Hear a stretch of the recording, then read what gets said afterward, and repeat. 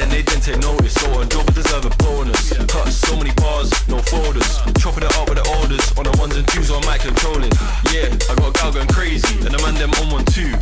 Don't know about you, but man need a drink, I make it free. Thought I was gonna say 2, but the rave looking like a zoo. Gotta finish what I started, cause that's the way we do.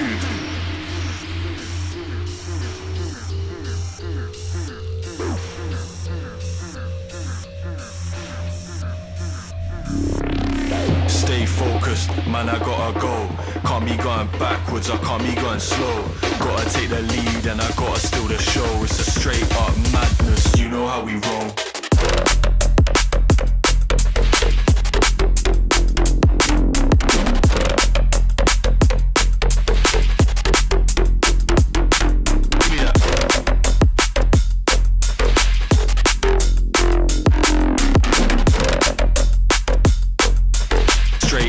Madness, you know how we roll.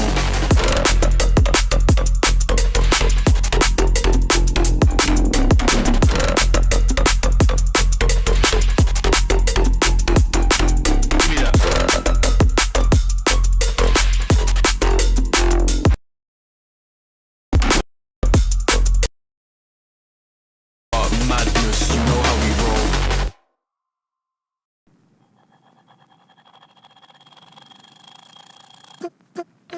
Falling short, diving deep.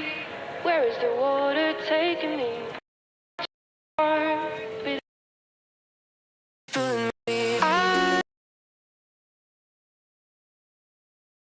Greater, I feel the waves come crashing in. I'm drowning, drowning, drowning.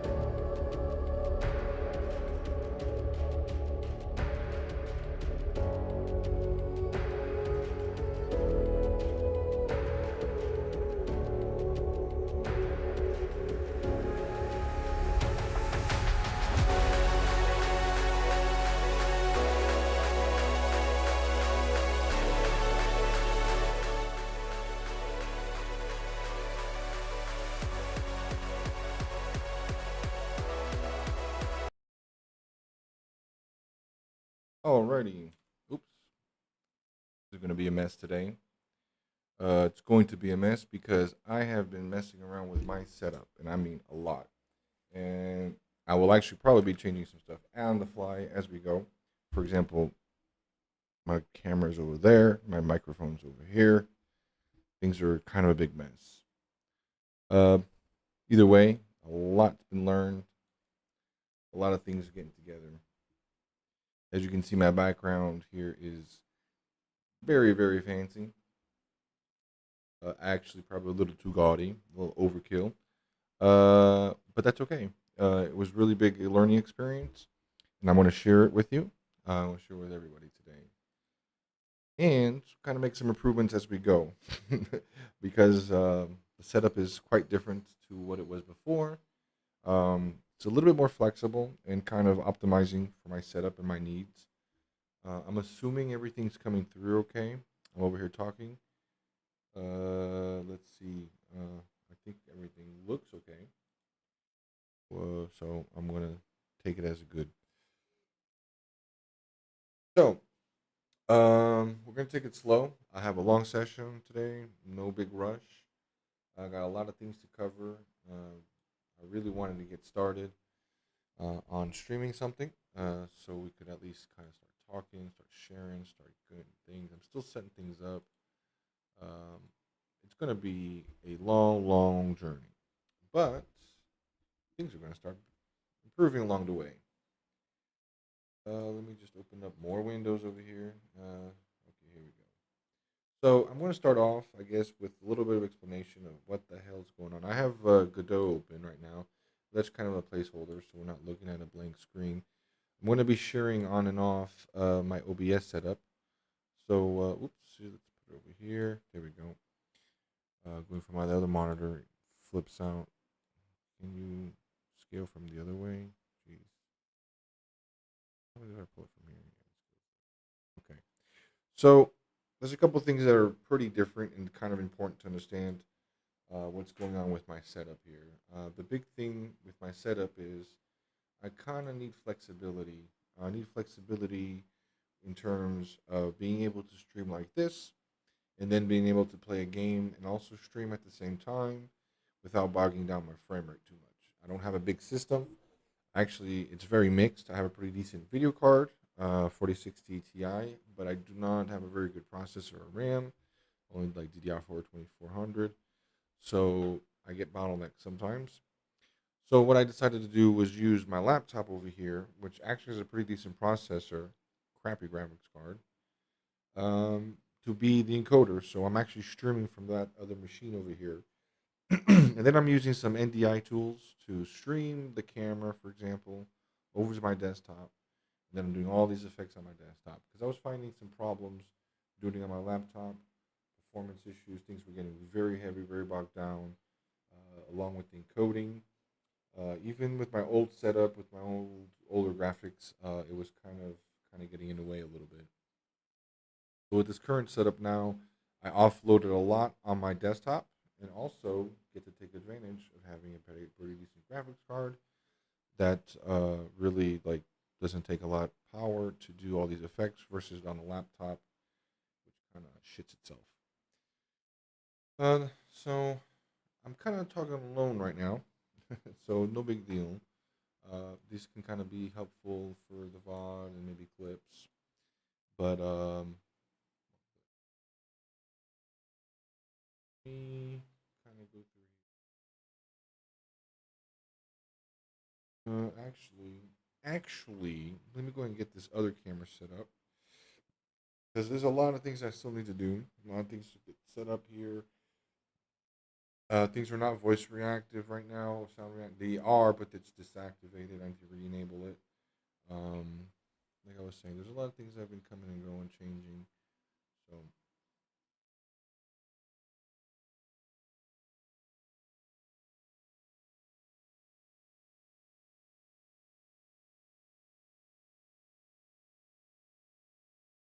shout out. Okay.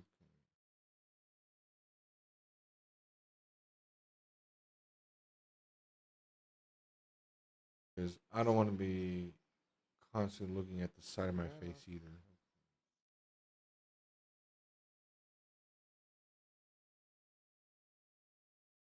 Am I not getting audio? I don't want to be. There it is. It is. It's just constantly looking yeah. at It's a little the camera. quiet. That's what I suspected. I do need to talk a little bit closer. Then, how's this sounding? I hope it's not gonna feedback now. I don't want to be. There it is. It is. It's just yeah. It's a little quiet. That's what I suspected. Yeah. Okay. So. Oh, I don't. It's probably some lag too in the in my lips, isn't there? 1, 2, 3, 4, 4, 4. Yeah. 1, 2, 3, 4. Yeah, I think it's a little laggy. Oh, I don't. It's probably some lag too in the in my lips, isn't there? 1, 2, 3, 4, 4, 4. One. It's not too bad. It's not too bad. I look like a dork. I plan on doing that a lot. On and off stream here. Hey, you can hear me. Yeah, I know it's a little quiet. Things are definitely kind of messed up, mixed up. Actually, I might actually fix it during stream. Probably didn't catch me earlier saying that things are kind of a mess right now. I got the camera over here. I'm looking over here. Microphones over here. Things are kind of all over the place. I'm sharing my OBS setup here, my configuration. So what's up? How's it going? I know it's been a while. I've been on and off. Kind of got sick as well, which is always kind of a bummer. I haven't actually worked a lot on the Godot game, although I have it on the background. I do want to go over it. I plan on kind of having a long chill stream today, so I need to make my OBS setup a little better first, and then I'll move on into that. But I kind of plan on also just kind of going through my setup, kind of explaining how this works, how some of these little layers all set up, because that's kind of a topic that's interest of me too. I do plan on making the stream a lot more interactive with like the redeems and stuff like that, and even ultimately I kind of want to create like a mini game and stuff like that. But that's kind of a way in the future. I first need to learn how like the basics of this stuff works.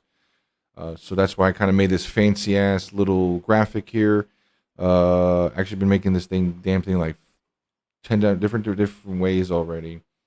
Finally settled on something that looks decent and seems to make sense and is performant, because that's kind of the important thing. There are a lot of different ways of kind of achieving the same effects, but the performance impact is very, very important. So right now I'm getting like 12.511. It's not the greatest. It's kind of heavy, but whatever. I'm also doing everything at 1080 full resolution, which does push it a little bit harder. I can actually reduce the quality, and it's not even noticeable, and it improves the performance a little bit. But for now, it's fine. The Godot game, I haven't actually been into it. Let me actually plug in the controller. Actually, let me get my OBS back over here where it belongs. I'll kind of go over that later. I don't think I have this plugged in. Hang on a second. Where are you? Uh-oh. I have the cable. Just a second so I can grab the... Where did I put it?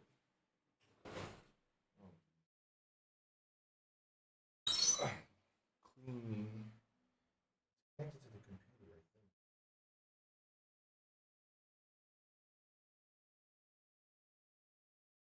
Oh boy. Where are you? Just 1 second, because now I need to figure out what the hell I do with that cable.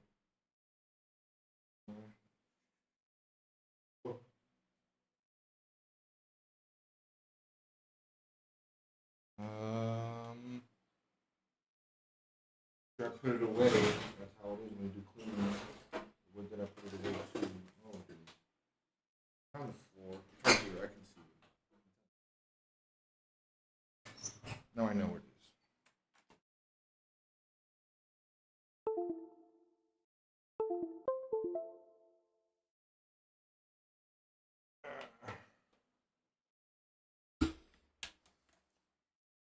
All right. Okay. So the controller. Oops. Let me actually go ahead and put it over here. So yeah, I got some fancy transitions that's starting to happen, but they're still basic. Okay. So it is important to have the controller in a sense because, in a way, I'm kind of optimizing for controller first. for more a little bit of the realism. With the keyboard, you can only go so far, and then when you want to push the realism, if the realism's too high, forget it. You can't play a car game, a realistic car game on the keyboard. It's not impossible. Not possible. The analog digital stuff does not convert very well. Not that my game is super accurate or anything, but it's starting to get at least realistic enough to where keyboard is not viable. I will put some assistance or assists or whatever, but for now, I'm just learning things, getting things going.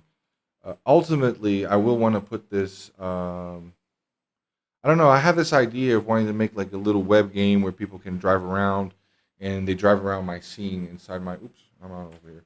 So the way they drive around like my desk or like this virtual desk around my scene. So it can be like in a scene something like this or wherever, and I can have like actual little 3D scene background or something, and like people driving around actually on stream and stuff. That's my like ultra long term. That would be super cool kind of goal. Hang on a second, because I'm noticing. I think I have. Yeah, let me turn it off. Okay. So over here in the game, it's been a while. I actually need to refresh myself because I actually haven't touched anything. But as an update, I did change a bit of the physics. Here it is. Where are you, code? Geez, I don't even remember. There we go. I added a couple things to the roll physics and the skid. It's kind of weird to explain, but basically I added. There we go. A little bit more of what I had before, except the lerping between values is a little bit easy. Okay, so the problem that I was having, and it's constant, the raw vehicle 3D, body 3D, and a raw vehicle 3D of Godot, whether or not you use the bullet engine, bullet physics, or the built-in Godot physics, they both have a vehicle 3D, but they don't implement the bullet one. So this one is a little bit more limited in terms of functionality and stuff that you can kind of pull from it and add to it. I did find that out. Now, in terms of performance, it's actually driving around a little worse, but I just need to tweak things more. The thing that I was kind of tweaking is the roll. I hope the sound's not going to be too loud. Actually, the sound is off. I'll fix that in here later. Yeah, here we go. So I kind of fixed the torque problem at low velocity and high velocity, meaning actually it's a little too high, but that's just tweaking. Meaning I can kind of do drifts around in low speed. It feels kind of like a high-powered vehicle right now. The problem I was having is then at high speeds, the car will be very, very uncontrollable. So right now, the car is super overpowered. But if my speed's pretty high, whether you understand meters per second or kilometers or whatever, when it turns red, you're going pretty quick. You're already going like close to 100 miles an hour. He starts getting red, is closer to 100. Yeah, this is the problem right here. When you don't have the roll tweaked right, the car becomes very easy to flip, and I mean super easy to flip. This vehicle body kind of thing is a little designed to be arcadey. What that means is like, and I also mess with the geometry. The geometry of the vehicle starts to import a little less. This thing is super sensitive to the geometry. You change like the wheelbase forward, backward a little bit, especially the height of the vehicle, and it can tip over very, very easily and become unfun very quickly. And so you have to do some kind of dampening. You have to do some kind of extra adaptations to kind of combat that.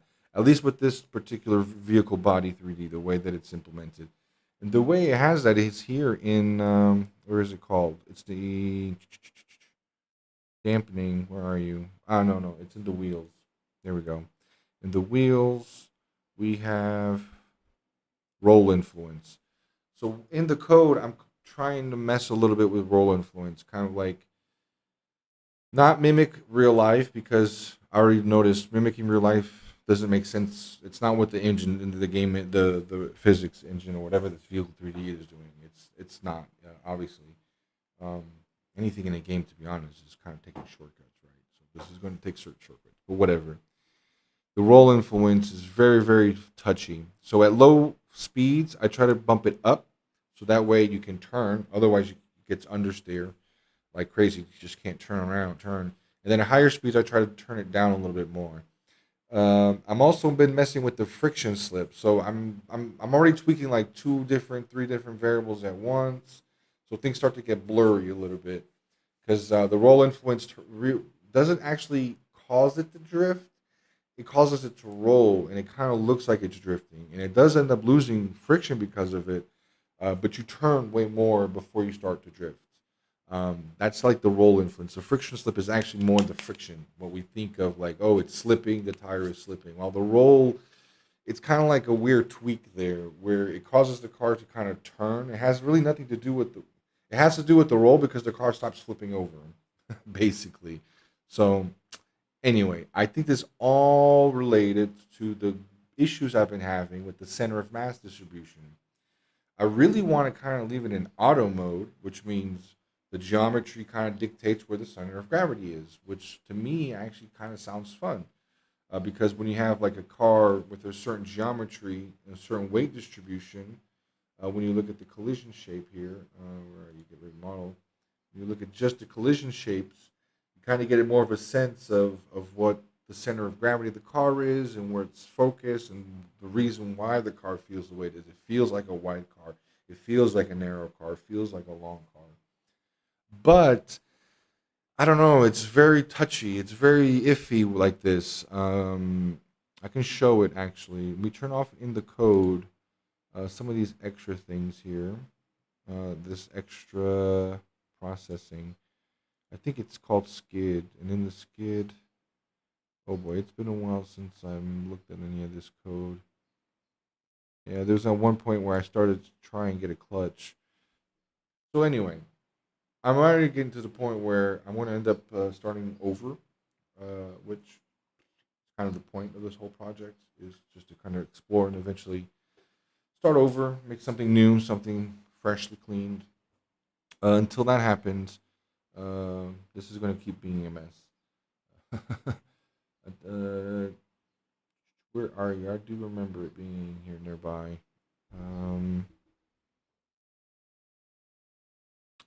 I think it was the skid. I think it's in here. Process wheel skid. There's 2 parts here. Yeah, there it is. Roll influence one. Then I even try to stabilize. This one's not being called, I don't think. Let me double check. No, this one is not being called. Calculate stable skid. Yeah, I have a couple of variations of things, so I can't really tell for sure anymore what the hell anything is happening anymore. I can say that combine roll, okay. See, this is what the LARPing I'm talking about. At a lower speed, you kind of have one particular, and that is a little realistic in the way that it at least behaving, and it's realistic to like real life in the sense that at higher speeds, right, you turn less, you have more oversteer, understeer, and you kind of want that for safety as well. You don't want to be turning at high rates while going at high rates. So this is kind of like the breakdown. This is the Godot project. It's really at the point where it needs to start over again.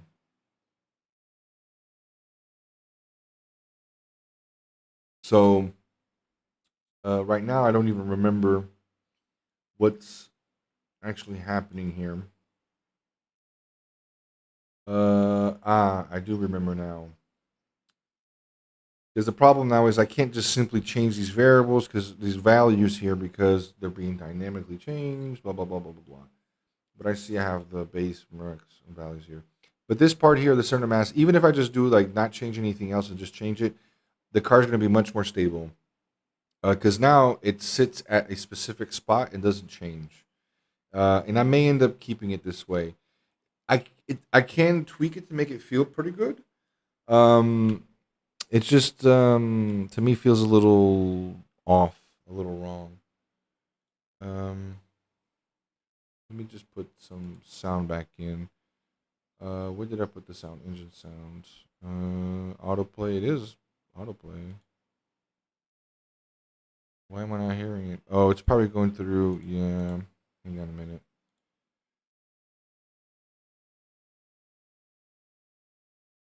Uh-oh. I don't know what output this is using for audio. Audio driver. No. General. Where I want this to go.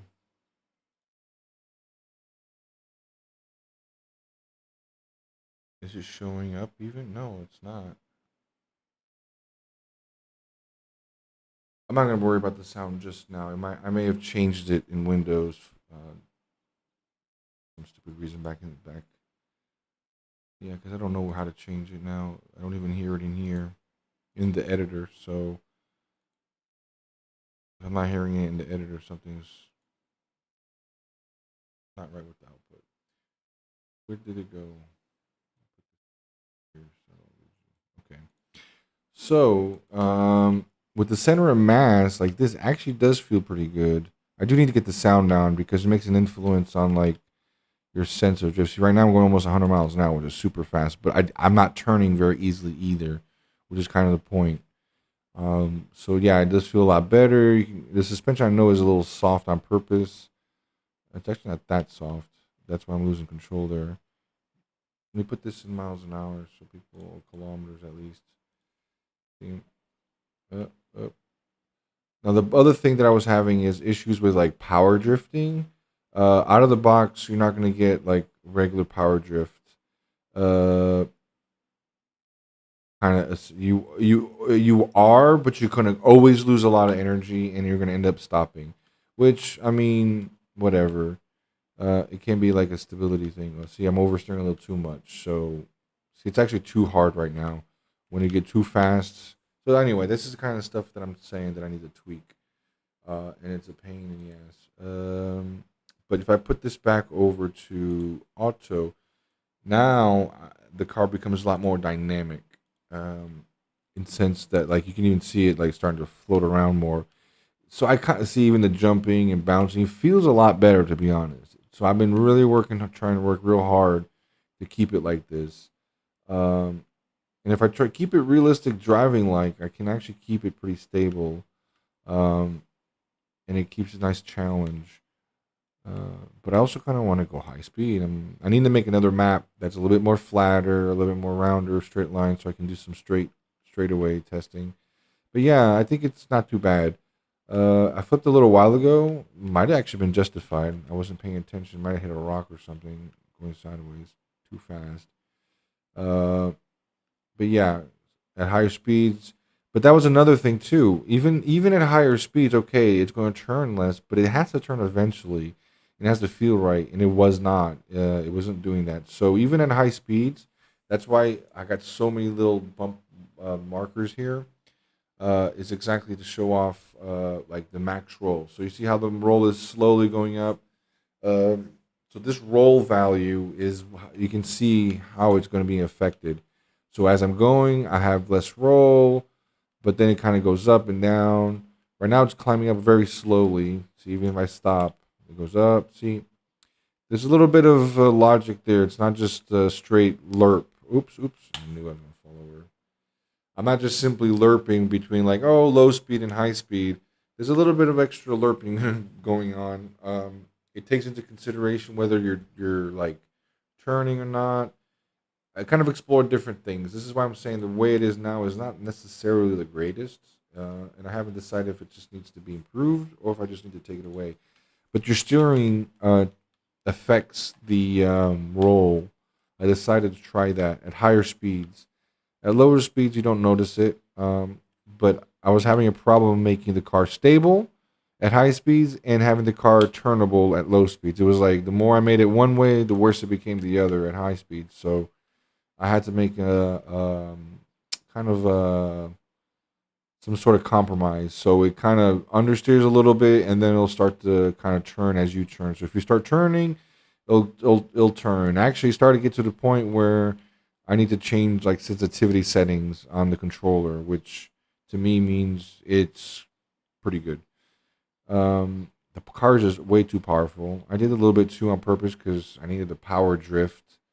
That's why I need to fix the sound, because the sound really kind of gives the better sensation of when it's drifting. Because the RPMs go up, right? When you're drifting, the RPMs kind of, and if you give it the gas, it should go up. It should go up. So yeah, I think the car, everything's kind of starting to be a little bit more balanced. Like you can't really tell but if you looked at the RPM, um, it started to behave a little better. When it's slipping and I'm giving it the gas, the RPMs bump up. Uh, it was not doing that before. So yeah, actually, I don't think it's too bad. It's not too bad, considering that it starts losing control at 100. Um, I want something more well-rounded, so I can just throw any kind of track on it, and it'll be fun. My fear is it'll be fun on small tracks, but then on a bigger track, it might be fall apart on like a long straightaway or something. It may break or just behave differently. So yeah, yeah.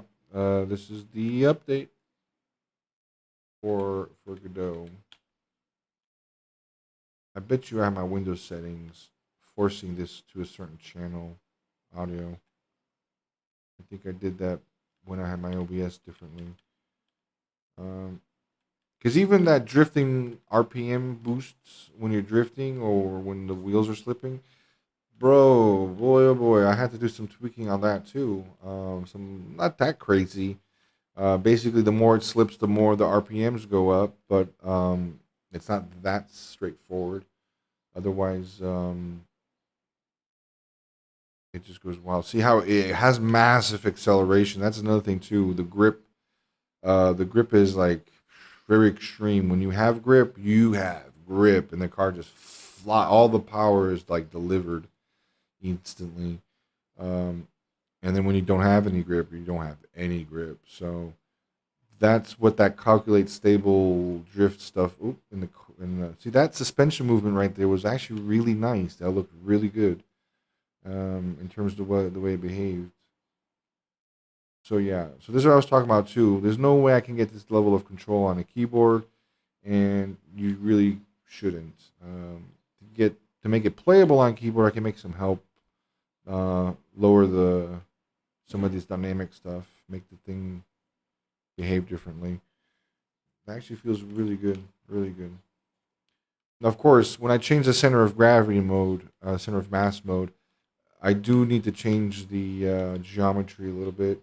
Um, Not necessarily geometry, but the suspension or something. Something else needs to change too to balance it. But either way, uh, either you have to change the position manually because it's really not that good to have it square right zero at zero. Sometimes you want a little bit higher, a little bit lower. It's kind of part of the trick too. Imagine you have a really tall bus. It's going to have a tendency to flip over very easily, despite what you do, and you're going to get stuck. And you're like, oh, I can't like turn or tip over. But you can put the center of mass mode on custom and then kind of put it below the car, and that will force it. It actually creates a nice little effect. It actually kind of makes it almost like a jelly ball, a jelly bean kind of thing. Because it won't tip, it'll tip over, but it won't flip. So kind of back and forth, which is the proper behavior, but it should not be achieved that way. That should be achieved through the suspension, right? The suspension and the geometry. Not the center of mass obviously plays a role in that, where it's going to go, but the center of mass is never going to be very accurate according to geometry. The center of mass is calculated based on the shape that you define here, right? So right now, as far as a physics engine is concerned, the whole weight of the car is this purple plank of wood. It's not the actual wood. I just put that there so I can see it easier. because it's actually just a blank. It's actually that blue. It's a little bit smaller than that. Those are like little micro adjustments that I've done. Just a little change like that makes a big difference on the drivability, especially when you have the center of gravity like on auto. So that's what I'm saying. You can change this. You can put it on custom and put it like right in the center, right below, or just behind, or just in front, and kind of control the way the car behaves that way. I'm, but it simplifies things a little bit, especially if your goal is just to kind of make a more arcadey kind of thing. I don't know yet. Especially if you want to allow customizations, right? But you want the behavior of the vehicle to remain kind of stable, um, which is not what I'm trying to do. But if it is something I wanted to do, this I set up would be kind of ideal because then you can kind of keep the same quote unquote geometry in terms of the center of mass and stuff, but then the looks of the car will be different, but it'll still behave. So if you make the car taller, it'll still give that wobble, but it won't flip over so easily. Because I'm telling you, if I put this up, for example, let me just move this up. I like to move these together because I think there's a helper plugin. If I put this up just a little bit, that's it. If I do it just that amount and I jump in, it's going to make a big difference. A big difference here. Up. Okay. Boop. There it is. That's enough. See? It's a huge difference. Huge difference. And that's just moving the center of gravity. I didn't, though, or just a plank up. Even if I make it taller, or making it taller also kind of makes it wonky. Because it's just too distributed. It thinks it's like a tall bus or something. So you basically end up with like blocks trying. That's what you can do, right? I can put another collision box here and put it that way. But to be honest, I don't want to go through that trouble. And then even if you do model the car, it doesn't model density, right? Like the engine might be smaller than like the back of the car, but it weighs more, right? Because it has the engine, the transmission. A lot of that stuff tends to be in the front of the vehicle. So yeah, I'm not gonna go down that far. I'm going to kind of keep it at this point, basically, at a point where where it makes sense to like has some flexibility, has some change. I can make some tweaks, and I will make some tweaks because like this other car, I already closed it. Um, Actually, is a little wider uh, than this one, but also it's taller, but it's wider, and it goes over a lot bigger bumps. This one cannot go over that many big bumps. This one definitely shrinks down.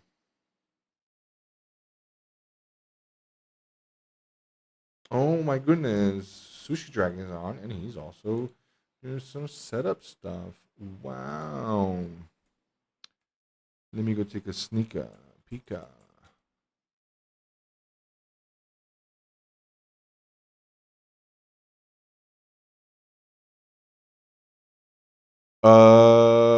Holy crap.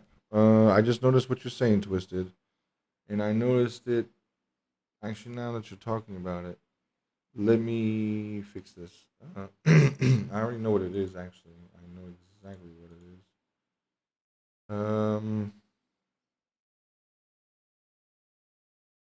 Actually, I don't know exactly what it is. That's weird. Oh, yes, I do know what it is. Huh?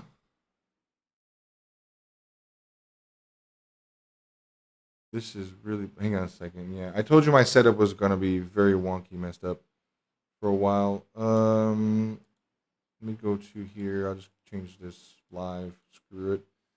Oh, that's probably why. Okay, let me try this now. Let me turn it off. Turn it back on again. Turn this thing on. Or is this something else that's happening? What the hell?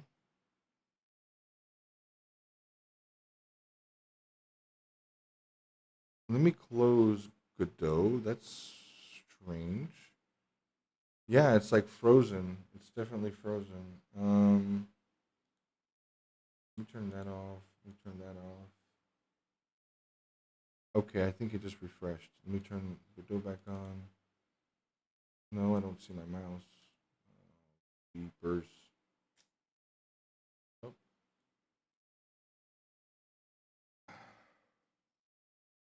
dang. Big F here. I'm not gonna sweat it. I kind of messed with all this stuff. Of course, during the stream is when it's gonna screw up. Here, I'll just do it this way. It's still working over there. Yeah, I don't know what's gonna happen here. Like I said, I have a new different kind of setup. Should start showing. Yeah, there we go. Now we start seeing here. Oh my goodness, I cannot believe I was rambling here, and I tend to ramble quickly. Uh, but thanks for calling that out because it might have been longer. I'm not actually looking at my stream here, so it kind of got me distracted. Because even in OBS, it was wrong. All right. So this is what I was talking about. I mean, for sure you missed everything then, because I'm over here talking about how the car feels and stuff, driving around, and nothing's happening. So this is what I was talking about. I hit the model car.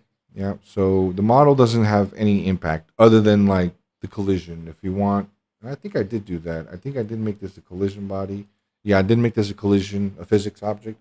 So at least you collide with the car, but it does not influence the center of gravity or how it behaves or anything. What influences is basically not that purple box. That one's just for a visual aid. But the blue one. If I turn off the environment, it becomes a little bit easier to see. I think it's this one. Yeah, see that blue box there, and you can add more. And I know there's ways of making that more opaque or whatever, but I haven't figured it out. So that's the thing that kind of like actually controls your center of gravity and how the car behaves. And like I was saying, you can add more boxes in different places. You can model the vehicle, but it doesn't model density, right? So you could put like a box here to represent the engine, but it's all relative to like how much space it occupies. And I don't really want to play that kind of mental gymnastics. So that's why I was saying that I'm going to stabilize kind of like with this kind of setup because it already provides me a lot of flexibility in terms of like of drivability and things.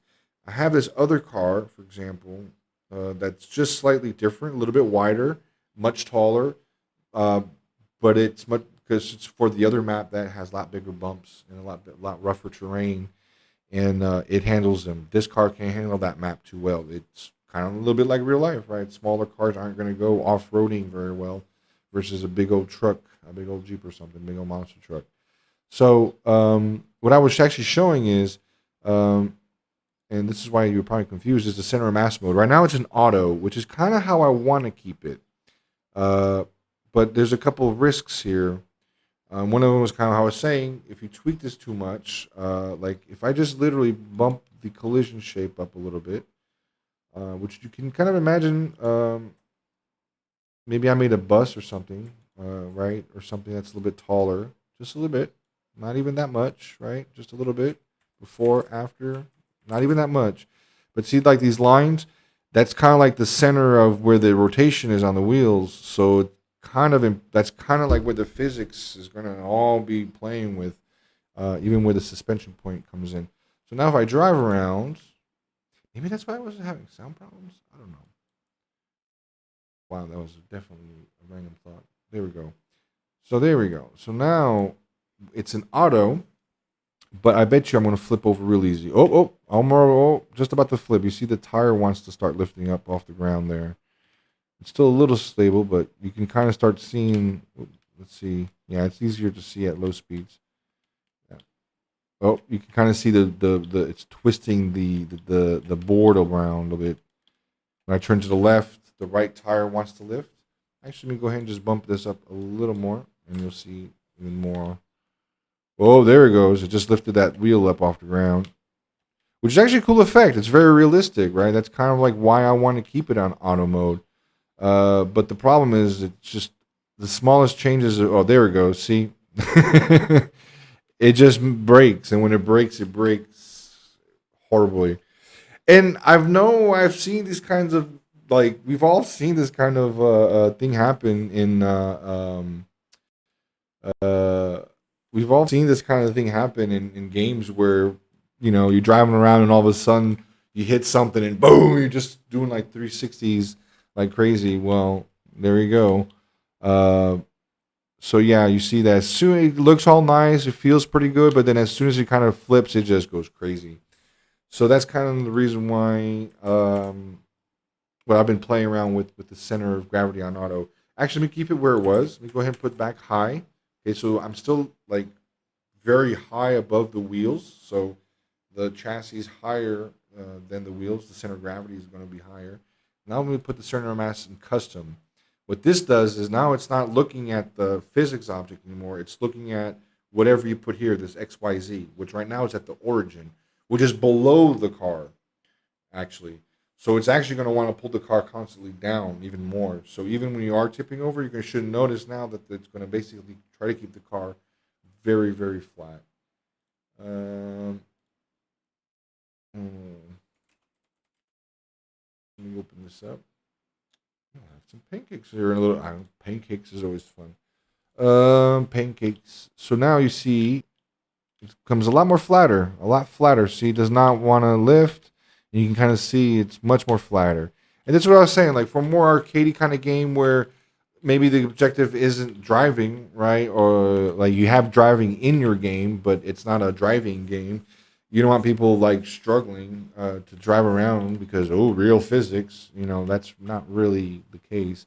I don't want to use Warzone as an example, but any kind of like game that has, or even Fortnite, all the vehicle stuff, right? They're gonna kind of have their tweaks and things to make it like playable. We're not doing like realistic sim here, but you can totally tell the car is much more stable in terms of its role. It became less stable in the friction because I'm doing all my calculations and screwing with it. And the car has so much power; it's just spinning tires.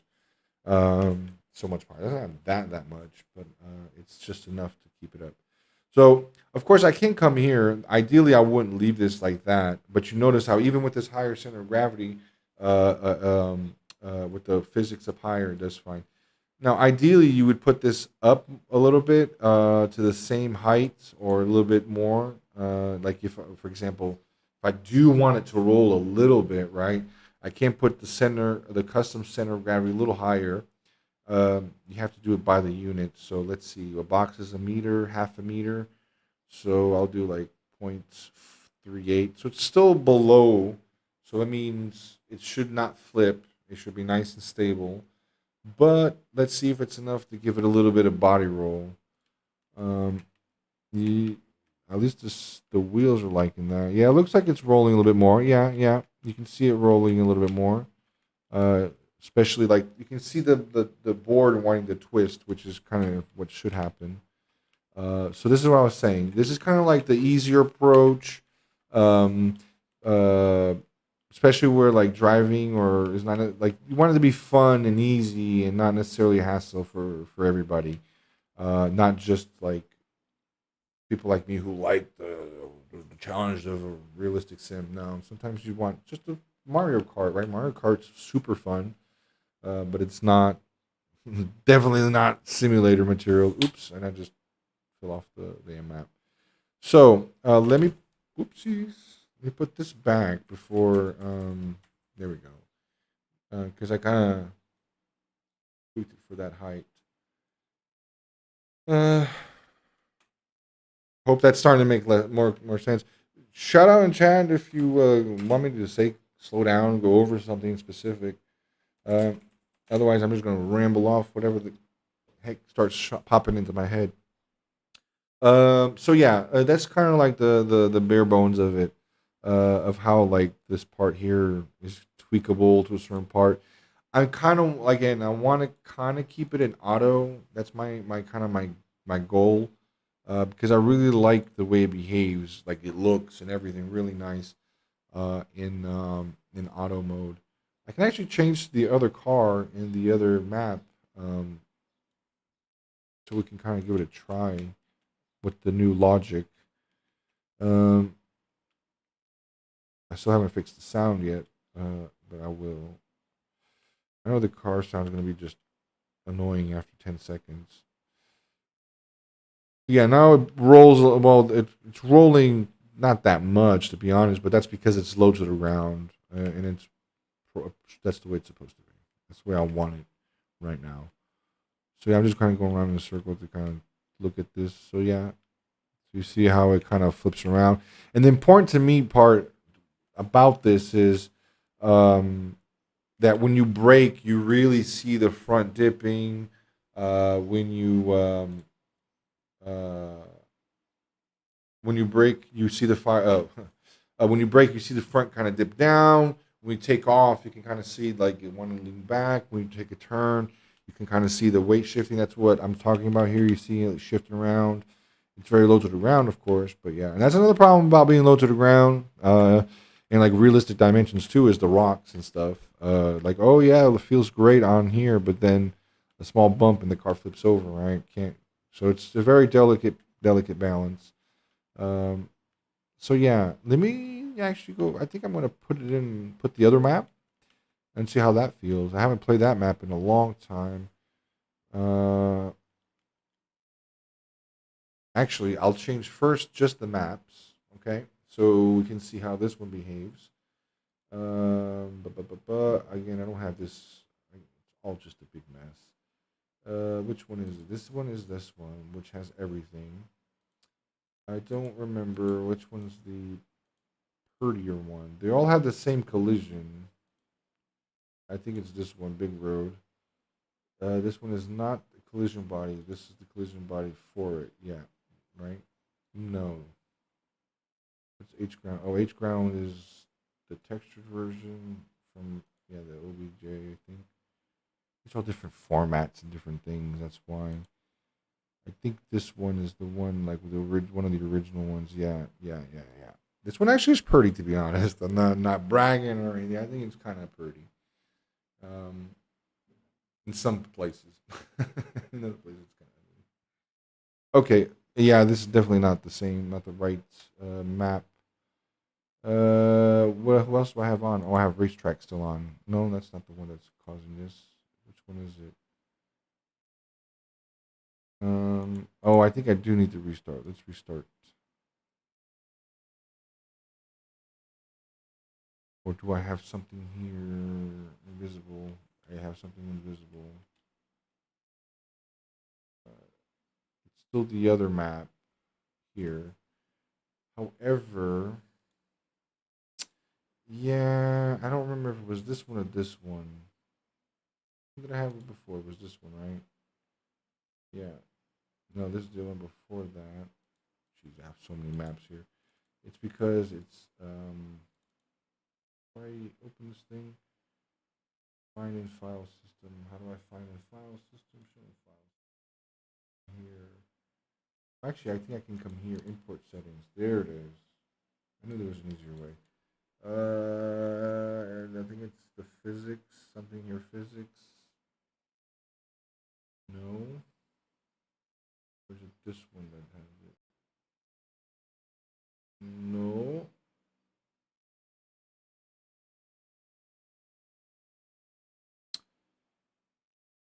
Or was it there and I just didn't see it? There it is. Shape. Physics on, physics off. Ah, it's not even this damn map. But whatever, we'll keep the physics off on that one because I'm not going to be driving around. Well, I could. So who the hell am I colliding with? Let me turn this one off.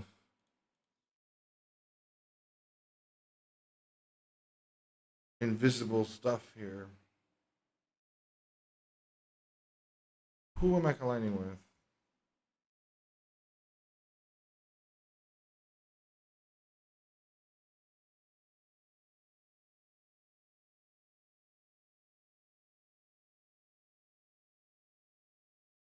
It has to be this one or this one.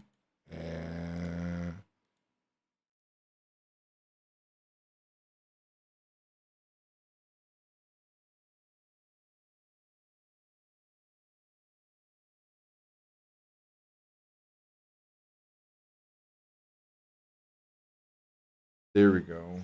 There we go. Probably should stop it. It's probably gonna freak the hell out. All right. Yeah, I can see it still, but it should be non-collidable. Could fall straight through. Am I falling? Yes. No.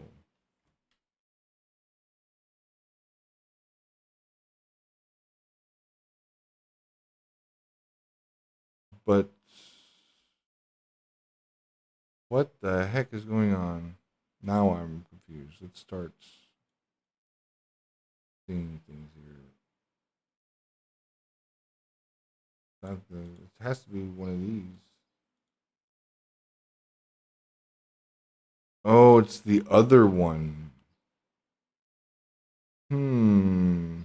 I wonder how long. Well, this okay. This one's a little bit bumpier. Okay. I guess we can do. I don't really want to do this one. I want the other one. The other one's kind of like the prettier one. So let me come over here. I think it's the import settings, advanced, physics off, right? Import. There's no animation, so I can turn that off. Oh my goodness. Physics off. There we go. Re-import.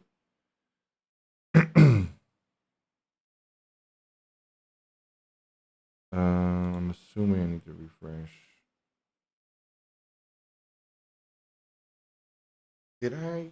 Yeah, there we go. I was about to say, is there anything coded? No. Okay, now that makes sense. Big Road, this one. I think this already has its own. That was part of my experiments with the maps. Were also very exploratory. I was trying different ways of importing them from Blender, different ways of applying physics. That's why all these have like different ways of working. Yeah, this one I turned the physics on here. What I'm doing now, I don't need to do later. I already figured out how I can just keep the physics invisible. It's just the way that I'm importing everything. Okay, so, but this is the quote unquote pretty one. I call it the pretty one because I made it in Blender, all nice with pre-rendered baked textures. Now why the heck is it still? Is it not on Big Road? Something else. What the hell else? Is it H grounds?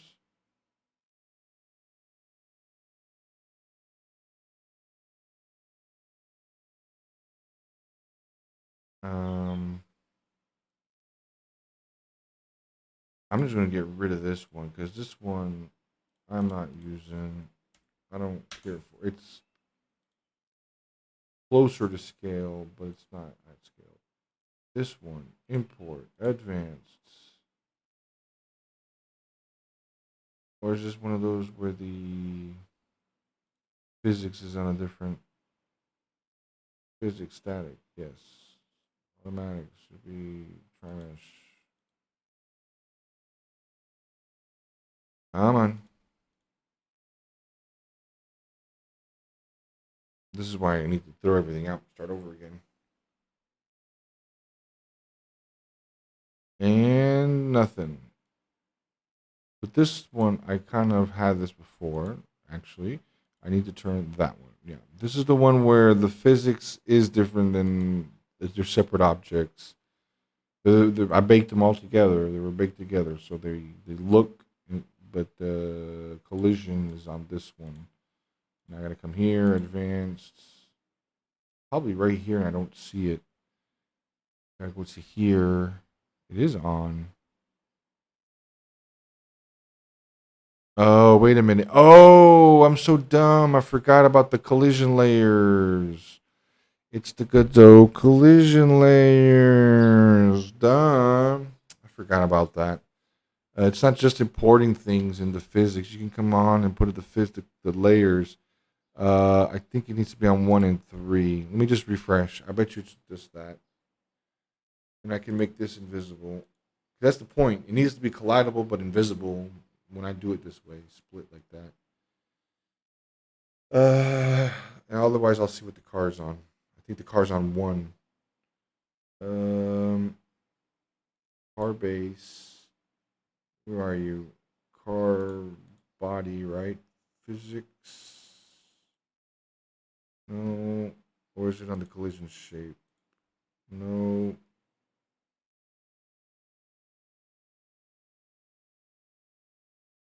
Collision. There we go. Collision. It's on 1, mask 3. The world is 3. So that's the problem. And the player's on 1. Then I'll just change it here because it's easier than changing it on the map. See, that's how I had it. I forgot. I could have just changed it there, and then it would have collided with the other one. Let's see. Nope. Why is it still not colliding? What the heck?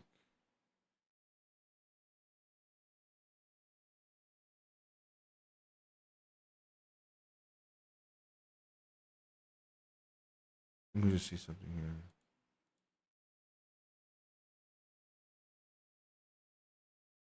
Why is this a Node 3D?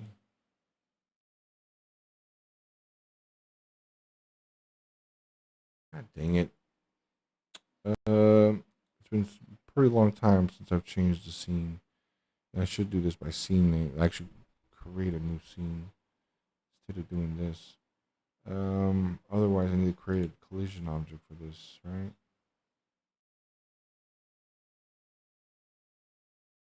Mm.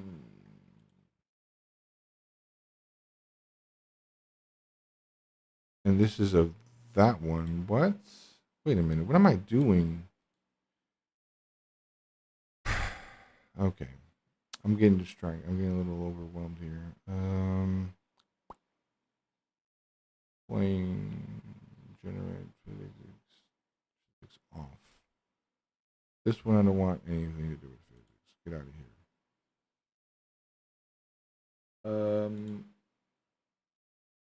Then that means I need to do a. Okay, I'll just do a collision shape. Why the hell did you go over there? I think I can just come here. Collision shape 3D. It's been a while. I think I have it the other way around. It needs to be. This is a child of that. No. Oh, I need a collision object first, right? Oh boy, I haven't messed with Godot since a while. Wait a minute. What's it complaining about? Only certain collision objects. Ah, right. I need a rigid body. Need a rigid body. Rigid body 3D. Over here, and then I think I do like that, right? No. There we go. A shape must be provided to create a shape or resource. That's the problem. It's not recognizing this as a shape, I don't think. Let me see something here. I think I can do quick load. No, that's my problem. Or is it the other way around? No. This is why I didn't have it this way. How did I make this collidable? Wait a minute. And why is it showing up? What the hell's going on?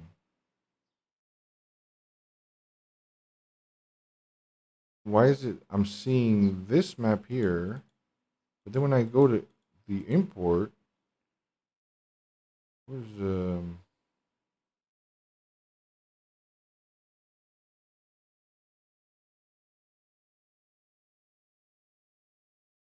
this is a mesh 3D.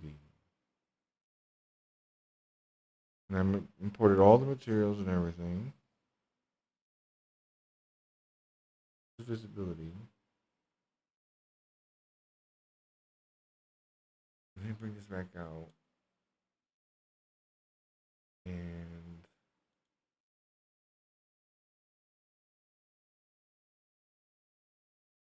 right, this one I separated out as a complete different mesh. What format is this mesh? Map to object. Is it? I don't remember the name. It says it's map to object. Map 2 is that one.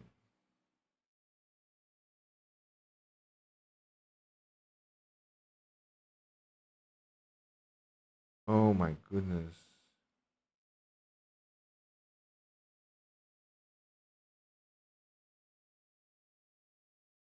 Why can't I use this a shape? Well, that is a shape. Why is it not considering a mesh as a shape? Okay, I am thoroughly confused why I can't change my map.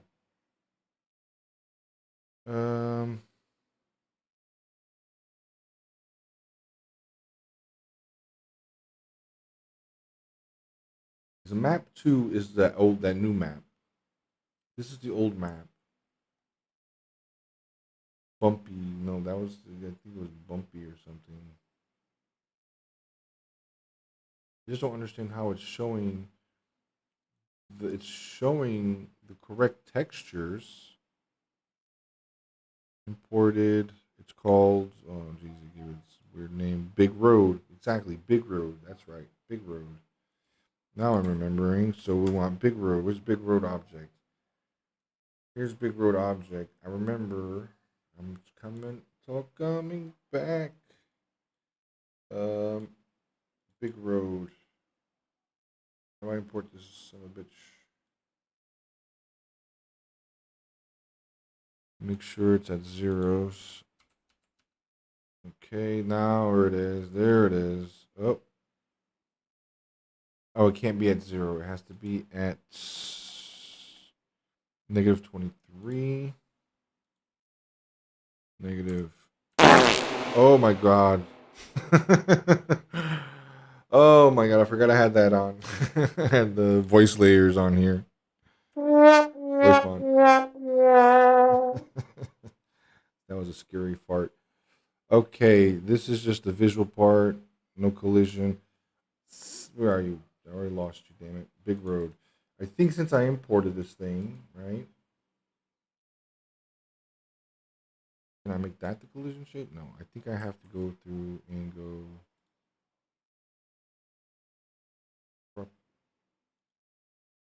Where was it? Oh, it's the. I don't think it's the object. The object file is the one that behaves like that. This is I exported. I had exported it in a whole different ways to find out which one was going to be easier and better. Blah blah blah. Yeah, this is the new one. Full of triangles like a motherfucker. Physics on. Collision mask 3 world. And I can already tell. I already came here and abused this. Because I don't need this rigid body. Just doing it this way should do it. Shit in its pants. So I think it kicked in. What was? Oh yeah, I know. Yeah, I had it there for a reason. I had that on to have some laughs, but I forgot I had it on, so might get some oohs and things going on. Oh no, I changed my viewport. I'm from view orthogonal perspective. Okay, so let's see if we can collide. No. Got them reflections though. Jesus, what the hell's going? Oh, Big Road. Did I just import? I didn't import anything. It's Big Mesh. Why didn't it get imported? I think it changed the import settings, but not the. Didn't actually do the import. Going around in circles. There we go. Oh, it's doing something. What? Why is it reading? I think it's gonna come mesh and all, which ideally I think that's kind of what I wanted. I think that was at the end when I figured everything out. Big mesh, big road. Where did it go? I think it just moved it to over there. What the hell? I had big road and big mesh. This is the object file. The object file doesn't have shit. GLB has, yeah, it's basically a packed scene. Like that one. Why you? Because it's huge. This is the down. I don't know. I guess I can rant about something here while this is going to take a minute for me to figure this out. Because I was actually thinking about this earlier.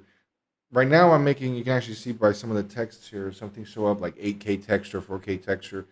I'm kind of everything is trade offs, and there's kind of like two techniques, right? And I'm doing one of them. One is kind of like I'm taking a big chunk of a map. In this case, like half a square kilometer, basically, like 500 units or something like that, or 100 units. Not that big, but a big chunk. And instead of like mapping everything with textures, like the what we normally think of, like okay, I got the ground texture, grass texture, the wall texture for this building, the wall texture for here. Uh, what I did was I just made it all one big texture. And there's two different approaches, and they kind of have different pros and cons. The pro of doing it the way I'm doing it now, where it's just one big texture for the whole kind of map, and the what's good about it is it's only one map. It's only one 4K texture being shared across everything. So in one way, that's kind of performant. However, it's not very good if I have to if my map is even bigger, like a huge open world. That means every chunk is kind of like this big ass 4K texture, which can be overkill. But if your game or whatever is kind of like a smaller space, or you don't have more than a couple of these chunks showing at once, then that might be actually pretty good because you can actually get really good detail just from like a 4K, 8K texture being loaded up, and that's it. And then you can kind of actually get pretty good resolution down. I think I have bump on, yeah, bumps on, so you can kind of see it change the forming and everything. So you can actually get pretty good resolution from one texture versus kind of like having a bunch of different textures and mapping them all over the place. Because that also has its pros and cons. Because then in the other way you kind of end up with a lot of unique textures, so it has to kind of load and unload a lot of things. While this way it just kind of loads one big thing and everything's basically just sharing and reference it. And I'm pretty sure that in the real world, quote unquote, you're gonna kind of like big maps, big things. You're gonna probably use a blend of these kind of things, right? Probably have maybe not 4K, but probably have some kind of bigger texture just to kind of cover everything, and then finer details stream in, and of course, right, hardware dependent, and personal settings that the user places. Okay, so I got the map. And this was the whole. I went on a whole like couple days trying to figure this out, and I still probably haven't grasped it because there's pros and benefits to different ways of importing from Blender. But I'm seeing that the GLTF format is probably the best to just keep it down that way. I just need to learn more about how to do it. But for some reason, Big Mesh. Okay, Big Mesh is here.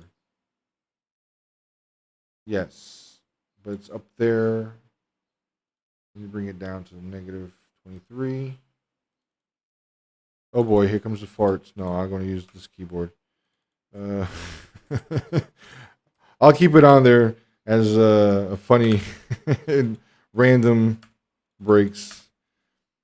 It's on my num keys, hotkeyed. So when I go use numbers, sometimes I forget that's there. I'm just going to double check at the expense. No, just go for it. I don't know if it has the physics turned on for that shape. So yeah, right now you can see I kind of have here everything separated. I have yay. That's what it was. I was looking at the wrong damn mesh, wrong collision. Okay. Oh my goodness, frame rates. What's going on? Who's shitting pants? Is it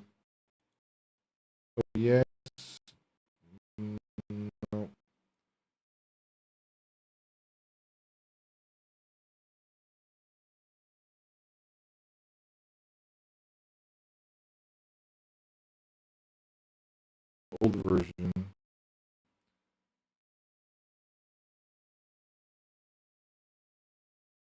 Or is it just... oh, this is that. This is that. Yeah. Why did I just float through there? Let me start it over. Maybe it freaked out.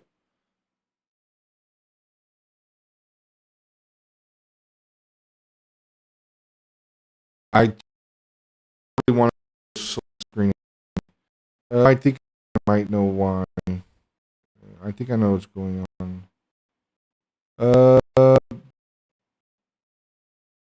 But it is colliding with the right map.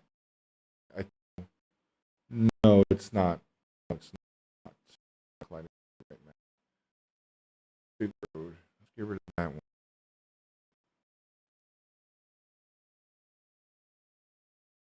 Actually, the big mesh is like kind of as the name implies, a little. This is extremely dense polygon mesh. Probably the thing. I swear though, I was able to do. Let me get rid of this. I don't understand why I can't just mesh as a dimension shape.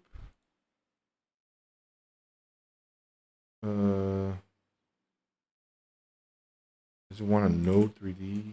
Oh my goodness, I don't remember now.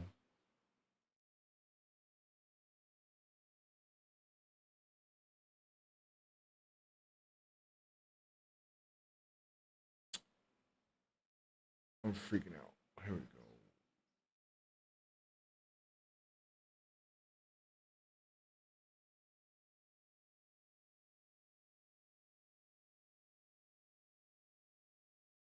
Big mesh.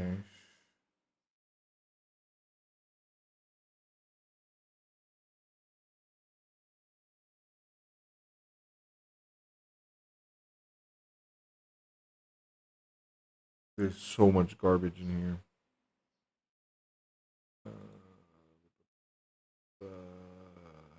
Big mesh. Not res. I converted this to a res file.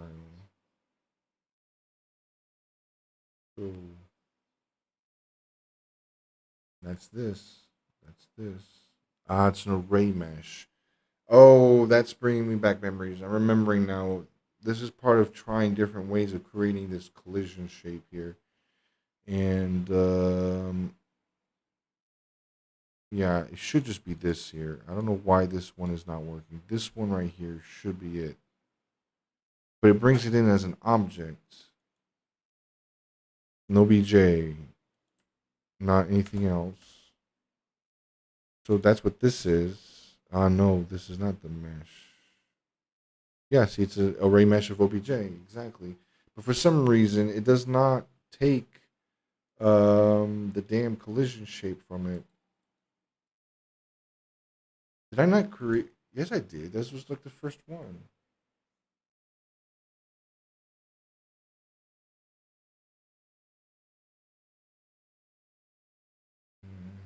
Mm-hmm.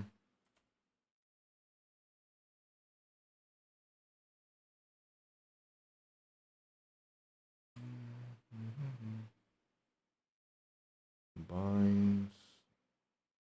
Oh, this was the other one. Different thing. Big Road. M2. What the hell is M2?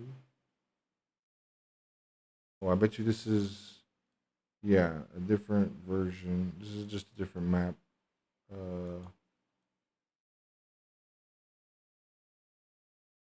Yeah, I even tried creating things inside shaders in here. Yeah. That one is definitely not it. Actually, is it this one? Each ground? Where's the open show here? There you are. So it's you.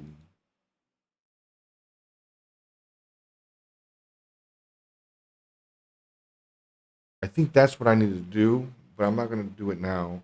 I think if you inherit it and you override it, but then that's an extra step. But I think I ended up deciding or thinking that was actually pretty good step. But is it actually here at GLB? Yeah, it is. H ground GLB. So if I come in here in the import, advanced. Wow. Here we go. Physics. I don't think it really matters. Try mesh. It is going to be on one. I don't know. Let's just put it here for now. I'm not going to think about it. Put them on all of them. Jeez. Holy buffering. Yeah. Yeah. That was a little while ago. That other map, I think, was. I was testing the limits of how many polys I could push, I think. And not a good idea to open it during stream.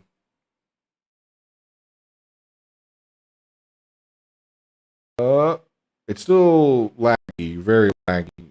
And holy snaps. Holy snaps. Okay, why does my FPS die like crazy? Let me try going to here for a minute. Let me see if this makes a difference. I may have to turn down settings and shit.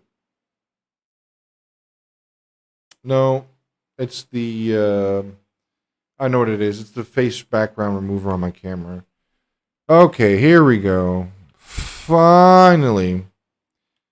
Oop, yeah. Whoa! So that was actually kind of cool. That's actually kind of cool. That was kind of fun, right? There are some games where flipping around like that in the car is actually kind of fun.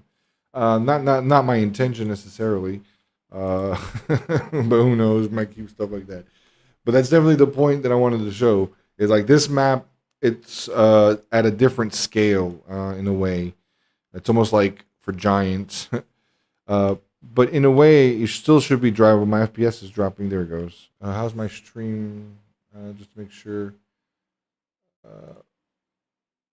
Oh boy, oh boy, oh boy. Hey, there you are. Yeah, okay. I'm looking at the Discord here that you took. Is that the frame drops that you put in there? Oh, yeah, yeah. Actually, you can't hear it because my Discord is not being routed. Nice, thanks. Oh, jeez.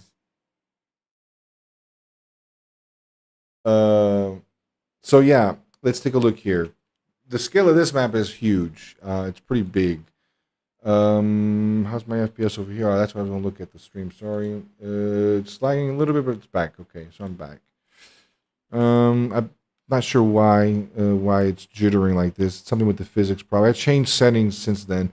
So you see at low speed, you can definitely see it jumping over those bumps and feeling those bumps. And you can kind of tell like the car's not gonna last too long like this. Yeah, there it goes.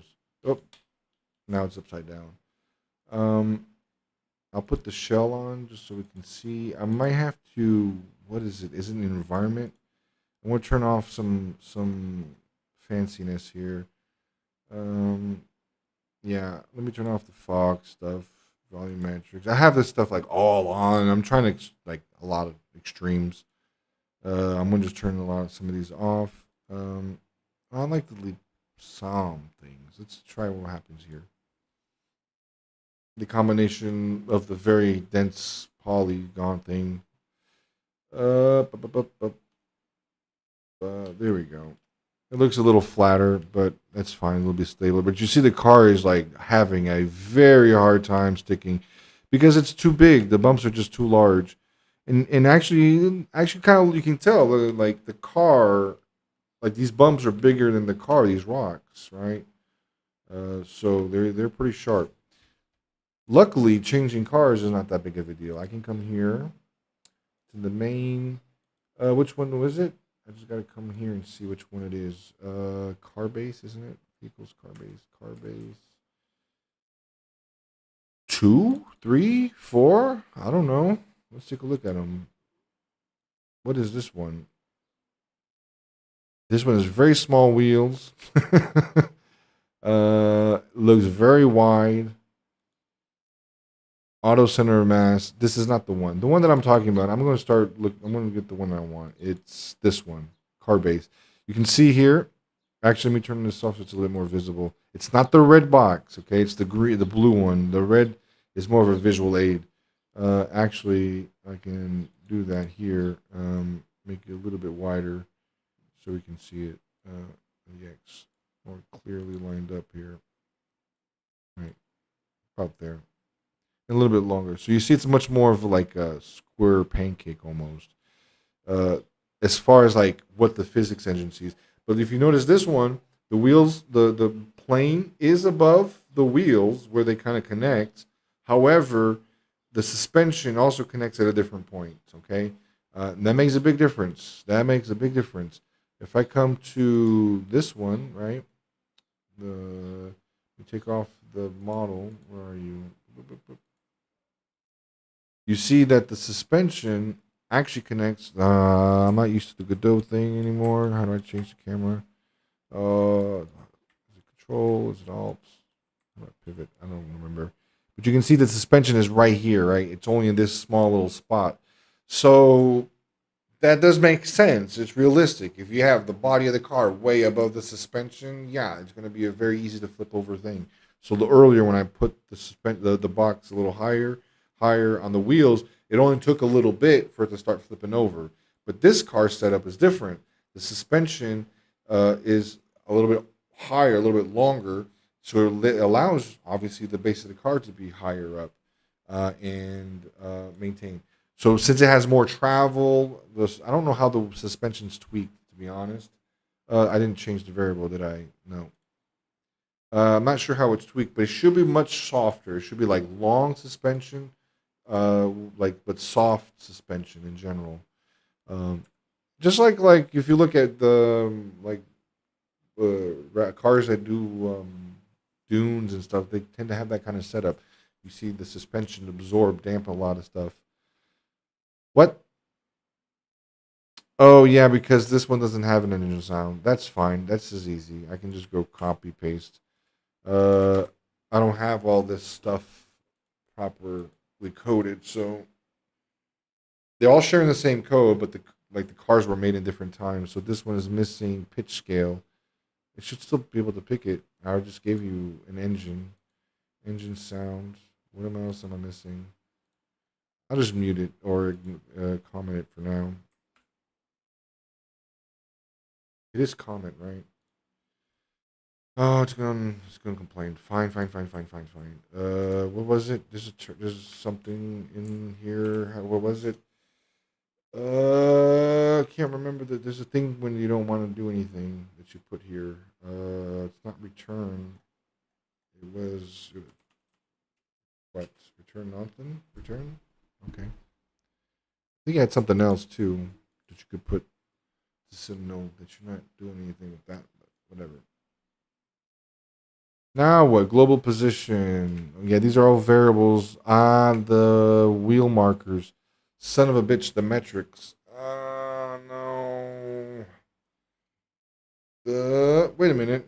Yeah, okay, fine. I'll copy paste these over too. But they're not going to work. These are markers for the because unfortunately this vehicle body 3D does not actually tell you like where the wheel is at. It doesn't tell you that. So I'm doing a raycast from the suspension to the ground and kind of measuring it because it doesn't give it to me. And that's how I calculate do those little meters to show the travel. And I had to do it. It helped a lot in figuring out what the hell's going on. Global position of base. Why are you freaking the hell out? Yeah, they're all here. They're in different spots. They're not in the correct spots. So you can see these things here. They should be lined up directly where the suspension is, and that's kind of for me to. But anyway, that's a different thing. That's going to happen programmatically, right? When I create a car, those should automatically line up to where they need to. Come on now. I want to use the car with. I'm not going to comment all this. Otherwise, I will keep position, global position. But there's no scripts in here. There is some here in the vehicle body, but they're all the same. Those other markers don't. The metrics does, But these are just for that. But who's complaining? Invalid access. Let me rerun it. Look at the errors. Who's complaining here? Node not found. Control wheel pause. There it is.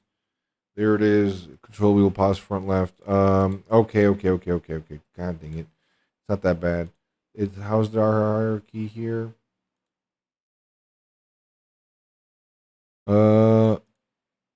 No, it's looking for something else. Marker, RF marker. Oh yeah, it is looking for it. It's in the wrong spots, right? It should be under the vehicle body, and it's under the car base. Okay, vehicle body. Oh boy. I'm not gonna fight this too much. It would be nice if they show up the metrics. Okay, cool. Yeah, the wheel power. See, you already saw it bump over. Yeah, it's cutting over. I expected it. Same thing with some other things. They may not hit right, but now you see this one. Whoa, this one's gonna flip over. Yeah, it's mud. I don't think this one is actually well. Oh, too much power. Too much power. Hang on a minute. It's gonna flip. I can already see it. Like it's got trying to flip over. Yeah. I haven't still done a single round. We're gonna get there. Yeah, it's got like the engine of the. Oh, how am I gonna do this? Oh yeah, through here. But. I know I did this on purpose. I put a little booster thing.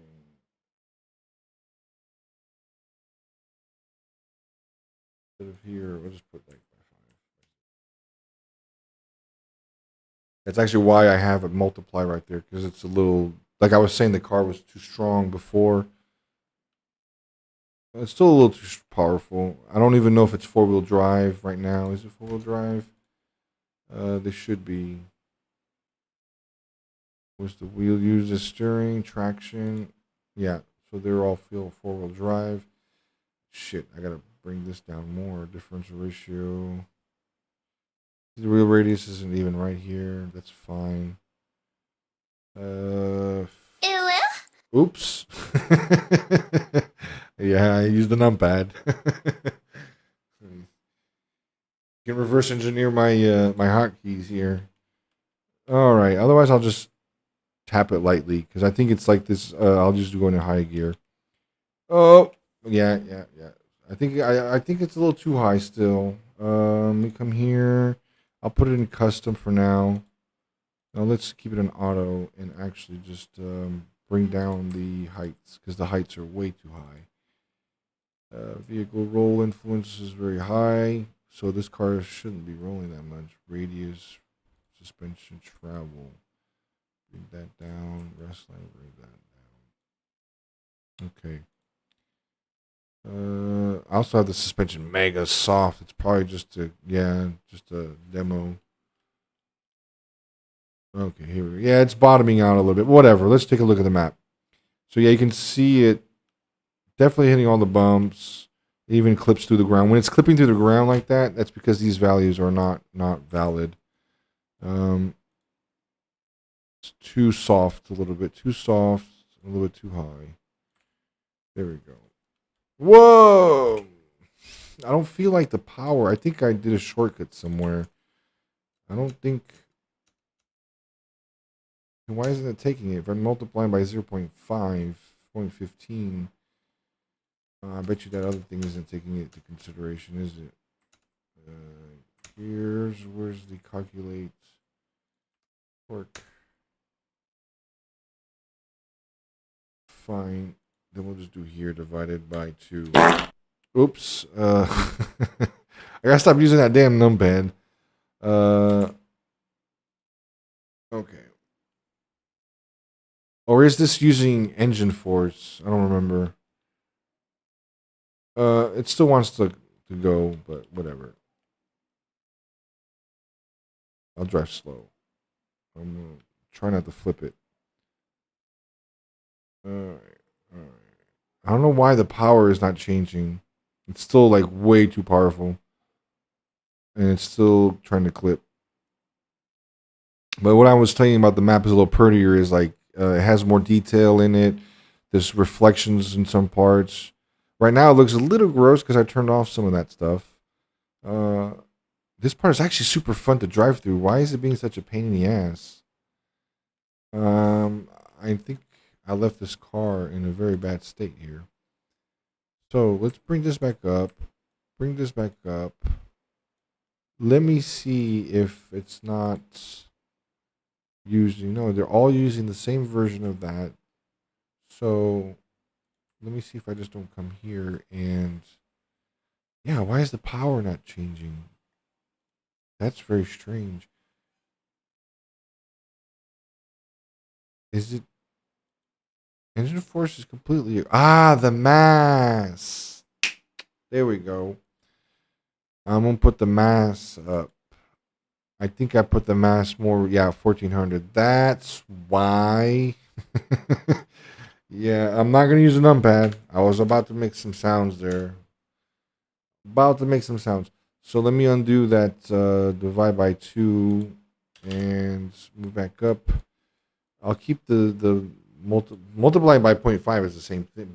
0.5. But whatever. I wonder why is this thing like so powerful? The properties aren't per car right now. They're all the same, basically. There we go. Now it's a little bit easier. But now it's too soft. Okay, but now I can get on track. So I can make it a little bit more stiff. Dampening and suspension. We want it a little bit more dampening to happen, and we want it a little bit more stiff. And I guess we can go back to 4. That's the radius. Rest length. Did I screw that up? Let me see here. No. Yes, I did. The radius changes here. There we go. Now the car is really a lot slower. But whatever. It makes it kind of more possible to drive. So it's still, like I said, very big bumps. It does clip through sometimes. That's tweaking the variables there. That means the settings aren't right. It's flipping over like, oh, that's why. Right. Now, let's say, oh, it's a friction grip. This damn thing. There's so many hours spent lost because of this stupid variable right there. This one I can put, like, I think it was 0.2, right? Yeah, there it goes. Huge difference. It's not points. I think it was like 0.9 is enough. Just can't have it at 1. Yeah, there it goes. So yeah, now I can make the suspension a little bit more stiffer.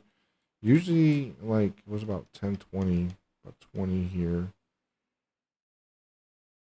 Okay. So that was a whole lot of running around to see that this vehicle totally doesn't work. And I kind of expect it, to be honest. I changed a lot of logic here, right? The car, when I made this car way back, I did not have any of this fancy roll stuff. So it's definitely making an influence for sure on the behavior. The problem is I haven't even done a single lap. We haven't even seen the wet part. The map's not that big, but there is a nice little section back. I'll go there slowly. It just looks different when you're driving actually kind of close. Sometimes when you're far away, you can't really tell the scale of things. Let me try that. Let me come here. Come to the scripts. Because I can disable that easily. I can just come in here and get rid of the skid stuff. Don't do any of that stuff. Engine has to happen. In the engine, we'll do the drifting part.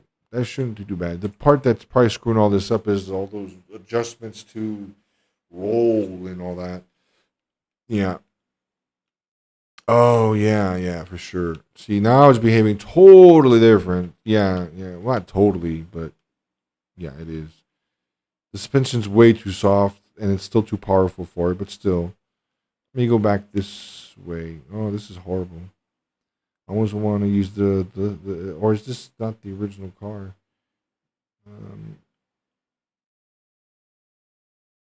See, here's like a dry spot. You can see little, like, it's a drier area, but it turns into more wet. And I did that all in Blender. It's just a mapping and blending between and starting to get a little bit more wet, and it starts getting this part here. It's actually pretty fun when you can go full blast and just drift over all this.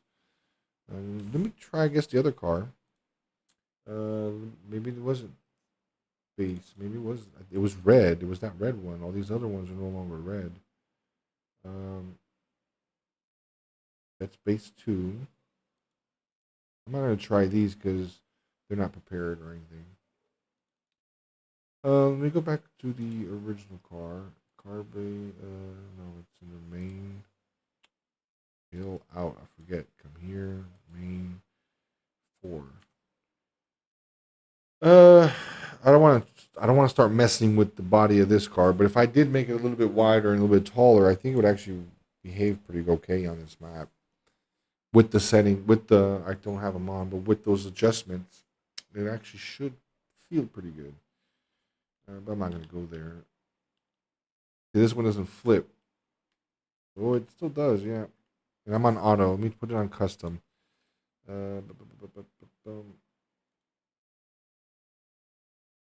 Custom center mass. Just double check here my getting clips of all my my obnoxious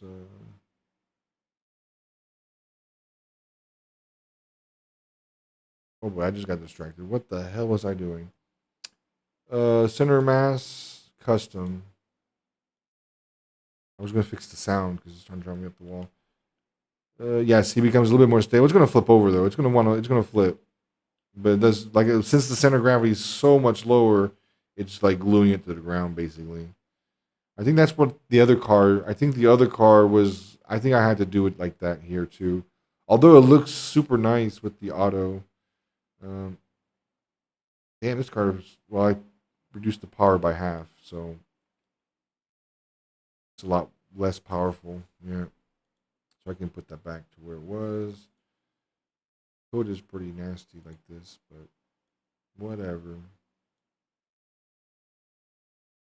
I don't think I'm going to tonight start a new project, but I'm definitely going to start a new project to kind of actually make a menu to change maps and select cars, right? That would be nice. Because then I can play with different things and still explore different options, but make this part easier. I think that might be a good next step to do. Yeah, see, now the power is a little bit more appropriate, but it's going to flip out. It's going to be a very difficult map to do on this because it's so bumpy. So bumpy. It is fun, though, when you can actually get cruising. So let me try 4. Let me try the other car, but with the custom. What's this model car? I think this is the one from the example. Yeah, this was one from no, that's just the actual car model. Okay. What was I gonna do here?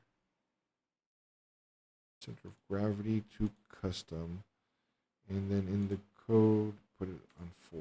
Okay.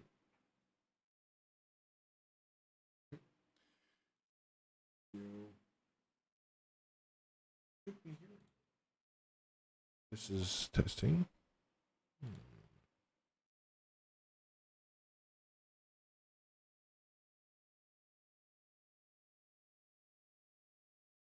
The Twisted, I don't know why. I don't know if it's yours end or my end, but the videos you put on the Discord don't have any audio.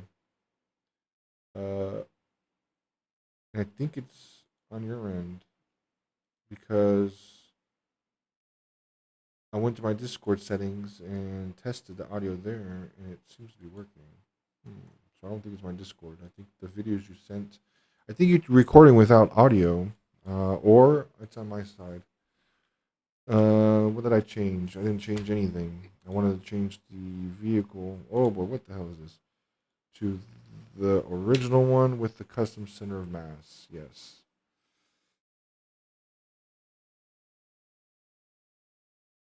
Because at the time I didn't even have a lot of these, playing a lot of these physics options. Yeah, it's a little bit more stable, but it's going to flip. It's not going to behave like it used to. I have video of it, actually. It was so much fun. It became worse. Yeah, there it goes. It's going to start screwing out. Forget it. I also have another idea. I have too many projects, too many things. It's the normal. But I have another idea to do here, and it's actually kind of my long term goal, probably. I just haven't fully figured out what tools and how I'm going to do it. What I really want to do is make something web on web. I've used 3JS. I'm not sure if you're familiar with it, but I can show. I think I've talked about this before on stream. I'm pretty sure I have. I'm pretty sure I do have. I have my little website here. It's not anything special. It's just a stupid little site. I literally hacked it together, trying to get things on. But this is using 3GS. It's actually using my graphics card. It's kind of like I could make a 3D game, but I was mixing it here with some HTML. The lights and this shiny little material thing is 3D, but everything else is HTML. So as you scroll, it kind of changes the shape a little bit, whatever, and the colors start changing, whatever. It's not that fancy, but this is using 3JS. It's just like raw drawing. And the code looks kind of like how my code in Godot looks. It's a very learning kind of experience using 3JS and G8 GreenSock and stuff. So uh, anyway, that's kind of like a raw dog kind of situation. I was learning the 3GS part, but it's kind of a pain in the ass to be like creating your own 3D scenes by hand, right? I mean, in code and stuff.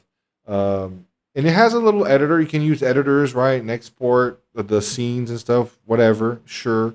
But on bigger things, little bigger projects, it's a pain in the ass, right? That's why game engines exist, just like Godot. And I know Godot also has a web output on, I can do web as well. But whatever. I know it has some limitations and whatever, but I like exploring other tools too. There's a streamer out here. He streams on Twitch too. He makes Rogue Engine. It's called Beard. There he is. What's Beard? Oh no, I'm forgetting his name. And of course, it's not even on my list right now. But he's streams on Twitch, and he made this little game engine that uses 3JS. That uses kind of the whole component framework of 3JS. But at least it simplifies a lot. It's kind of like a Unity-like, Godot-like. Just simplifies the life. It uses Rapier graphics, whatever. You can put different engines, right? That's obviously just the built-in ones. But yeah, it comes in handy. It seems to be helpful. So I might end up migrating this over, just passing it over here, because I'm really thinking about having like a game thing where users or chatters can come and drive around, and as they're driving, it's actually driving like we can see it on stream, right? And for that to work, it'll be easier if it's web based versus kind of like a standalone application. So yeah, I just realized. But yeah, I did that because I'm not showing my face because it was Godot was killing my CPU. So yeah, that I don't know. That was kind of I was wanting to actually use Godot to do this. I was thinking about Godot to doing this because it doesn't have to be a web. Well, there's two parts, right? There's the part that's going to be on my computer, connecting to OBS to make the scene, right? And then there's going to be the client that the users and chatters are going to be using. So there's different things going on here, yeah, this little thing I also made. It's just raw 3JS. It's just kind of using. I made a little editor shape material editor thing. But like I had to do all this crap by hand with the Rogue engine. It's a lot easier. It's already going to have like material slots and stuff like that. Things just makes things life a little bit easier. So I think I might end up doing that. And who knows? Maybe I'll use Godot for one part and Rogue Engine for the other, just to kind of mix it up.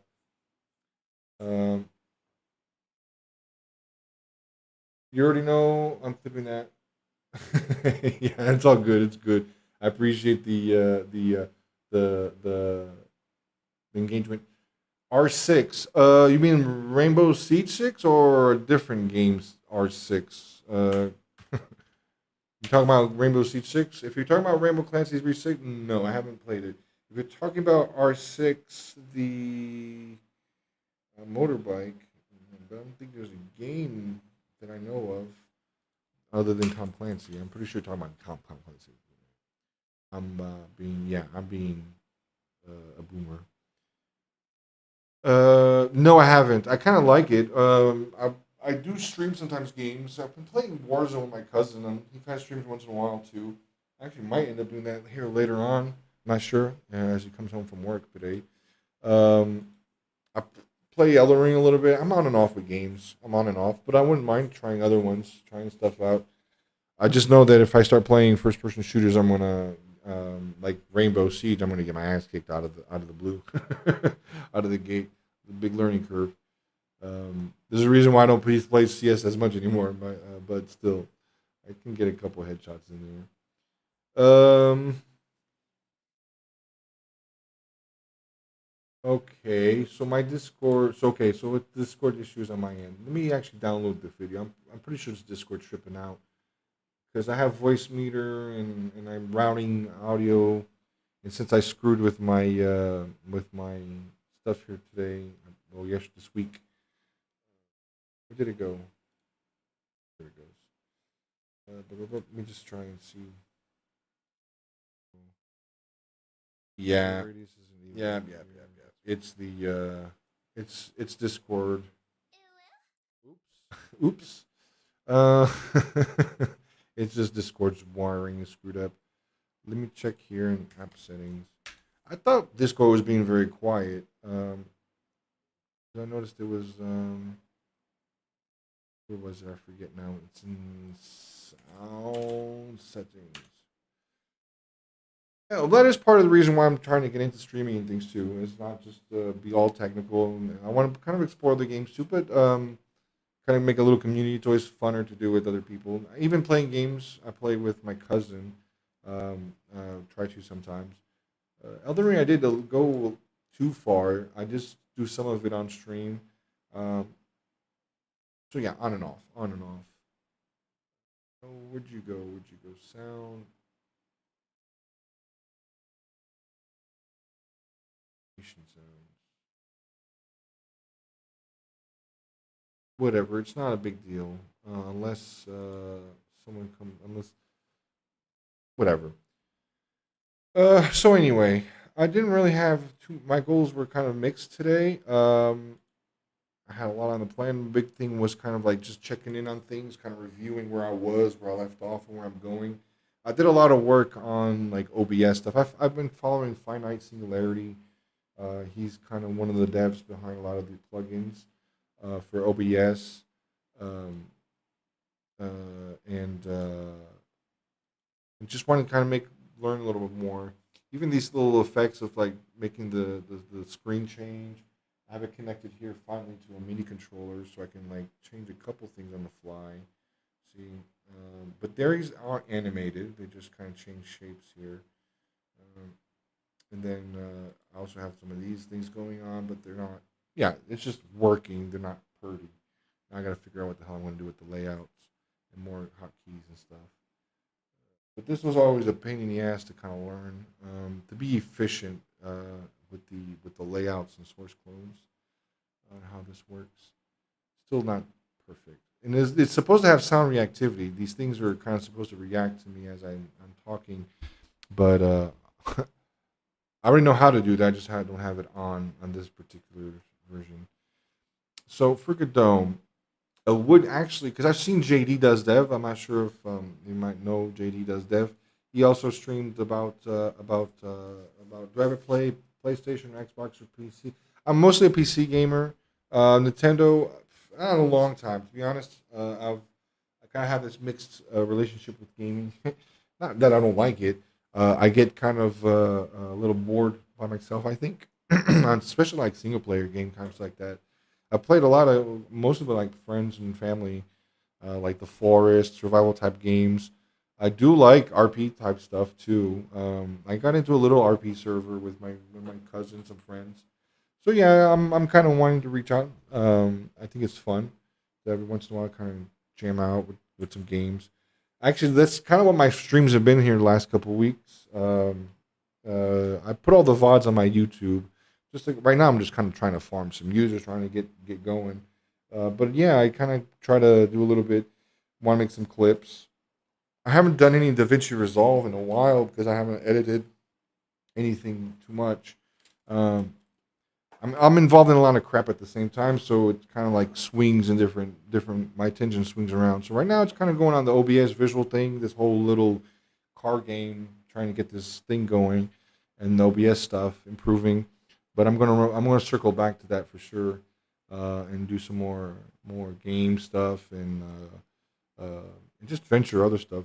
I want to get involved with music as well. Music is kind of the thing I like doing, but a little too self conscious about that. To be doing it. Oh, and streaming yet. I want to get things a little bit more prepared, and organized. Is it me or is this frozen? No, it's just me. Okay. Just 1 second. I'm here. I'm still here. So I'm just kind of doing other things behind the scenes. Let's see here.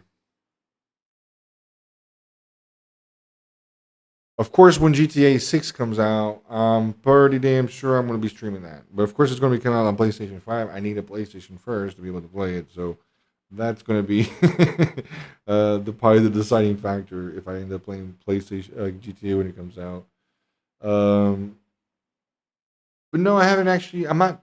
I have this kind of relationship with music too, but not as deep. But with games, I really like watching. I think more probably than anything else, because I like the art, I like the music, I like kind of like the vibe of the stuff, right?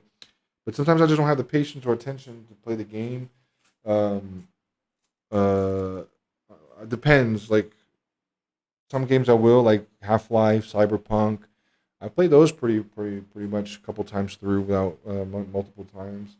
Of course, I'm old. Of course, I ain't gonna play stuff like Halo and CS:GO. I remember 1.6, but at the time, again, see, I played it a bit, but then kind of moved on to other things. Um, I'm really fascinated more about like the technical part of stuff too. I don't consider myself like a graphic artist or anything by far.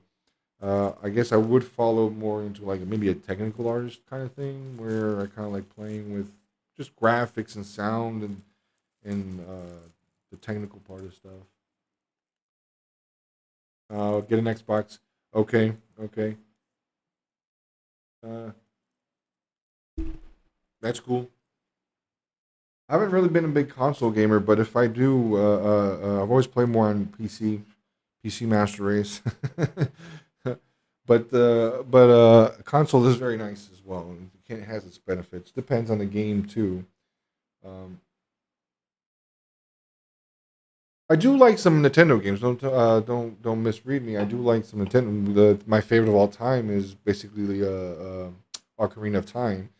I really like that one. I think that's obviously a classic. Um, I actually played some of those songs from there on saxophone when I was kind of playing saxophone for a little while. Um, Played a little bit of the uh, Kukuru Forest. See, I know I'm in Matrix mode, but I'm squinting because I can't remember the names. I'm horrible with names and stuff. I can hear the melody in my head and stuff, but I can't remember the name. Uh, the Gerudo Valley, that one's hard as hell. It's also on a guitar, not saxophone, so it's not going to translate better on the Xbox. Sweet, sweet. I think people in general, kind of overall, I think people in general say that Xbox is generally better overall, especially for more. I don't know if it's because they have the Xbox Live stuff. I know that that makes a big factor. Um, you get more bigger community. I don't know. I'm speaking theory, but I think I've heard about that too. Generally speaking, I don't know. PlayStation has been also getting a lot of flack just in the last couple of years. Kind of surprising. Usually Microsoft gets all the shit. Microsoft getting shit, but that's in the programming world, which is nothing special. But in the gaming world, I don't know. They've been kind of quiet, which sometimes is good. Sometimes no noise is good. Uh, I'm starting to fade a little bit. I may make a break. I have some pancakes that I may have to stuff in my face here in a few minutes. So I guess I'm just going to review a little bit more and kind of ramble a little bit until someone here until I figure out my next things here. Uh,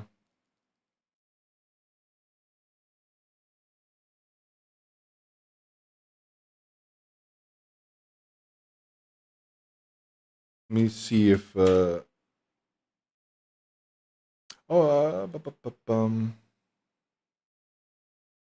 been trying to follow other content creators as well, with like making games and playing around.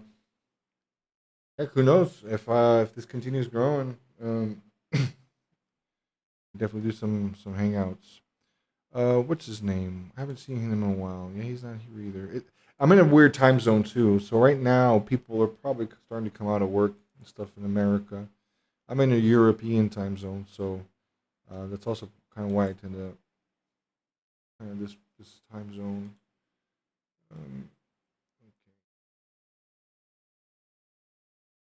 Um, I know you're probably not as interested in OBS setup stuff, and audio configurations. My audio, I'm pretty sure, is all over the place. Um, I haven't set up my filters on this new machine. Things are all over. I'm streaming on one computer. I'm using the camera from another computer. Um,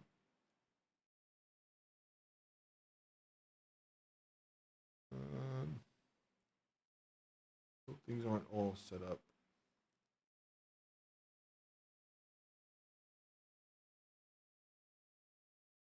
I've even been thinking about like trying to make how I'm going to make bigger maps or a bigger world. But to be honest, I think that's going to fall a little bit out of scope of what I the big plan. If I do want to do this whole thing, let me see if I can find an example. He hasn't streamed in a while, and I think he said he stopped streaming. Unfortunately, let me see. Might still be able to find. Yeah, I think he. That's a pity. I'm not sure what happened. Let me see if he has something on YouTube. Because this really got me inspired. Where are you? Am I not following him on this channel? Oh my gosh, that's not good. That's not good at all. There he is. Oh, I am subscribed. If I'm not subscribed, why didn't YouTube just show me when I looked it up? That's so weird sometimes. JD does dev. I don't know if you ever seen him or not. He does a lot of Godot stuff. He goes to Godot conference, talks about Godot. I think I even saw something about him with PHP and stuff. It's really cool. This is what I'm kind of got inspired. Let me see if there's a video. I think these are all his streams, so all of them are going to show one of his lives. Yeah, I guess one of these. Yeah, this is kind of his setup, and this is what I got me kind of inspired here. If we take a look at his screen here, this background is a Godot scene. This is made in Godot. And then just exported, of course, and then mixed in OBS. So when I saw that and that kind of clicked, I thought that was very interesting. So my kind of idea that I'm wanting to do is like have me somewhere on here, like on my desk or whatever. I don't know yet exactly, but basically have people drive around. I want people driving around. I want people to be able to like go to my site or something like that. They'll open up. They'll have the stream on my site, and you're driving around. I think that would be really, really cool. So people who aren't playing, right, would be able to see us driving around, maybe have races or something. I don't know. I think that would be kind of interesting. Okay, that's cool. If you like, some of this stuff is very common, be it OBS, be it Godot, be it Blender. Especially since I'm coming more from a technical point of view, there's a lot of similarities in how this stuff works under the hood. It's all about layers and combining those layers in different ways, be it graphically, like whatever, be it textures or whatever. There's a lot of stuff that's like the same. The things I have to do in Godot and Blender now, I mean, OBS isn't that crazy, but it's like audio stuff. But I mean, in games we have audio. You need to like compress and manipulate your sounds. So at least from that point of view, that's where I kind of join things together. At least in my head, like yeah, I'm involved in a lot of weird projects, but there is a commonality in between them. So anyway, so that was my inspiration for definitely getting into Godot more seriously. So I don't want to lose that. So I think I'm going to go down this route. I'm going to make the background or something maybe in Godot, so it's 3D. It has like I can put more complex shaders, blah blah blah blah, and then I can make calls to an API or something, whatever, and fetch data and have a client, web client that people can play around in. Uh, he does that a little bit. He does that a little bit on his stream. You can see the people walking around are actual viewers as they talk and stuff, and they interact and do some fun stuff. So yeah, that's kind of like kind of his thing, and I kind of like that. So that was definitely an inspiration. Definitely an inspiration. So my side, my problem. Oh boy, oh, I don't know why. I think there's a way of improving that. It's just scale. I'm going from a 4K monitor to a non 4K monitor. But the problems with OBS that I'm missing now is more just a quality thing, and I'll deal with that later. My voice is probably like loud, not loud. It might not be even noticeable to a lot of people, but be it in games or air or movies or anything, the sound is super important. It's very subliminal. People don't even realize it. I mean, so many times we have the TV on or we have YouTube or something on, and we're not even really looking at it. We're more listening to it. A lot of times we react to things first by sound. Sometimes we don't even hear it. Any kind of suspense or horror movie, right? You're gonna hear it. You're gonna know that's already gonna be a creepy scene coming up, right? Just by the sounds. So sound is important. I can already tell that it's not too bad. Um, but I usually try to apply a lot of different techniques here. Don't want to overdo it because that's another thing. But I do right now. I'm trying to be real careful. Just like try and stay in the same spot. You can't see my mic because the background remover is clearing it. But I tend to move a lot, so to try and keep the voice more consistent, it's usually a good idea to apply different levels of effects here. The very first one that I always usually do is a noise gate. I already have a noise gate, but I just like putting it anyway because this microphone has a couple of modes. Right now it's a noise canceling, so that's why it sounds the way it's relatively good. I'm not going to deal with this now because I need to hear myself. But there's two different ways that I at least want to talk about it because I might clip this later. There's a couple sources. There's two. One of them that's really easy that I didn't really realize about. The Reaper VST suite, plugins. Reaper is a DAW, a digital audio workstation, but that like Fruity Loops or Ableton is used to make music, produce music, edit music, master music, whatever. It's digital audio workstation, and it has a bunch of built-in plugins that are free, and it's actually pretty cool. They look a little plain, they look basic, but they're actually very powerful. Looks here can be very deceiving in this world. Some of the best plugins look like garbage, look like they were made in the 80s or 90s. But this is a suite of, and they're all free. It's open source. I don't think it's open source, sorry, but actually these are because the source code's right here. They're actually JavaScript files. So in a way, you can actually change the code if you wanted to. But they are actually pretty good stuff. The basic things that they're kind of recommended are a basic compressor, and that's about it, and an EQ, and maybe a limiter at the end. I usually add a couple other things, but that's more just me trying to be advanced. For the basic getting set up, you don't need that much. And OBS has built-in ones. OBS has built-in compressors and stuff. They're just more basic, right? They're more basic and they have less control.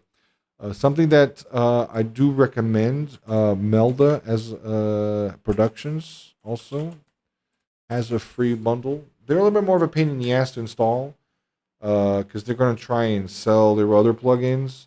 So you have to kind of like download their install or whatever. But they have a free bundle. Once you download their installer, they have a whole bunch of... Actually, I can show them. There's a whole bunch of... I think I have it on this computer. Well, they're on here somewhere. They have an installer that you can then select the free ones. And it's basically the same stuff. It has like an extra reverb or whatever. That's something also I do. I add slight, slight stereo effect. Not too much, which now I don't have. Later, when I'm watching back my stream, I'm going to notice that it's off. But something that I do like putting in, I don't think it's recommended very often, is a de-esser.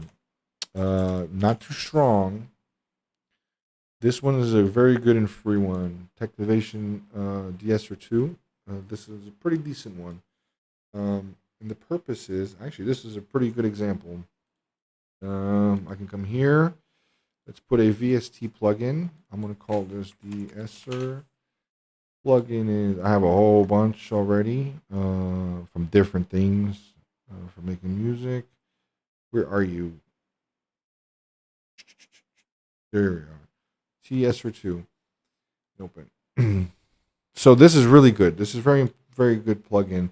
I can't hear myself. And when I do hear myself, I want to start sounding like a dork because the echo messes with me. Okay.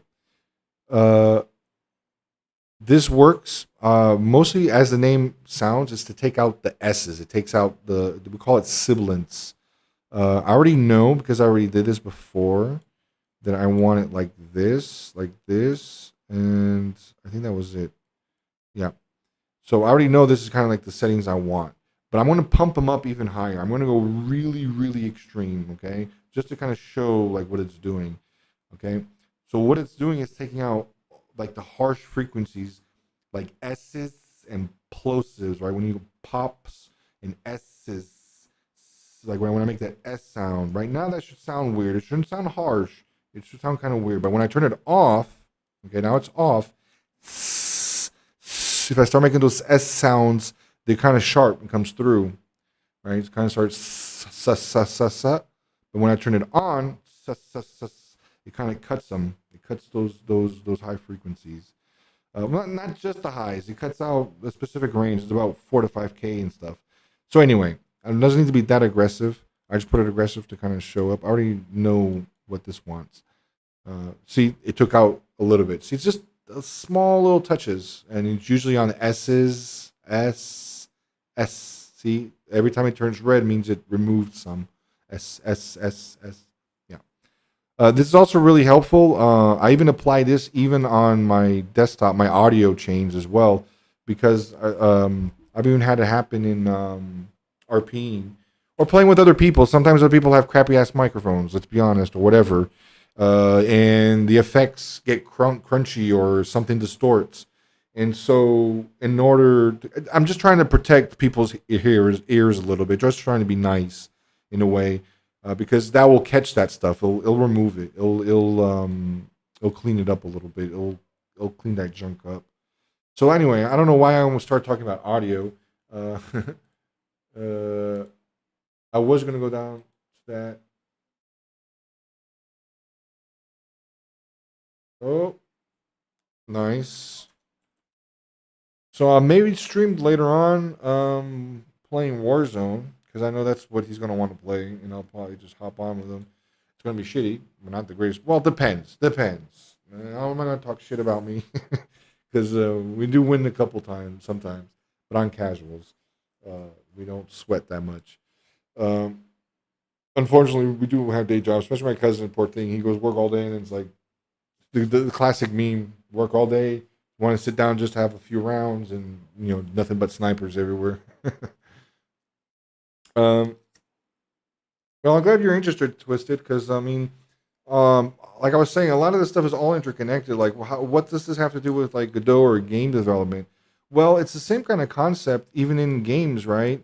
Not that you're necessarily going to use a VST plugin in your game, but you may implement some sort of de-esser or something like that. There are compressors and other sound effect things, right, to control the sounds and avoid certain things. Discord has a noise suppressor, right, and it's actually a pretty advanced one. So anyway, these things do fall into play. Not too much here, because here is just like VSTs, but still like a noise gate. I know these exist in here. I know this is in here.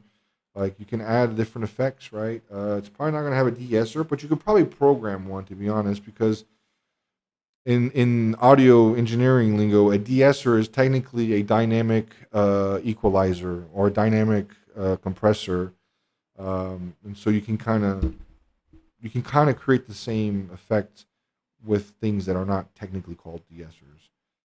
It's kind of like echoes and reverbs and flangers. They're all kind of in the same family of things. they're not technically the same thing, but the difference is usually just like a variable, like a very long echo. That's a delay. That's a reverb, right? Kind of type thing. If it's very short, then we tend to call it delay or an echo. If it's very long, it's more reverb or phase shift. So anyway, these things do exist in here. The compressor. This one is very misunderstood. Actually, hell, I might just do that. Um,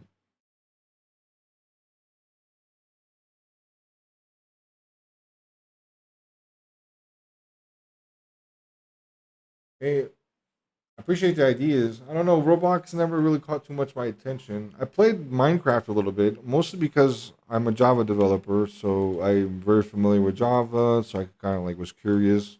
I did the paper MC stuff, um, but I don't know. I don't know. I've never really too much into that kind of creating kind of. To be honest, I'm not even really considering myself too much of a game dev and stuff like that. Um, it's kind of like why I went down the car road because it's more a little bit more simulator, less easier. It's easier in the sense I don't have to worry about storyline. I'm not trying to make a storyline or gameplay. The gameplay is the game itself. Is the game itself. Driving around, right? Um, I don't know. I don't know. I've never gotten too into. Again, it's more the technical part. I was kind of interested in the code of the Minecraft. Um, I've seen Roblox too. Some of them are pretty advanced and pretty interesting, pretty complicated. Um, but I don't know. I'm not too doesn't call my attention right now too much.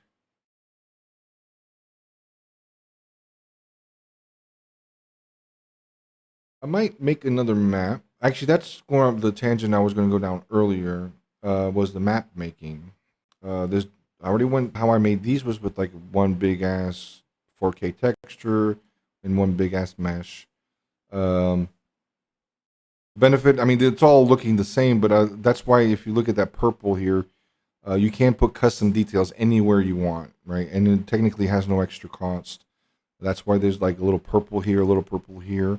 That's literally quote unquote custom detail because everything else is just like the same texture.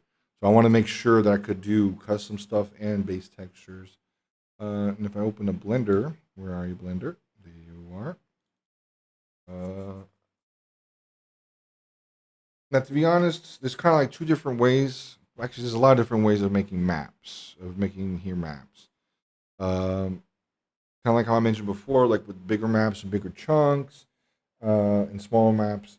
I kind of need to focus probably now just on a smaller map thing, but I know I'm going to get distracted and want to make bigger maps. I already went down something. I'll share with that here because that was actually pretty cool. Come on, what's going on? There we go. Okay. Did I save that? Let me see if I saved it.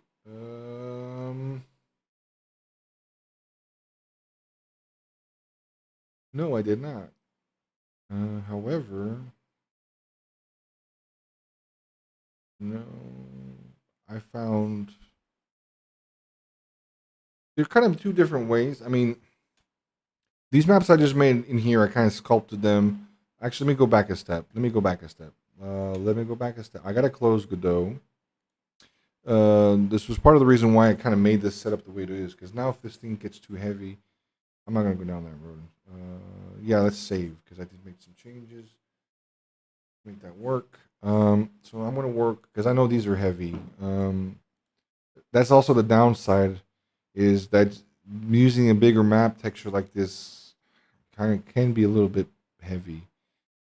I'll go with the latest. We'll go with the latest. And I think I had created the other one in a different project. Yeah, I'll show that one later here in a second. I found a way of actually being able to pull real open maps data and actually create maps on that. That's cool. So let me put that in different terms then.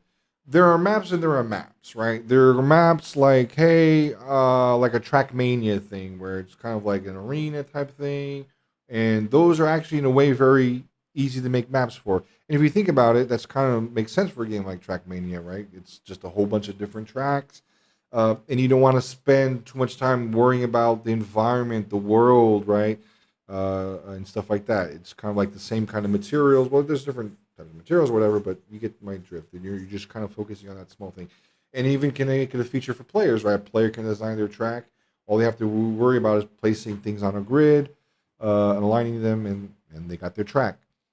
Um, that's actually a very good way, and it's kind of procedural, right? You can just make up chunks. You create like a piece of road, you create a piece of rubber, you create a piece of thing of whatever you want, and then you kind of like just paint on and describe the map that way.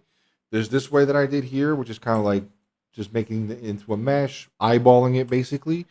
Um, and then there's like small and large, right? I'm not making an open world game. If this was, I'd have to take a whole different approach, and I'm not sure how I would do that. I would have to literally programmatically like load chunks in and stuff. That I don't know how I'm going to do yet, like open world and management, because I need to be able to work with it in Blender. And if they're in different files, like the seam of one, right? If these were different files, like the seam of one has to line up with the seam of the other one. So I haven't figured that out. So I'm going to focus on quote unquote small maps, less than a square kilometer, which is still pretty big. That's what the other map is. I don't know if this one is on here. No, it's not. This one is just this. Yeah, just this one, right? No, it's got the other one here. It's got both of them. Yeah, it's got both types here. So this one I made here by hand, right? This is not really yeah, anyway. So this is kind of like I made it by hand, whatever. It's good enough for now. I think the settings might be a little too high. Um,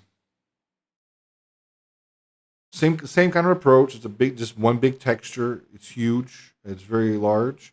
But then obviously when you're driving at a smaller scale, things kind of fit there. You don't lose the detail. Now in Blender, it looks always way better, but of course it's not real time. So yeah,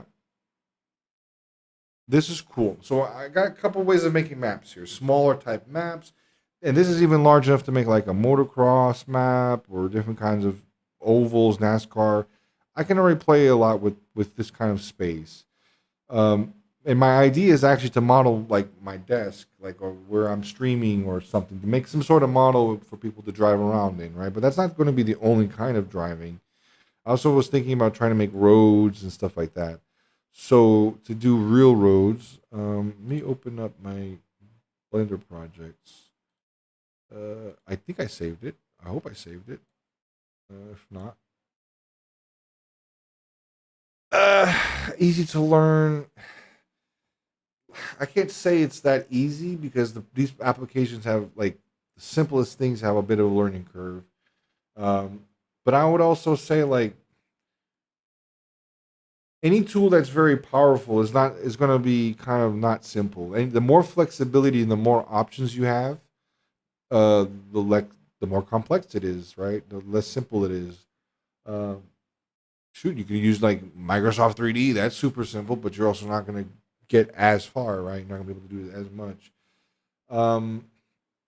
Yeah, I have mixed feelings. I can definitely agree with what you're saying. It's not that easy to learn. Hang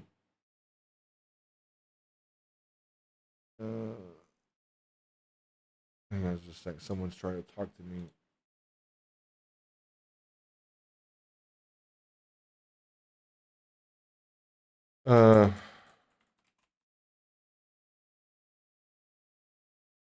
Okay, sorry. I got distracted here. So, yeah, I don't know.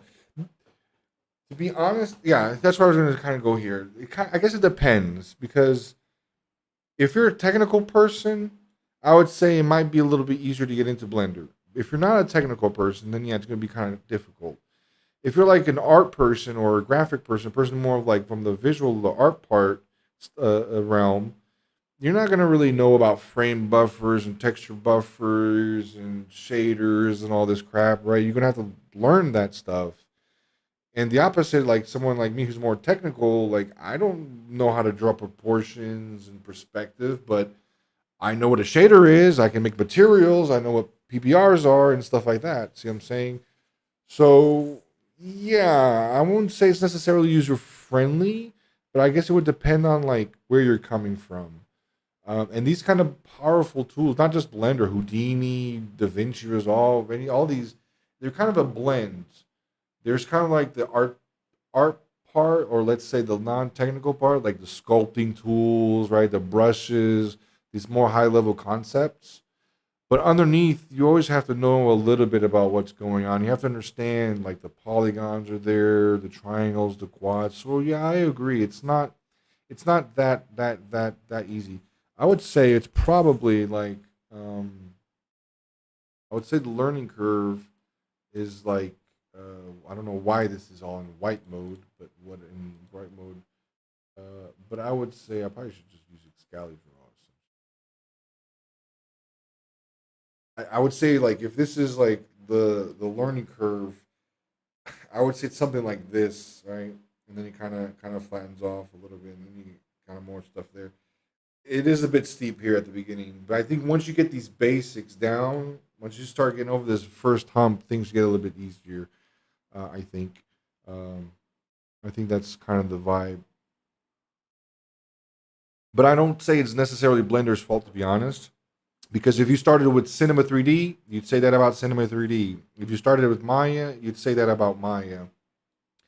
Um, the fact that Blender is open source and still maintaining up like with everything is still freaking amazing.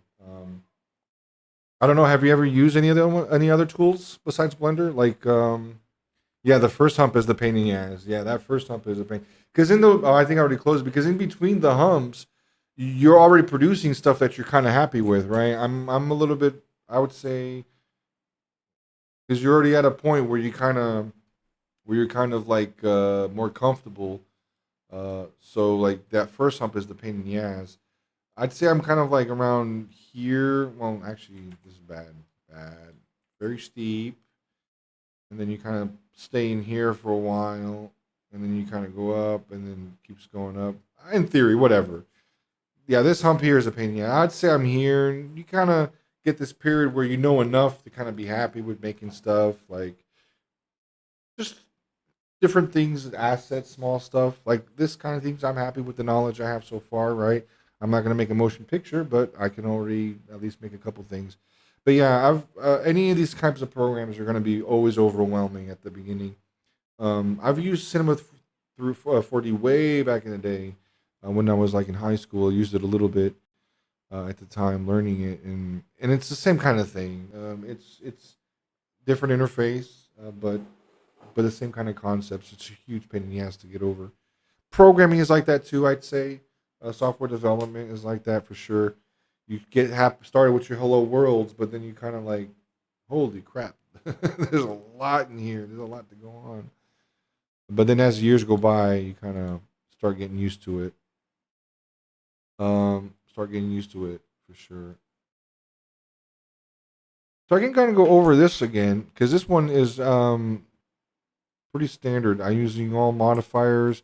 So this is what I was talking about, like the shaders and things. Like um, before I knew Blender, I knew what shaders were and I understood this stuff. So that part was a little bit easier, right? Because I already knew like I need to make a material shader or whatever. It makes sense to me.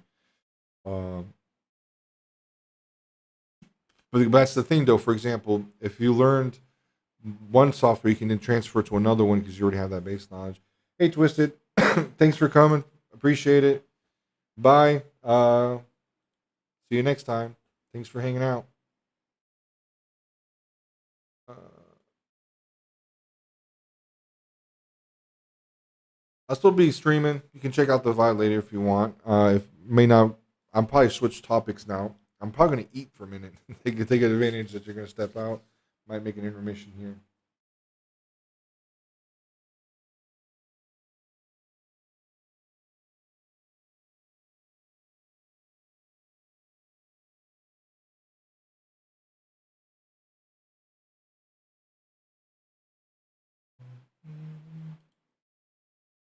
editor.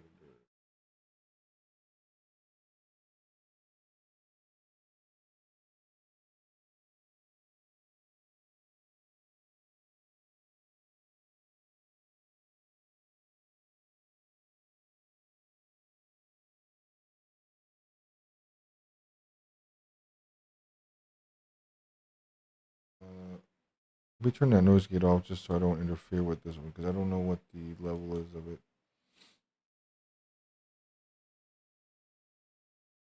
Did it lose connection?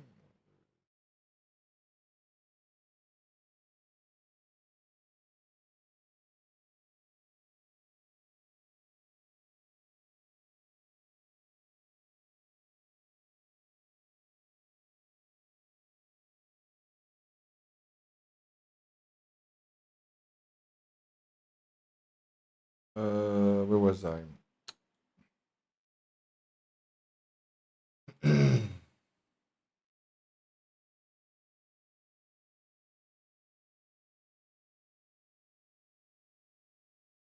I need to make some intermission scenes and stuff.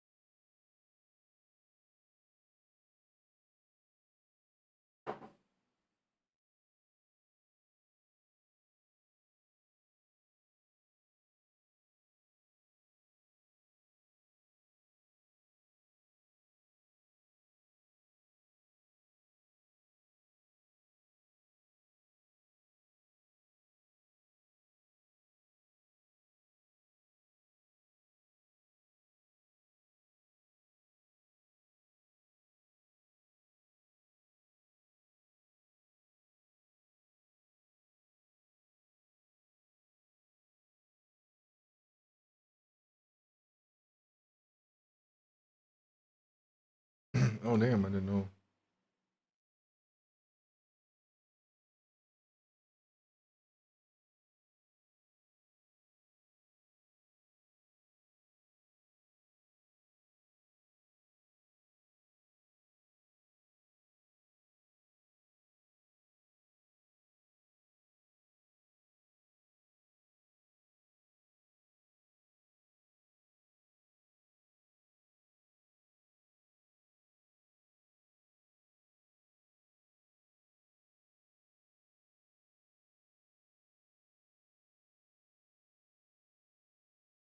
Okay.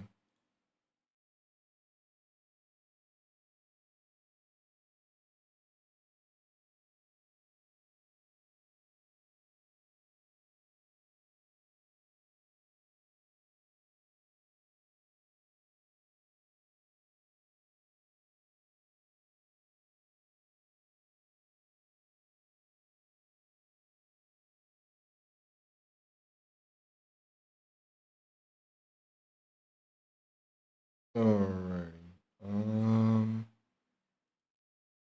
I think I'm gonna make an intermission here.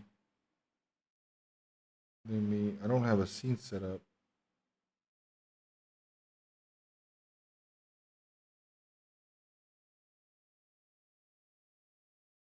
Bum.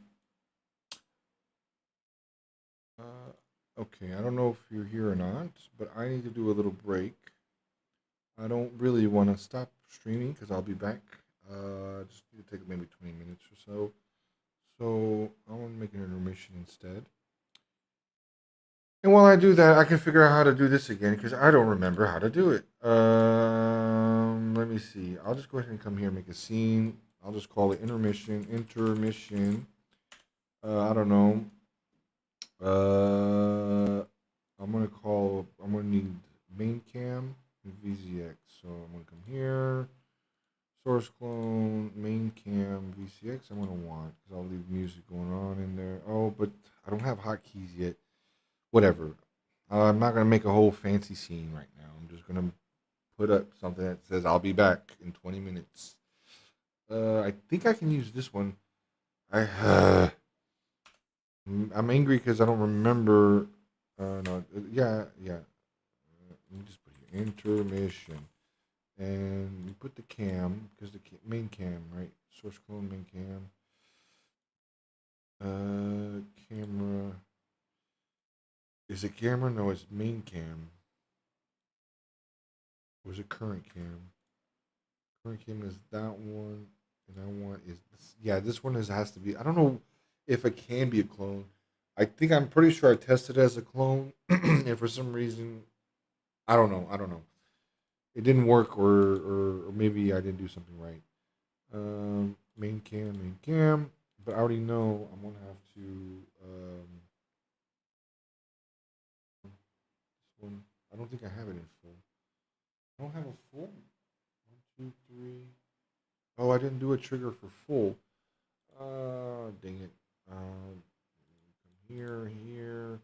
I do have a trigger here for full, but I don't think I have a thing here for full. Yeah, let me grab this wide. I'm gonna clone it. Duplicates. Full. It's already screwed up my layout, but whatever. I knew this was gonna happen. Full. I'll just put full 1, 2, 3, 4, 5 on this one. Whatever this one is. 3. I don't know what numbering convention they're using, but whatever. 0. Go down. Now this should trigger that. Make it small, then make it big. No? What the hell? Oh, I'm stupid. Fancy switcher full, and then down here is gonna go to advanced mask. Why am I doing it this way again? I don't think I need to. I think I just can go set full, set settings, toggle, or enable. I think I can just do that now. This was the old way I was doing it.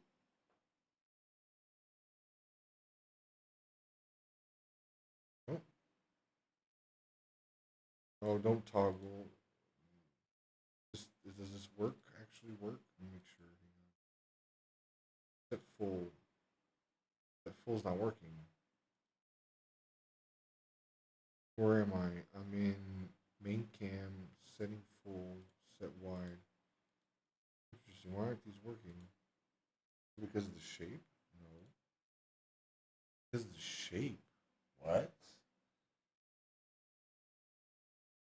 Interesting. Oh, the shape is probably overriding the size.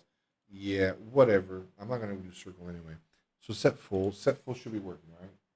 If it's square, yeah, it works. Fine. That'll be fine. It's missing because, to be honest, when I do like this effect for intermission, I still need to do triggers to make things visible and invisible. Whatever. I'll be back here in a minute. Oh wait, I haven't figured out the text yet. Script supposed to pick it up. Let me just come here and just put F2 timer. Put timer. Scripts timer. I don't know why it's not picking it up. 25 minutes. Start. Yeah, it's working. Okay. Put it down there. Somewhere like here. I guess we'll do another text here. Sure. Intermission. Oh my goodness, the scaling is so safe. Intermission. I got all these fancy colors and basic ass text. Get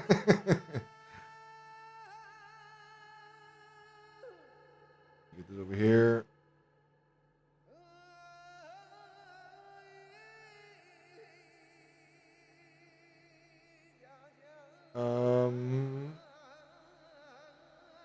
I still need to deal with this stuff.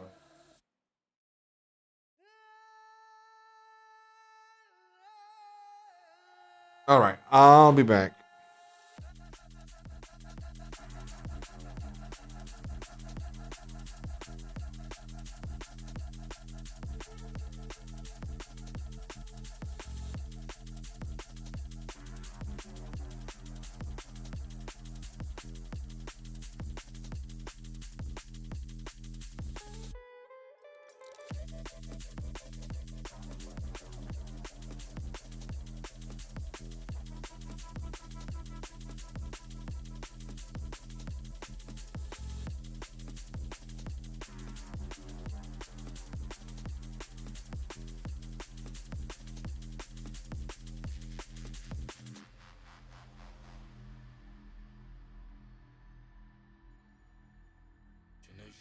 suivi la gloire. Et la scène laisse les mémoires, décembre, mes chiens sombres. Moi j'aime les mondes subtils, légères et gentils, comme des bulles des savons. J'aime les voir se prendre et se liguent et traînent, voler sur le ciel. Sur les ciels bleus, vivrai subtilement les ailes brisées. Je n'ai jamais poursuivi la gloire.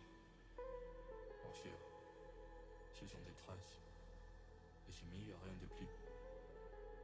Marcher, il n'y a pas de ciment. Les chemins se créent en marchant. Un marchand se crée les chemins. Et tournant les yeux de cœur, on voit les sentiers qui jamais ne doit de nouveau être affolés. Marcher, il n'y a pas de ciment. Sinon c'est lui d'étoiles dans les mers.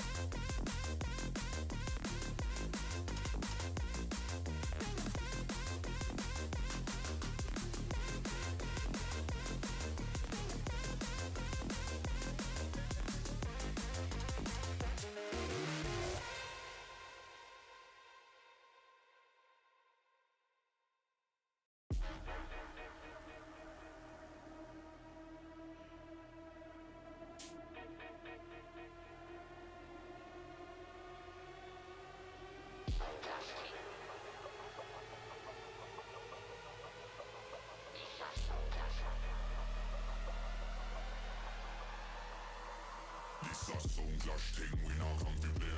The rhythm and me style ramp thing, pumping up the bass. Evil rise, charcoal, make the fire blaze. Pull up my selector, hold tight, we mash up the place.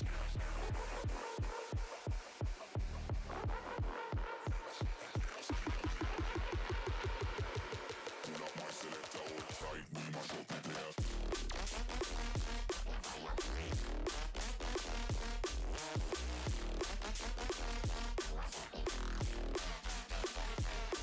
This a sound clash.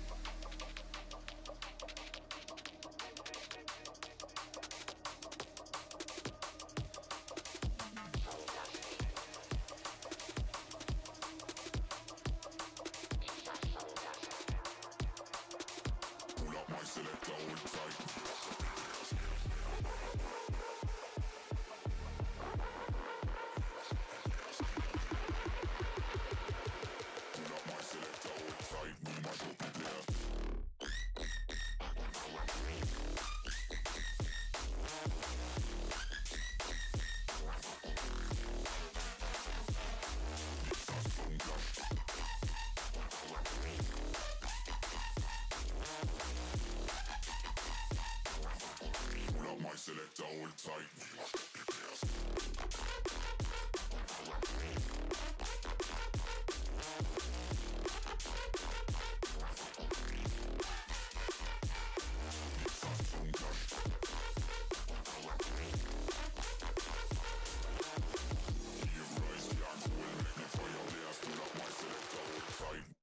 This a sound clash thing when I come prepare.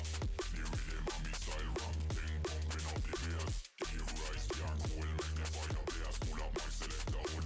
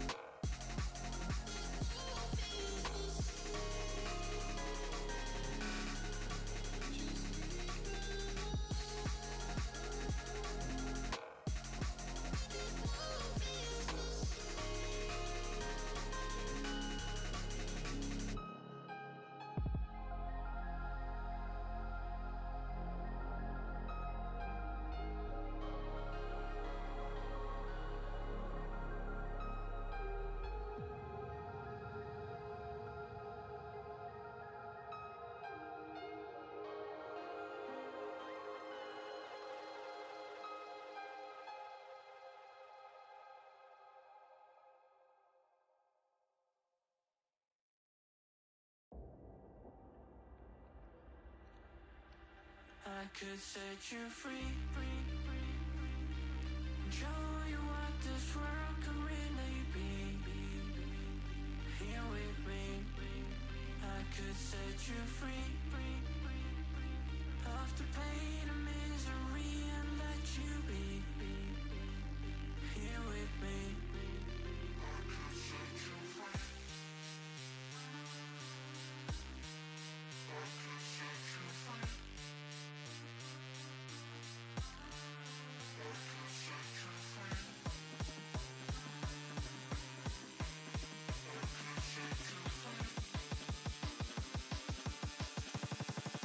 I could set you free. I could set you free,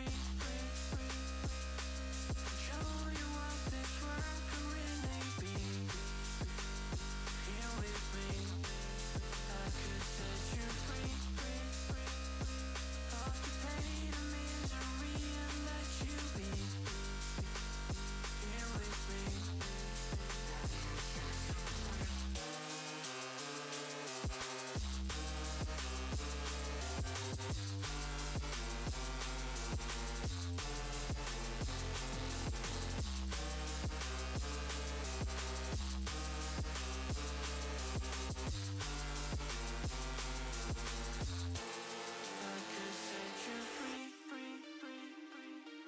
Show you what this world can really be.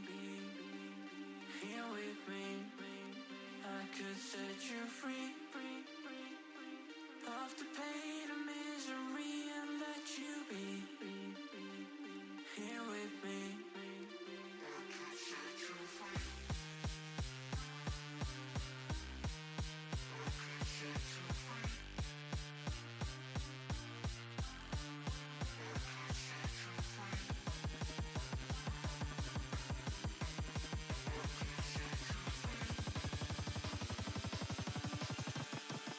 I could set you free. I could set you free, show you what this world can really be. Here with me, I could set you free of the pain and misery and let you be. Here with me,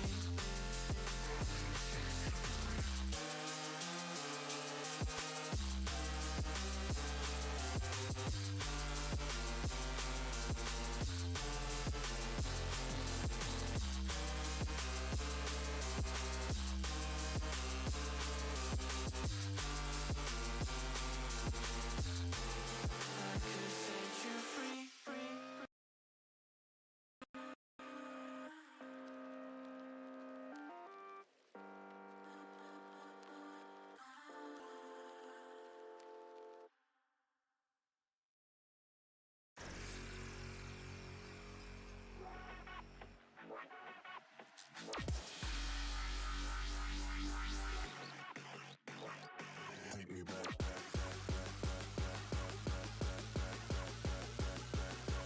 Oh boy, I think I still have all this music going on. I don't know what the hell I'm doing. There we go.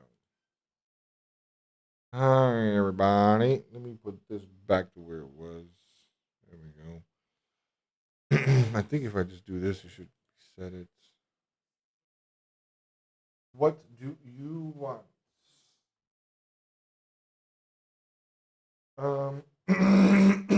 So I am just gonna be chilling.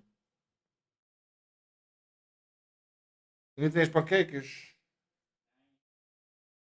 Tem panquecas? Que panquecas? Hã?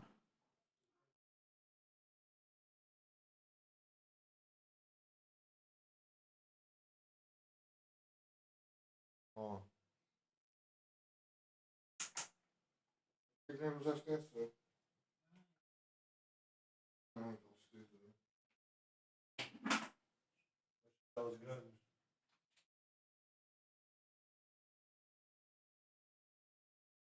Grandes.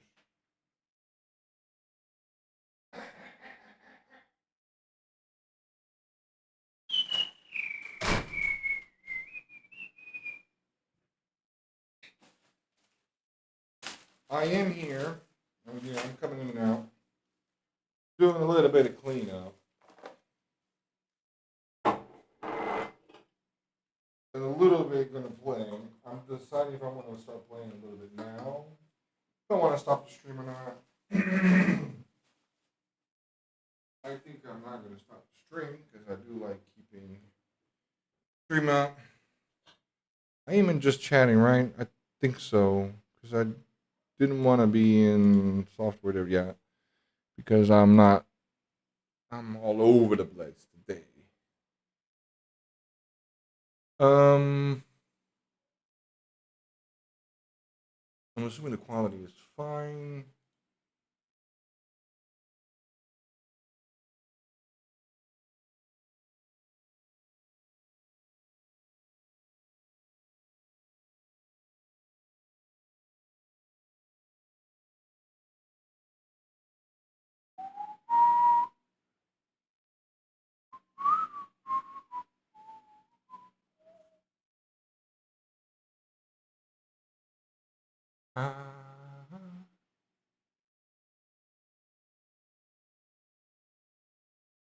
I do need to eat.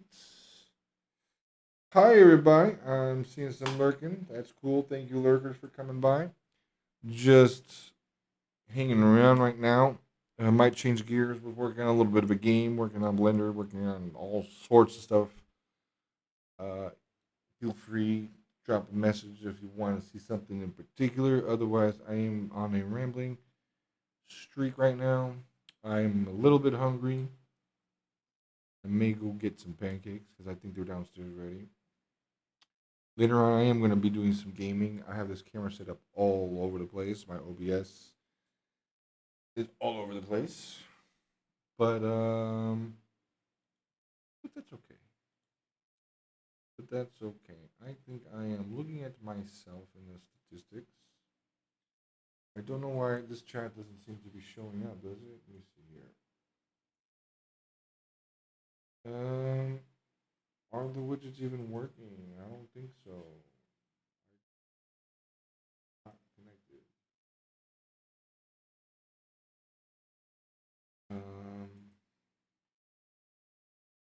My multi-chat's not working. Oh, yeah, there it is. It is working. It's working. Okay. It may have not been connected. I know I just did a little small intermission, but I think I'm gonna end up doing another one. I just don't think I'm gonna actually call it an intervention. It is getting hot. Hot.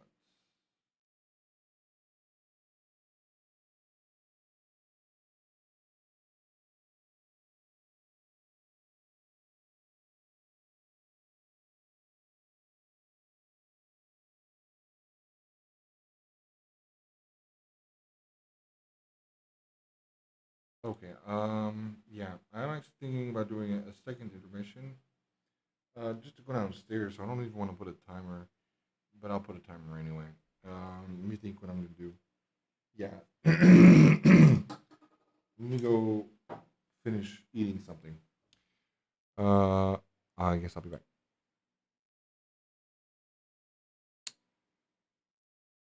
I should put this on top, and then this with a color key. No, not on main cam. On the VZX. I think I already have one, but it's probably turned off. Yeah.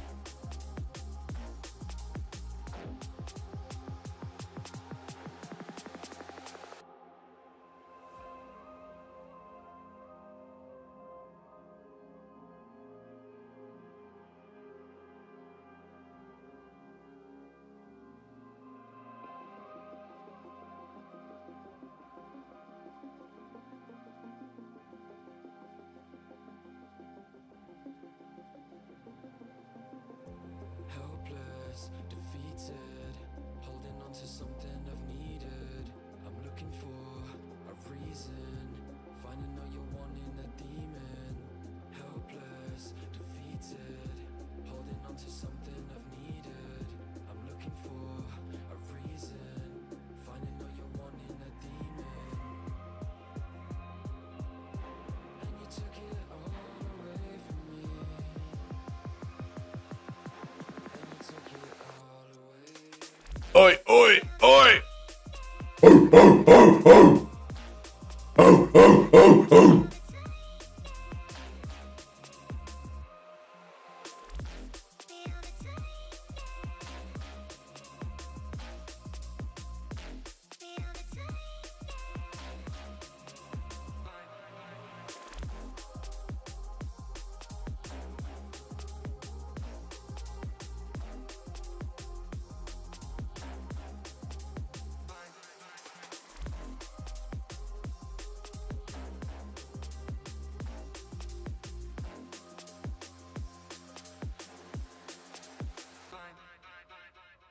Onde é que para mundo? Estás aqui? No Twitch? No Twitch não devia parar.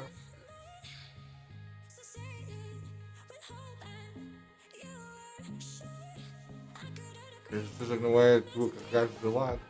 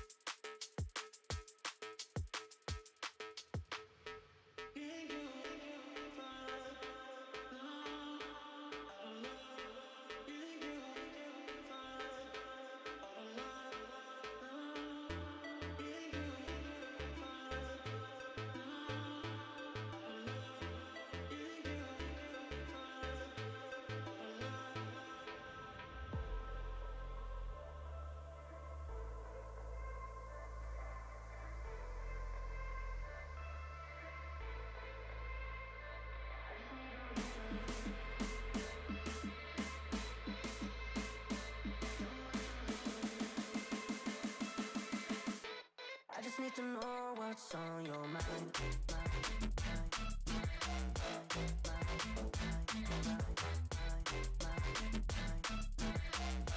You can call my name, I'll be alright.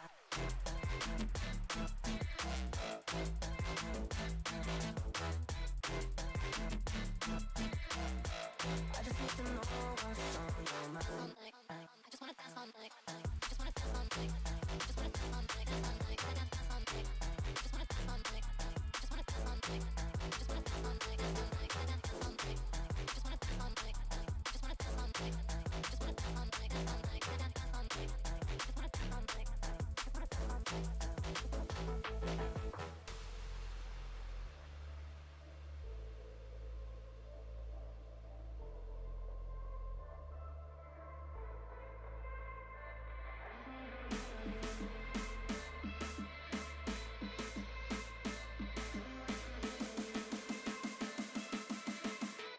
I just need to know what's on your mind.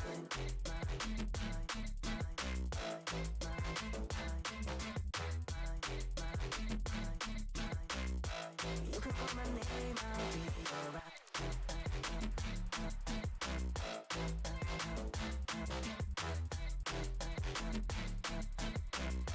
I just need to know what's on your mind.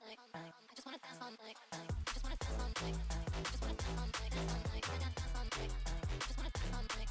Just wanna dance all night. Just wanna dance all night. Dance all night. Dance all night. Just wanna dance all night. Just wanna dance all night. Just wanna dance all night. Dance all night. Dance all night. Just wanna dance all night.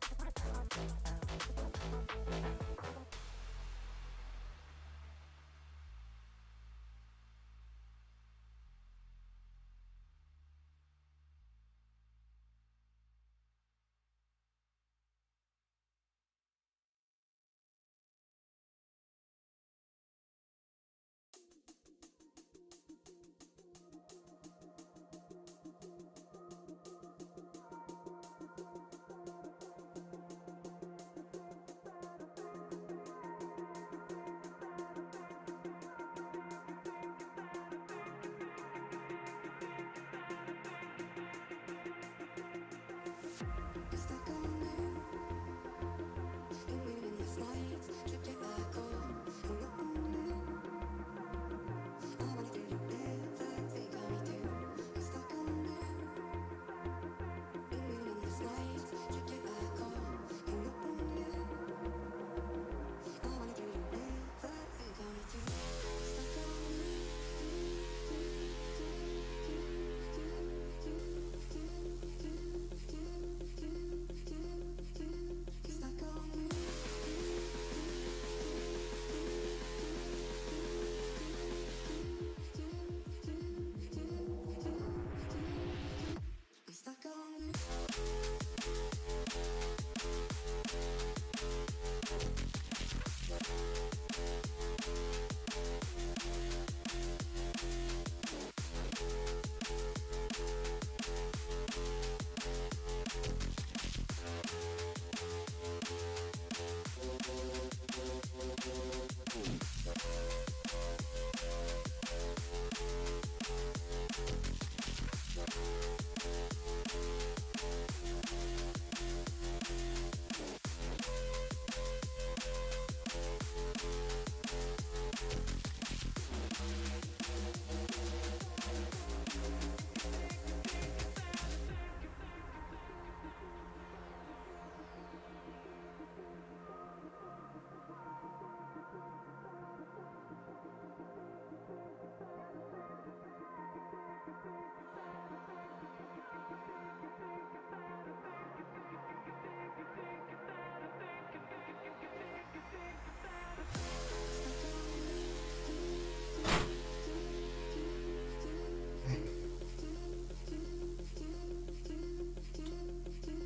Come out here.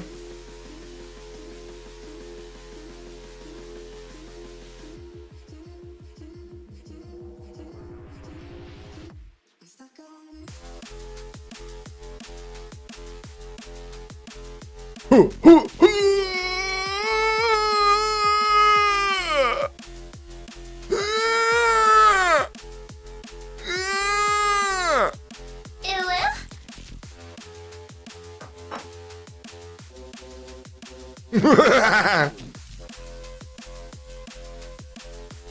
I'm trying to get a little too soon.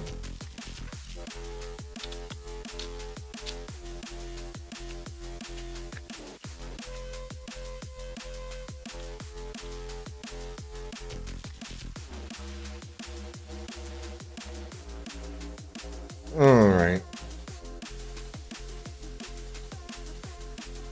Niet als te gie. LOL. Ele está a mandar LOL. E é porque que as mensagens no chat não estão a aparecer?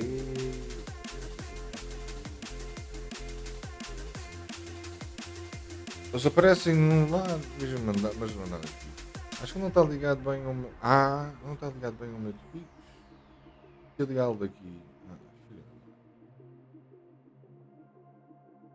mãe. Já sei o que se passa então. I have to open up a tab in Twitch over here. That's why my messages aren't showing up.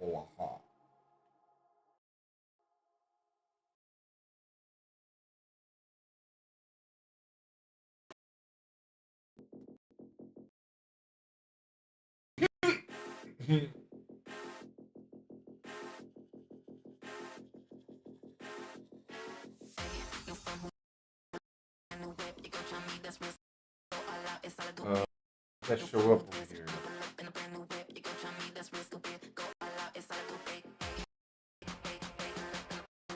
No, not. Is it? I just sent it to you. Oh, it is working. I thought they did it.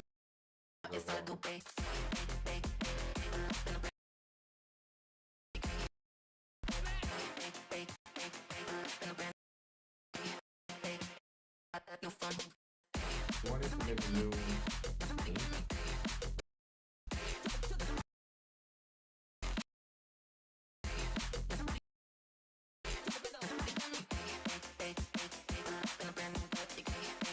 If they go to, it's mainly on YouTube.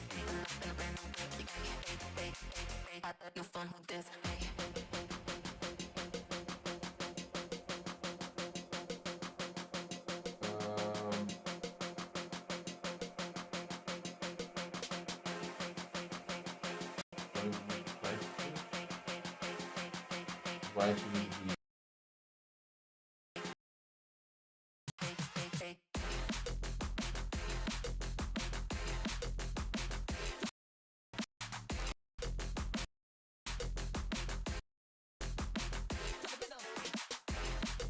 What's this? Like,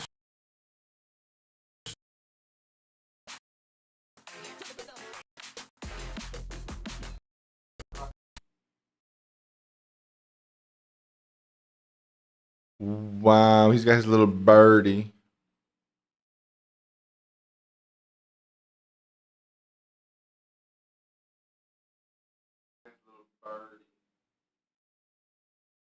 Why is there no audio?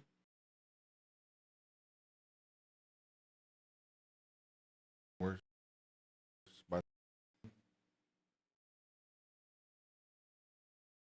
Oh, that message came through. Okay, let me see if this works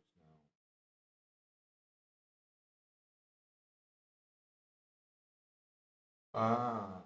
Debugger.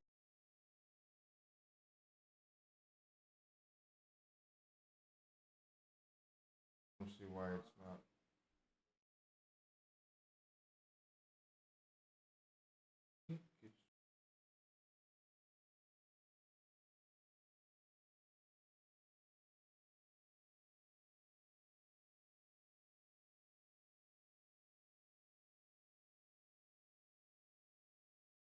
I don't know why Twitch isn't showing up.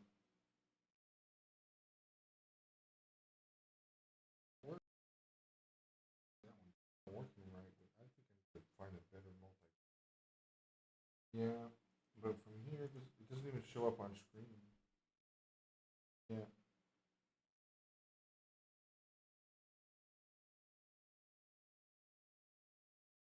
Weird.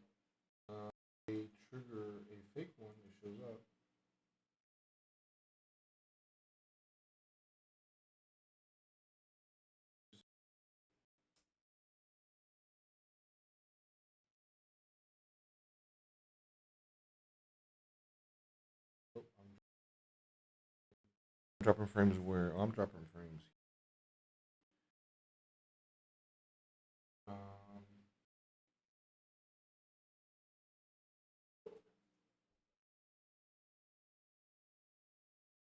Yeah, I don't know. I'm gonna have to get rid of this stupid plugin problem. Skip the frame because I'm trying to open those up.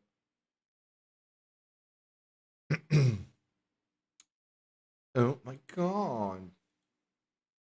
Now, why don't I have any audio over here? Over here.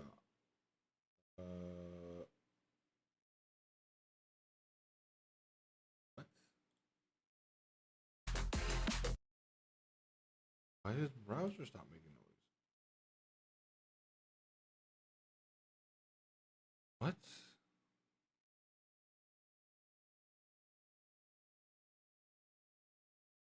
This browser's been quiet this whole time. Why are some of my audio sources not playing correctly? Now I'm gonna have to close Chrome on this computer. What the heck is happening? I'm just gonna restart the browser. I think that's the more sensible thing because audio is working on the computer. Oh boy. So I'm gonna have to have chats, Twitch, and Windows open here. This kind of sucks for visibility. I'm gonna miss a lot of messages.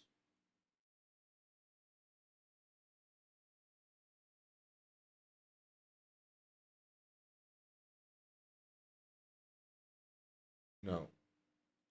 Something is definitely wrong with the audio.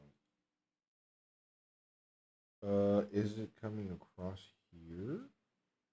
No. Desktop audio from the remote control is not coming through.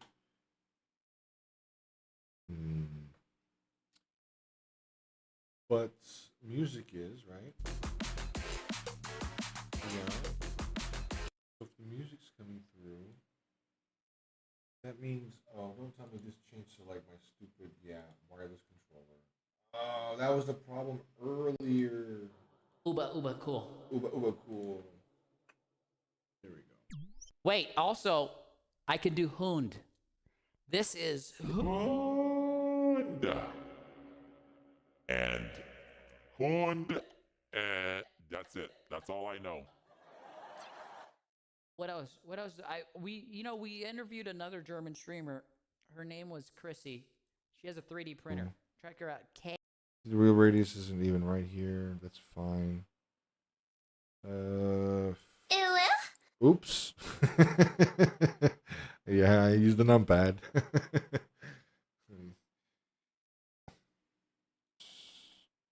Negative 23.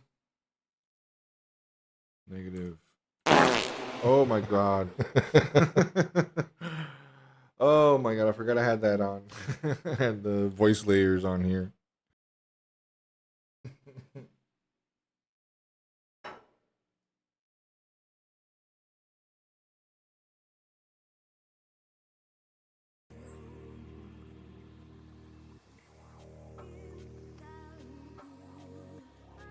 All right, I don't want to get copyrighted. So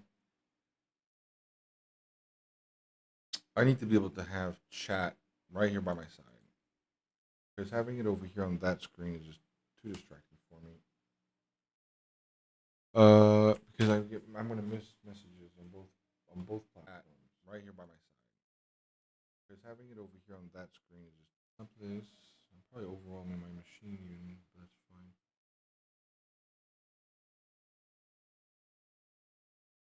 I don't know why, but I'm starting to get worn out.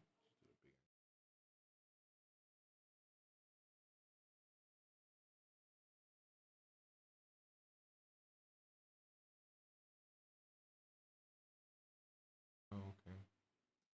I was over here. So, okay. Keep this window open. The monitor.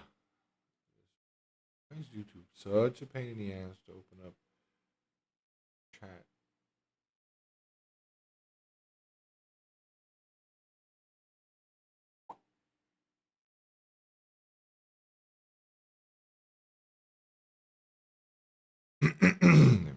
At least over here, it'll be a little bit more noticeable for me. Yeah, in the corner. Get some sound going.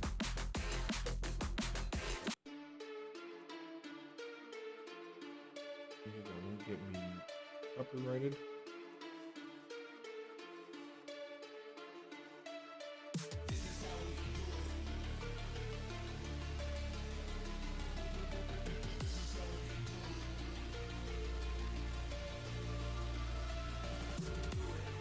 Oh, dope.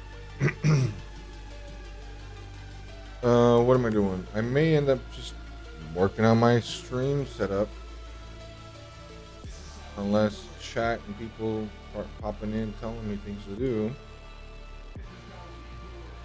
Probably gonna do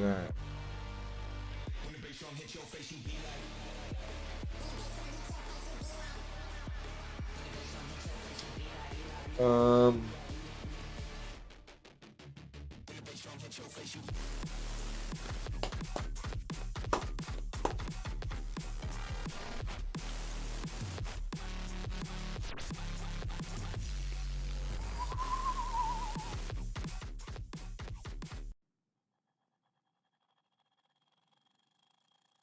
Falling short, diving deep. Where is the water taking me? Trying hard, bittersweet. Cabin fever's pulling me. I want to hold on to something greater. I feel this come crashing in. I thought I saw this working the other day. The chat window that's just showing up on screen. We can do the way this plugin works. Is it's complicated as fuck.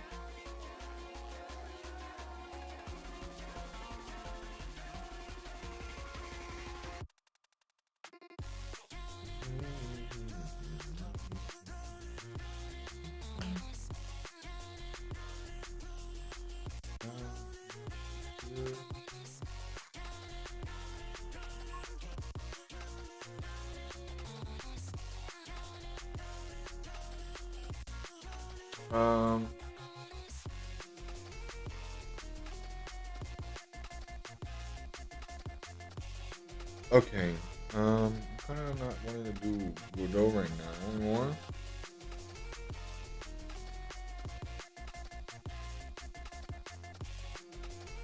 I want to play game. Let's play game. I think I might just start with my game stuff here. Had a viewer earlier that was wanting first some reflection about Godot. It's been a while. These last updates and stuff. So I think I'm going to go back to talking about OBS. I don't even have a ducking or anything enabled right now.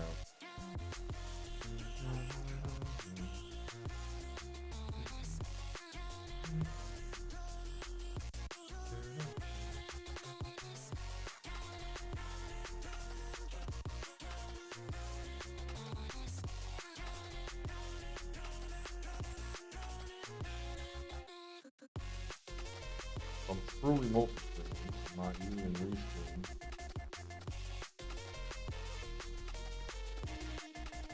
But I thought Twitch automatically transcoded, right? YouTube does. YouTube shows different flavors, yeah. Let me see something.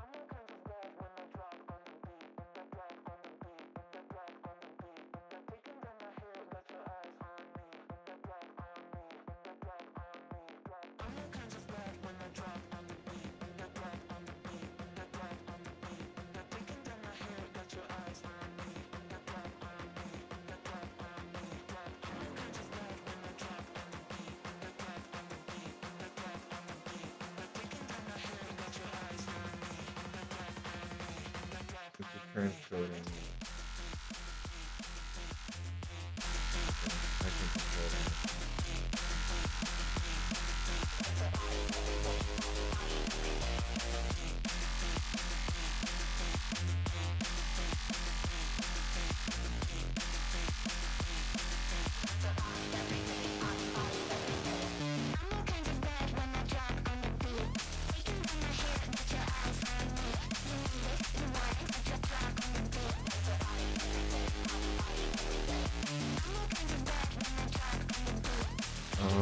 On the truck goes.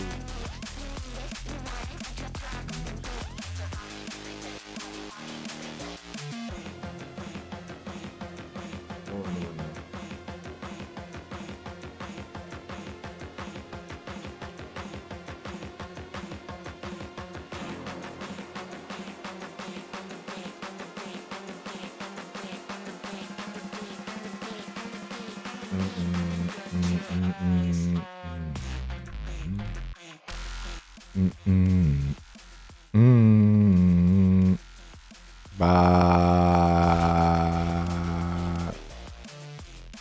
About 6 dBs. I'm not hearing myself, so I'm just doing this purely by a lie. There's no sane way for me to test this without like making lots of weird noises and listening back on my other computer. Let's see here. What's this damn mix?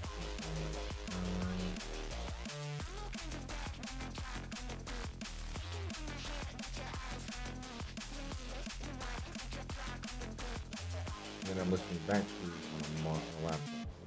It's gonna suck.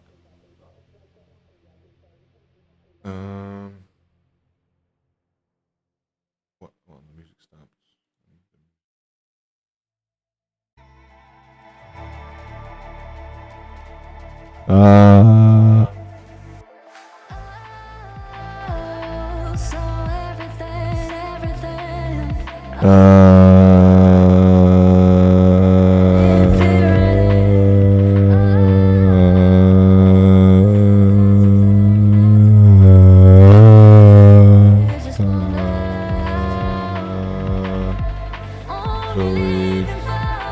threshold will be about 20.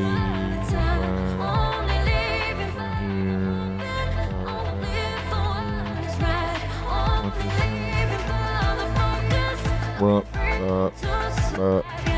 what I thought, I don't like the company too much.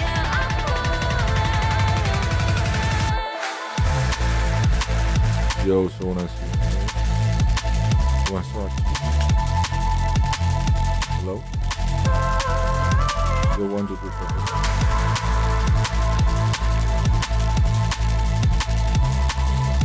Hello, hello, hello, hello, hello.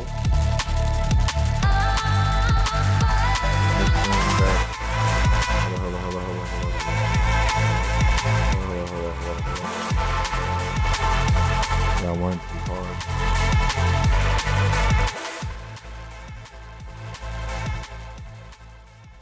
It's picking it up already. Yeah. So it's doing a compression. Yeah. It's actually compressing that sound. Okay. Ducking it, yeah.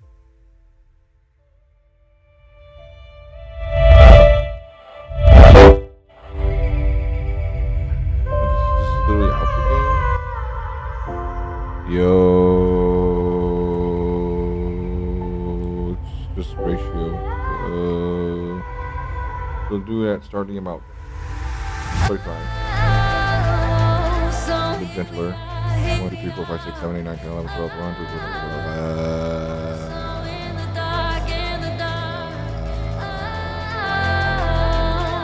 Okay. That was a lot. Now I can do a little less. I don't do anything. Now it turns it down quite a bit. There we go. I don't like it too strong, right? Because I want to be able to talk. What? 1, 2, 3, 4, 5,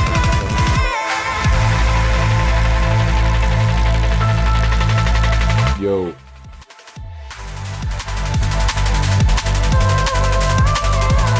Yo, what's up? Okay. Yo, 1, 2, 3, 4, 5, 6, 7. Now I know, like, this is gonna be something else. I'm gonna have to do like limiter. Oh, man.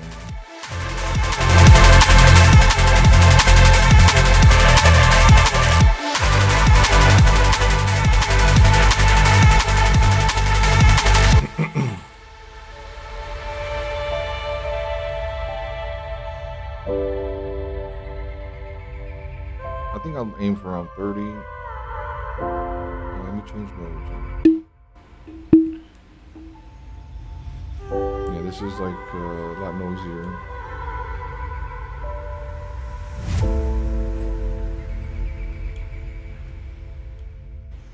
I'm still gonna put a noise gate.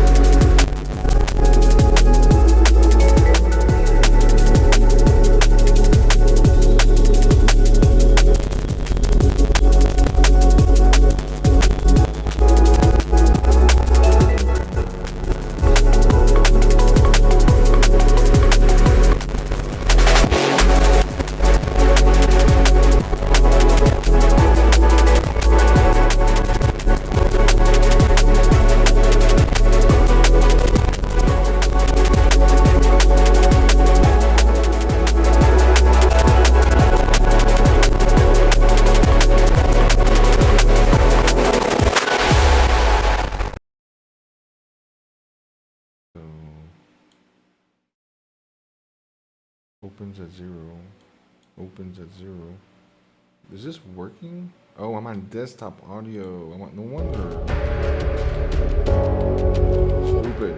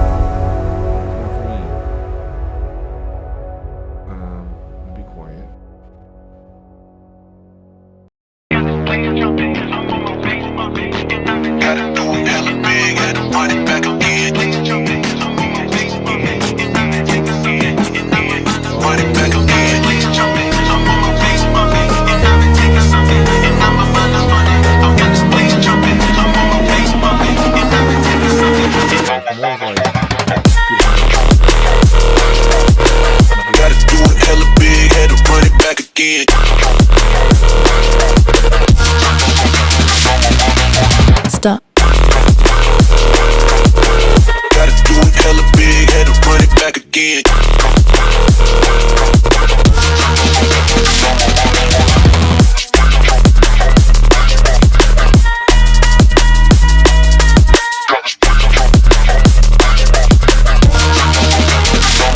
Run it back again. Gotta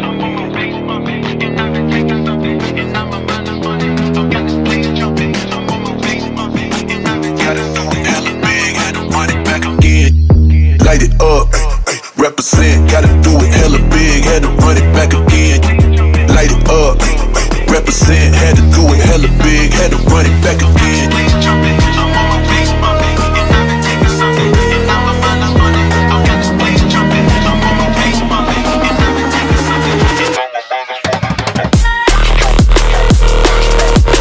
Gotta do it hella big, had to run it back again.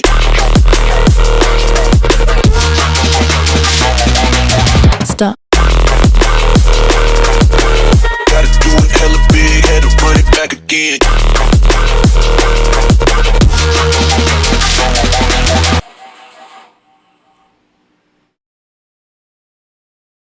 I need.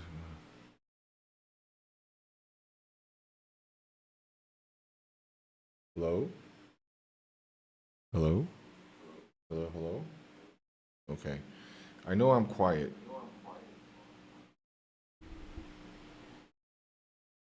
Okay. I'm not gonna tweak that anymore. I already have a noise gate on shit, I gotta echo. I already have a noise gate on potato on voice meter. So I'll put that back where it was.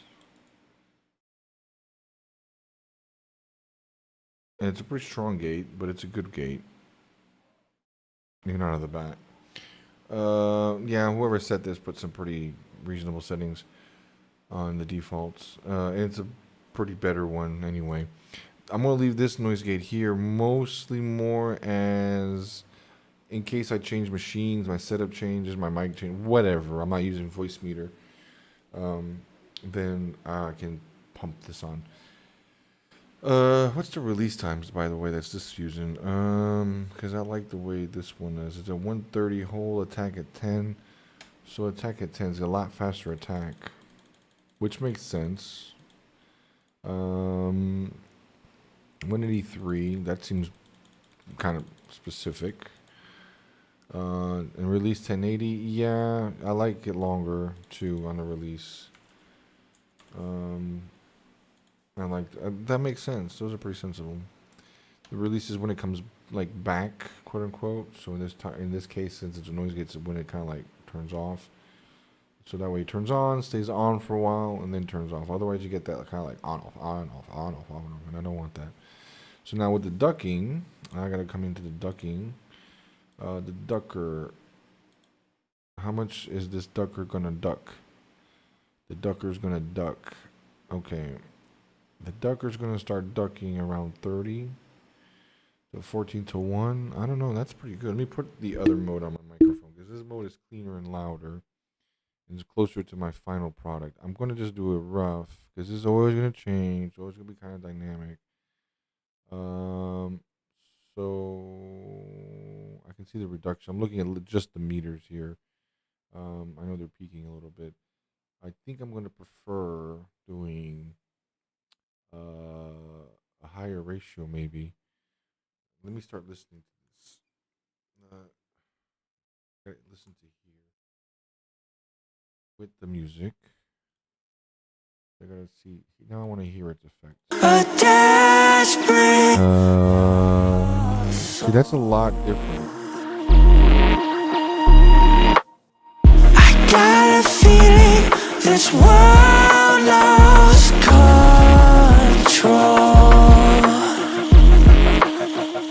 I am also testing at the extreme. This would be like a DJ mode, playing music mode, intervention. Yeah, it makes sense that it ducks pretty hard in this kind of thing. If I'm playing background music, it's going to be quieter anyway.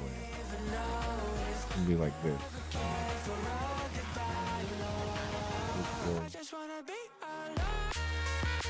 This is pretty good background volume. And it pumps it back still pretty far. That's alright. Good, good. So maybe I can bring the threshold up more. Yeah. There we go. Now it's kind of cutting it less, right? Because it's quieter. And then when I bring it up louder, it's going to cut it out more.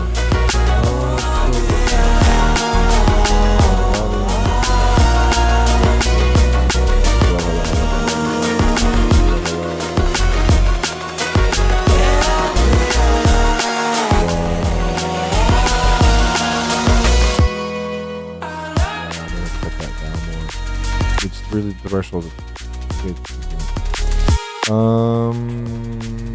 that's fine for now. Let me turn this down now.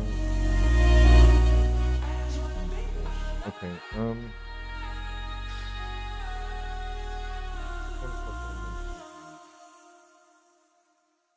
default compressor for the duct. Yo, stay focused, man's on a mission. Wavy like the ocean, ain't got time for inhibition. Eyes on a prize, lock it in your vision. Straight up, man, that's gotta make a decision. Stay focused, man, I gotta go. Can't be going backwards, I can't be going slow. Gotta take the lead and I gotta steal the show. So straight up madness, you know how we roll. Let's try the M. Actually, I'm wanting to try the respeed. Because the first one I got here is not bad either.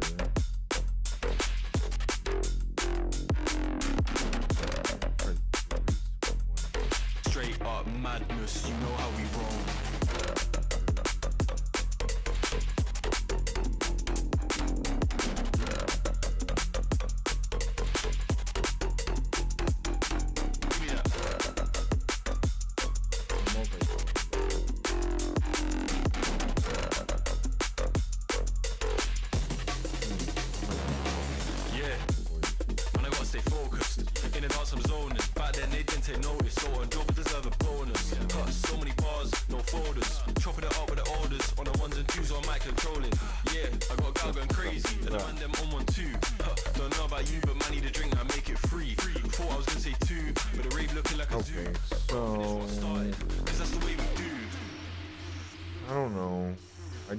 That's good, but I do know it's also got some issues.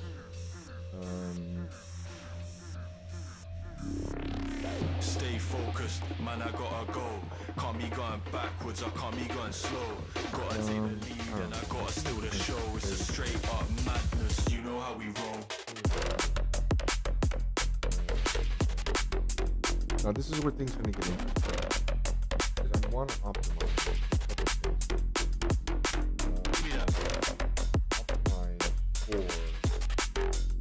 Obviously the ideal situation. My camera is not in the ideal place. Straight up madness, you know how we roll. So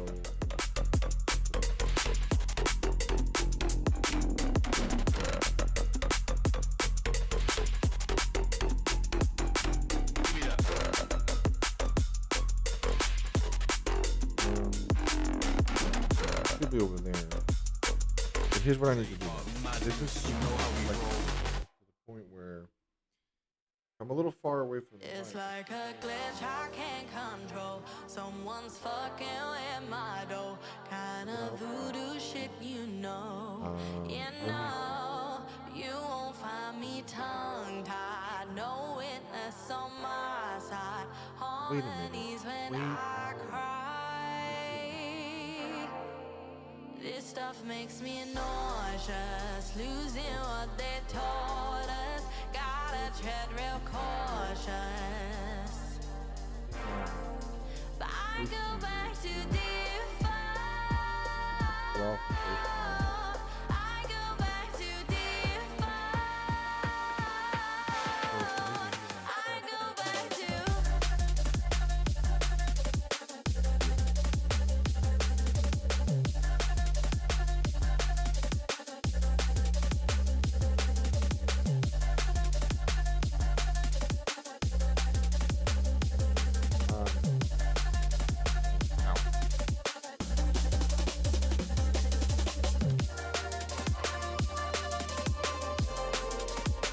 Showing up over here. On the mirror. showing my voice.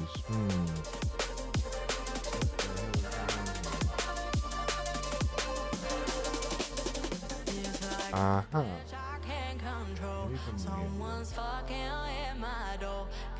Hello? Hello?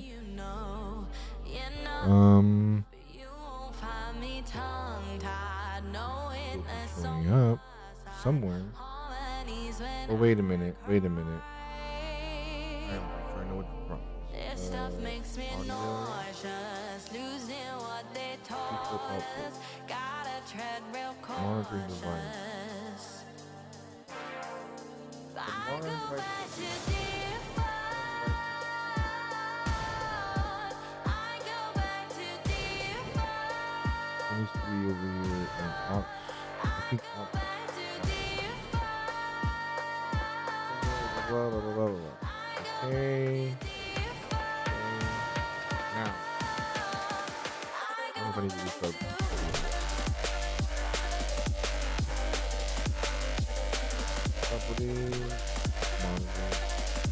And oh, I can hear myself. Wow. It is a little quiet. Very quiet. I'm not at my microphone's maximum, but I don't want to be either.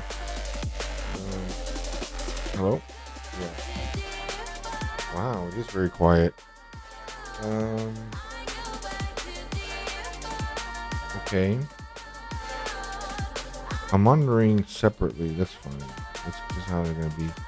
I want to monitor them both. There we go. I really hope nothing's coming in double. Let me double check on the laptop.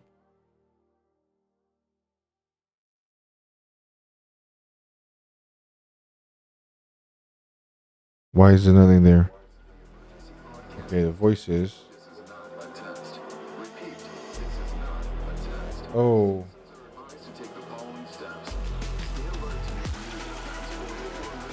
Oh no, this has got music. What am I talking about? It must have been changing. Okay. It does not seem like it's. Alright. So I'm not that quiet. When I get to the proper distance. Yeah. So optimal distance. Alright, something like this. For now, I'll leave it here. It's in my way. That's just because of where I'm set up right now.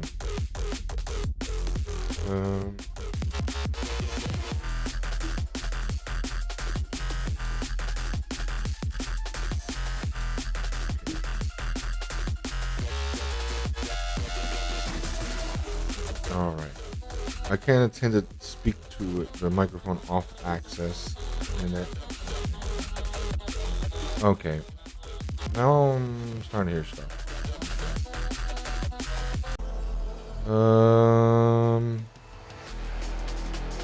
Yeah, this music, the background stuff, my voice is big.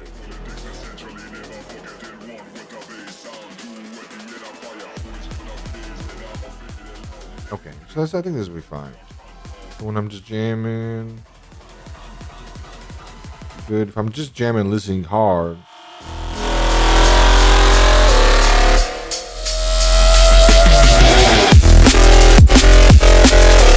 That's gonna trip.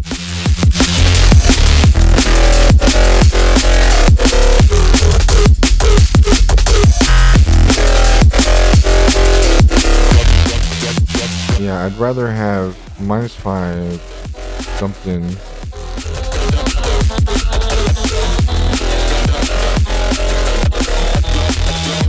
Let's just do 6.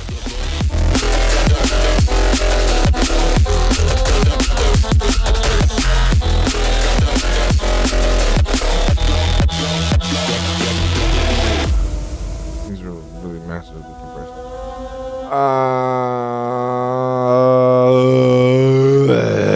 Okay. Sorry. Let me put the music down now. Like, yeah, that makes sense. It's a background. Ducking when I'm quiet, aggressive, but it's a hard balance. So now I'm gonna go to my chain. I'm not gonna worry about the noise gate. compressor. I'm gonna use this one. Oh, first, let me put a limiter here.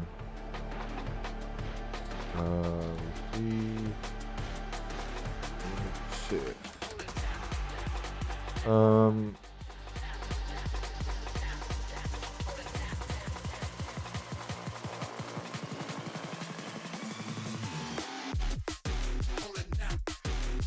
we're gonna lose all of these.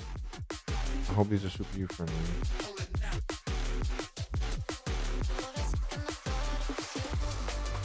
So that's a brick wall. Threshold.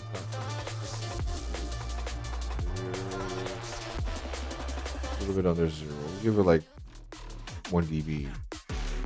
I'm also pulling back.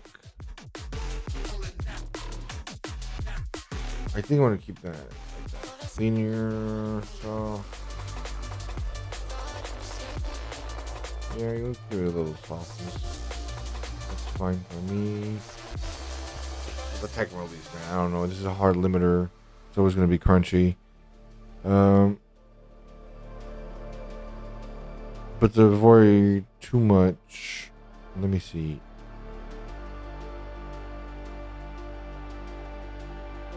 We can let it attack pretty fast. Oh, maybe a little slightly longer release.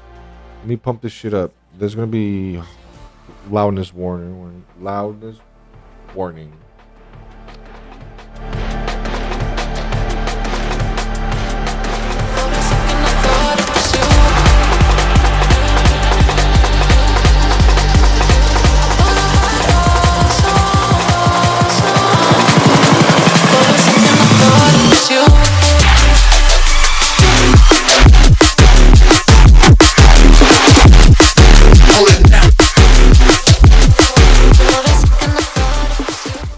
This limiter is fantastic.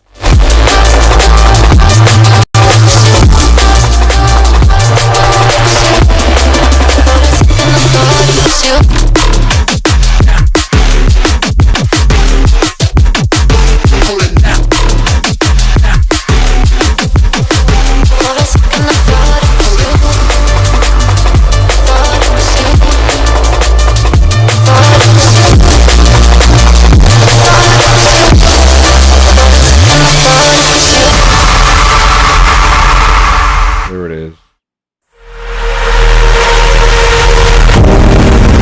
Nothing could have prepared me for the high stakes heartbreak that surrounds me. You want me, you let me go. So I've been slow. Until you got me like a wildfire. Just a feeling, baby.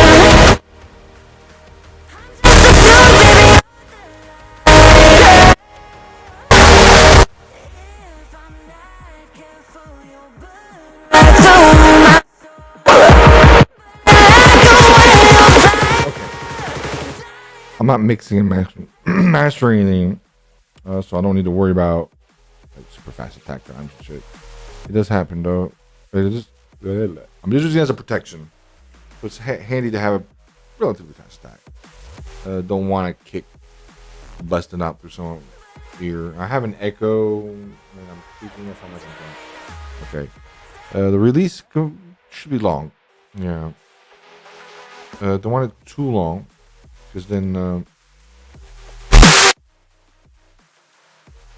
just gonna do that.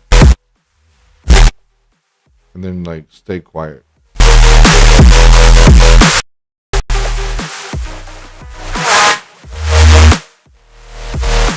Yeah.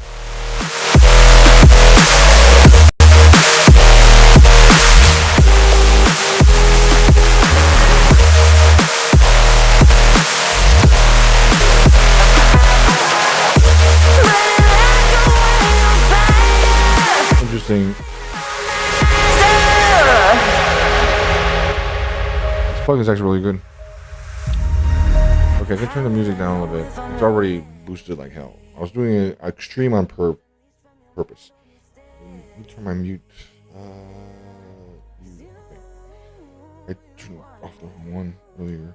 That was an extreme test just to really kind of like protect. Obviously, when I'm streaming, like right now, none of that went over 0 dB. I'm sure that busted was loud as hell, but I'm limiting on my side. It shouldn't have been limited by Twitch or YouTube. And it doesn't sound necessarily too bad. What I meant by like I'm not mastering anything is usually just to kind of like maximize volume. So I'm not trying to do that here. Here I'm just at the end trying to bring down the noise, the sound. If some music's gonna be naturally louder than others, and so if one pops on and it's just extremely loud relative to the other ones, at least this way it won't clip through. Now I've got some protection.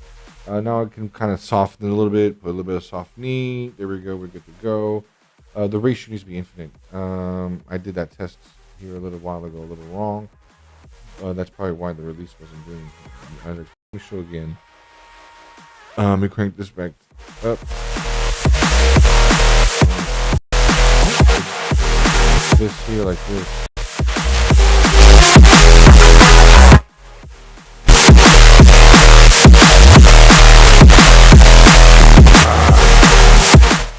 Such an idiot.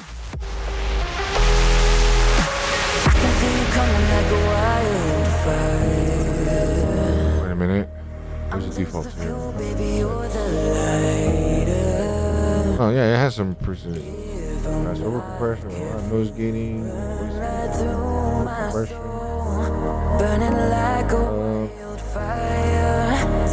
Doesn't have limiter, but whatever. Just default right now. I changed the wrong one. Okay. I'm not tweaking this one. It's this one. A loud song. There we go. Okay. If I put that there. Yeah. We already tested this. This makes sense. 1 2 1 2 1 2 1 2. Good.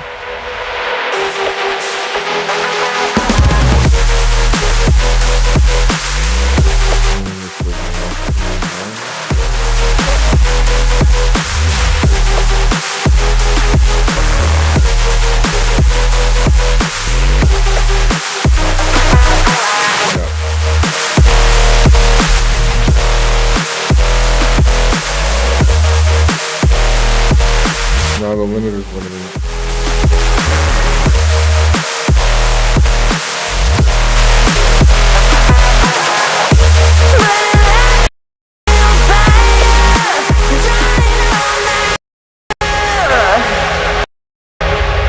I don't want to let it do it. How will I know if I'm ready? No, see, you can hear pumping. The demons unleashed from your mind hold me steady. Yeah. 'Cause you want me, you won't let me go. So I burn slow. I can see you wildfire. I'm just a fuel, baby. Oh, I'm being dumb. I'm overdriving it the wrong way. There we go.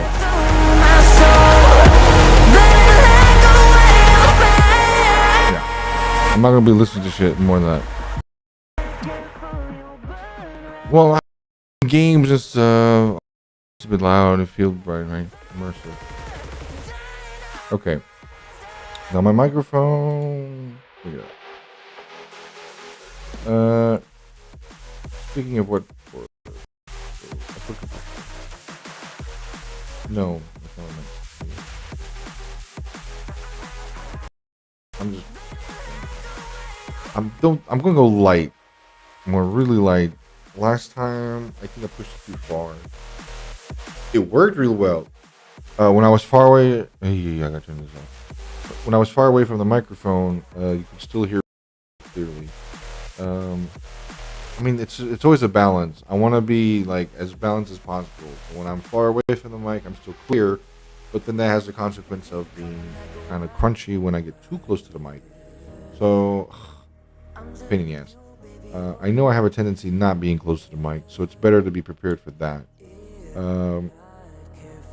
When I speak close to the mic, it's usually to be funny or something. I'll try to be funny. Let me see. It said here an expander. Sure. Let's try some expansion instead of upward compression. I mean, they're so similar, so close. Watch. You can even see the presets are going to be similar. Here's the expander, right? What is it doing? It's got a negative. Yeah, it's the maximize. Okay, actually, not bad. I'm telling you, this thing is fucking awesome. Oh, it does have its sidechain input enable, but how does it know which one to feed it? How does it?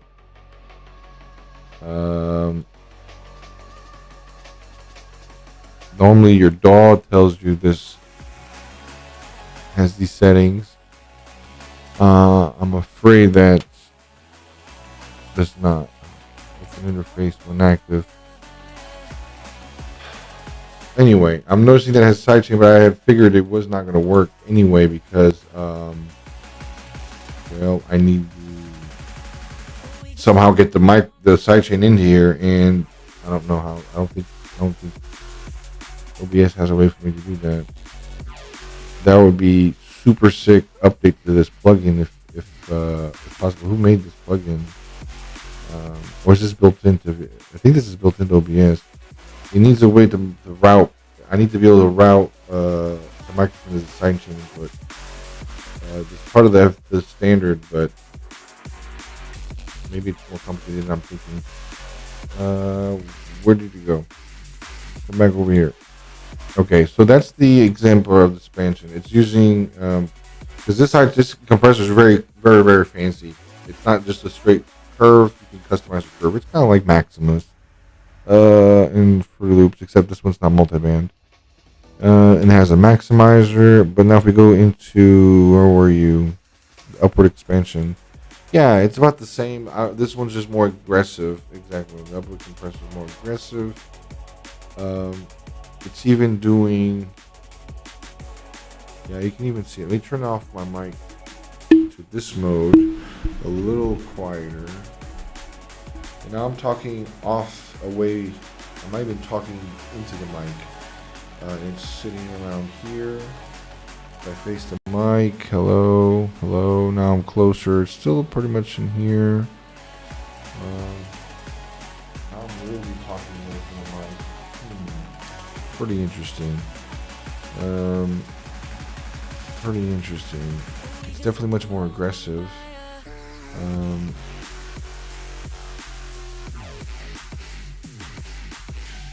Threshold 22. I guess, yeah.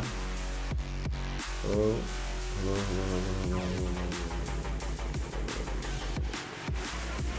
Oh, this is gonna be a pain in the ass. Let me listen to this. Let me go ahead and turn that out. Okay. Hello. Okay, let me back these up. So I don't even have the microphone facing at me. I don't have any output gain. No. Okay. See, without it, this is what it sounds like.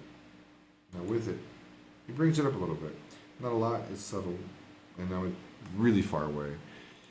This expander setting, let me see, it's slightly more aggressive ratio.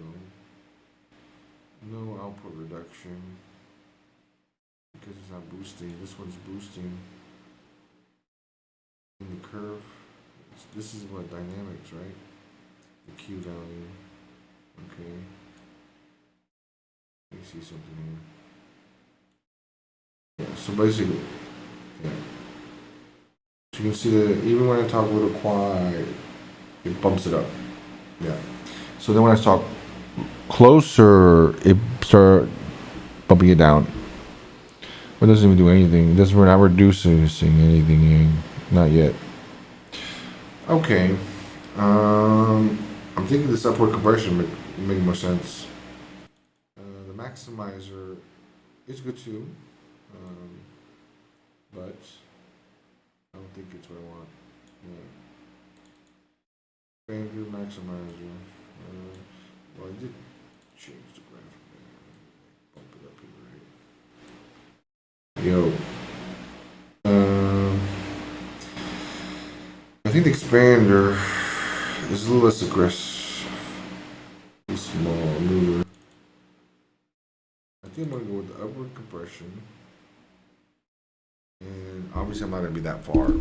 I know I can't be that far. But it brings it in pretty good. It's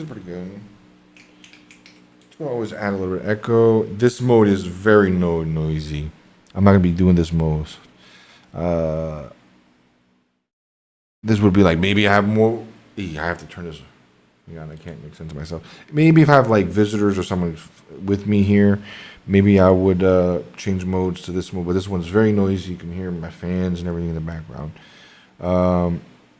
What's the voice one look like? Yeah, just a soft little curve there.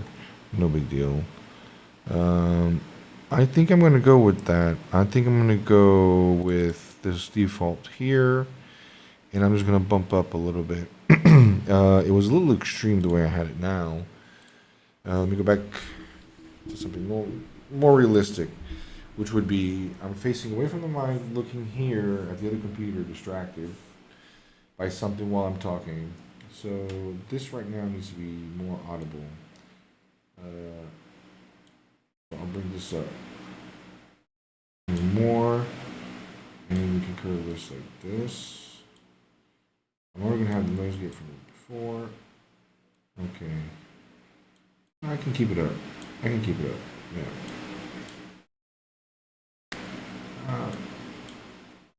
Do I have the noise gate in? No. Yeah, I got this one.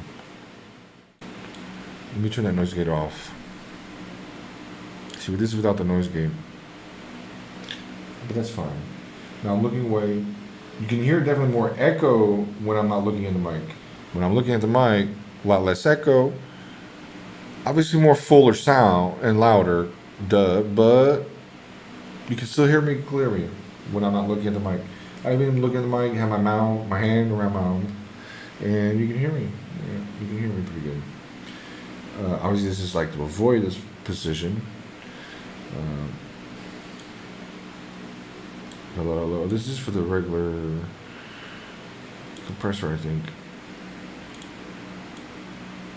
Okay. Yeah, you can even hear my clicks. Crazy. Faster release. Hello.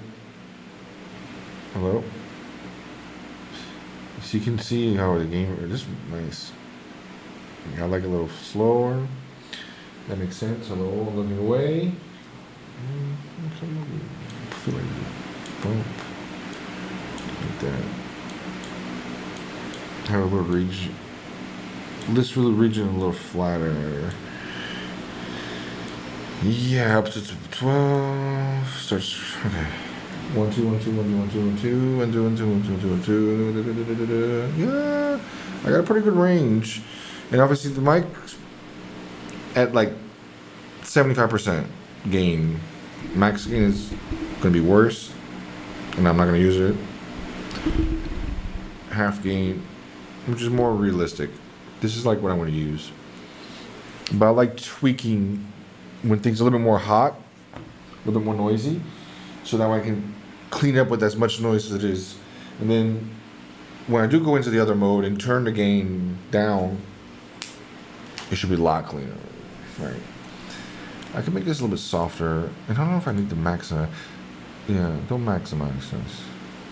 1 2 1 2 1 2 1 2. So even when I look away, you can still hear what I'm saying. Okay. Now, turn on the. Okay, now this is the noise canceling. This is built in from the microphone. It already cuts out a lot of noise, but see, it also makes it a lot duller. So I need to decide if my normal setup is going to have this with higher gain, noise canceling. Let's see, I'll try that. Maximum gain. Okay, now I'm looking away. That's not too bad. That's pretty good, actually. Hello, 1 2 2 2 2. And then when I look at it, obviously more full. Hello. That's what I'm afraid. Max gain is too hot. And then when I get close to mic. Okay. I'm going to keep it at 75. And then I need to bring. The noise is scary when I have this in another mode. And you can hear the compressor moving it up. Turn this one off. Jeez. So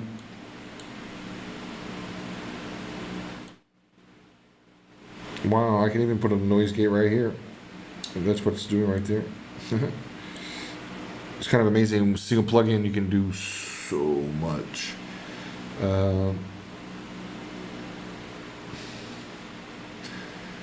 This is quieter, but I do things exactly like I'm doing now. Mumble quietly, look away.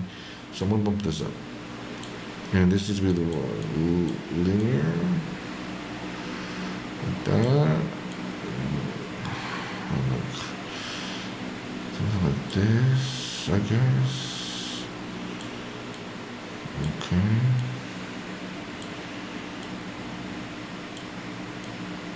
There we go. There we go.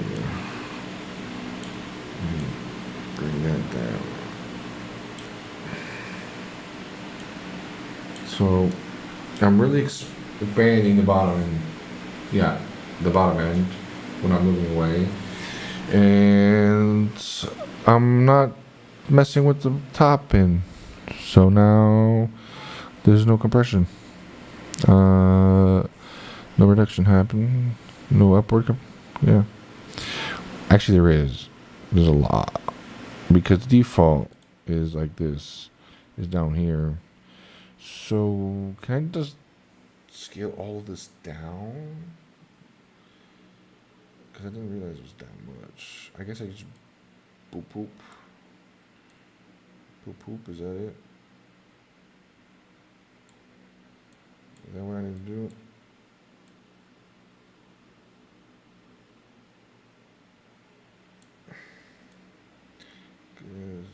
Let's see. Oops. Oh boy. Oh no. It did undo was over there. There goes my settings. That's fine. Here we go again. Boom. Why is it so hot? Like really hot? I have mixed emotions. Because if I do it so aggressively here, I may not need more anywhere else. So I'll do it. I'll do it. I'll do it. I'll do it because I know it'll work out. So do like that, that, and this is true. Because if I'm pushing it that loud, I don't want it to change. But that means it's reducing, right?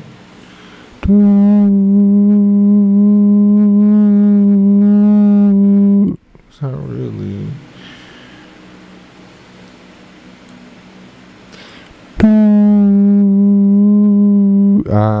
Wait a minute.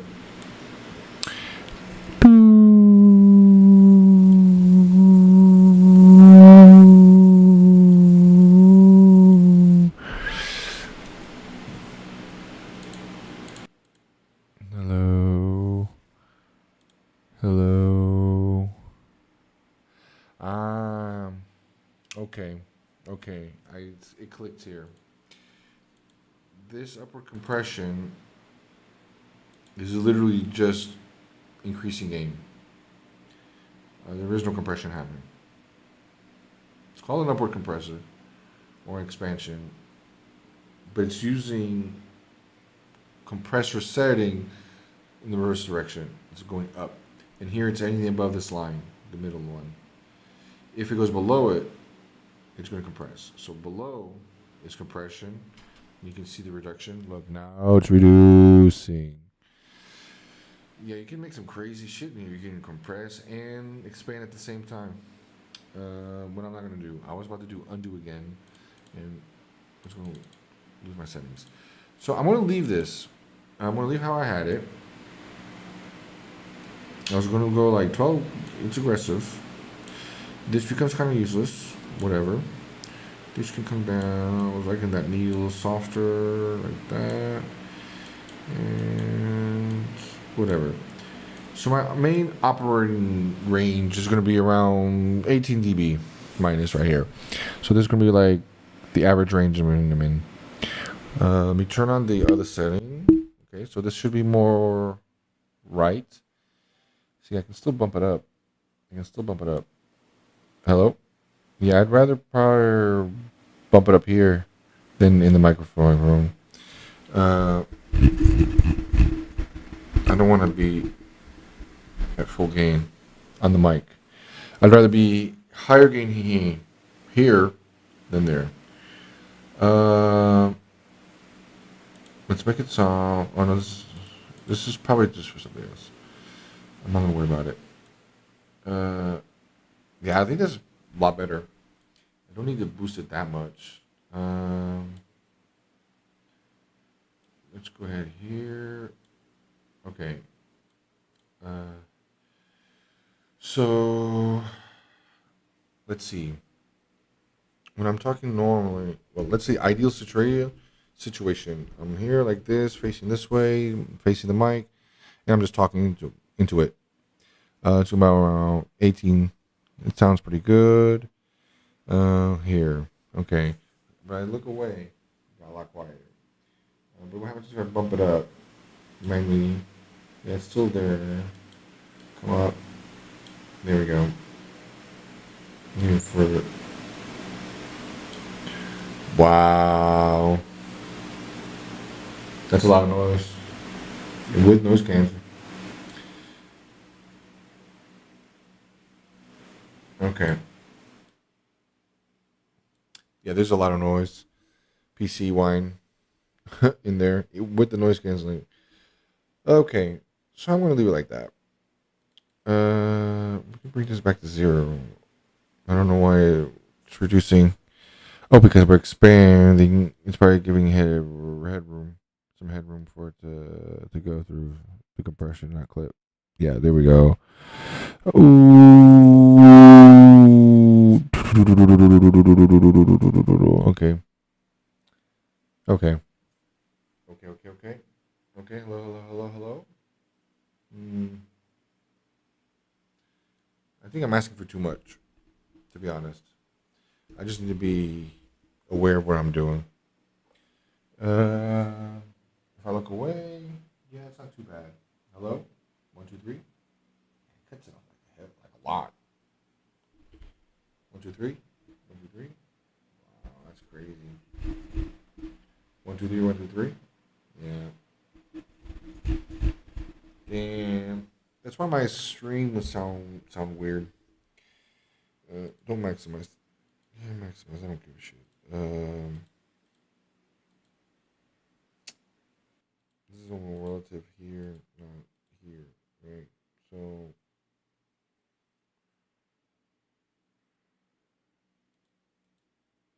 that's weird. Why did I lose the other one?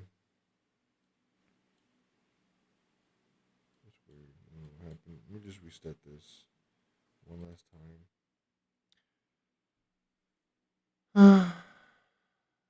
Fast overconversion. Yeah. Whoa. That's really over compressed. Sounds good though. Hello? Yeah, but the noise. I can already see myself. Some fucking noise getting here. But it's actually, it's really sensitive. Really sensitive zone. It's pretty fucking good. It's basically the expansion. The red line is the threshold.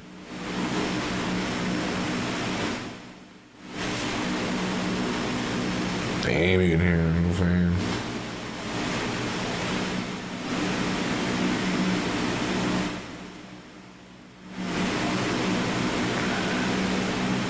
So, at 40 dB, 40 dB, 40. So minus 50.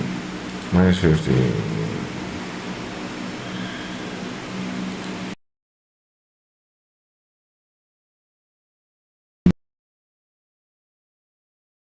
Hello? 1, 2, 3, 4, 5. 1, 2, 3, 4, 5.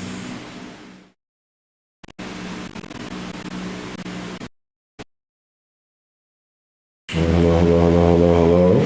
1, 2, 3, 4, 5. 1, 2, 3, 4, 5. Okay. I mean, I know it's way pumped. Way pumped. It was meant to distort. Actually, that's not too bad. Damn, this thing's crazy. Not for this use case. Yeah, it's just a little punchy thing. No big deal. It's going to be more the compression settings. So I was using the upward compression.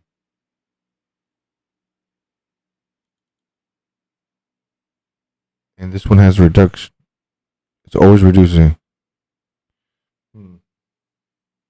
This is the expander. It's like, I think an expander is a noise gate in reverse, I think. Yeah. But why is this threshold? There's no threshold involved in this one, right? How do I make that? Oh, look at all that. Now I'm just getting distracted. This obviously is for effects. I don't want to use these normally. That's really weird. Wow. Sorry. That's okay. DSing, that's what we already have one. And it's part of a chain. It's got a side chain, that's why. Okay.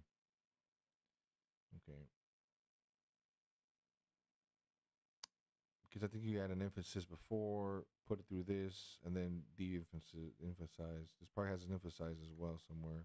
That's an EQ thing. That has to be before. Anyway, I'm getting totally distracted by a stupid compressor. Now this is what I want. I think this is going to work just like this. It's loud, very sensitive. The only problem, this part here is super linear. Let me turn it down like this, maybe a little less, like this, and I think that's it. So now, that's a lot better. There we go.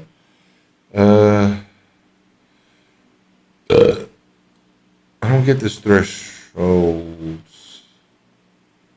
because this threshold doesn't do any shit, I don't think.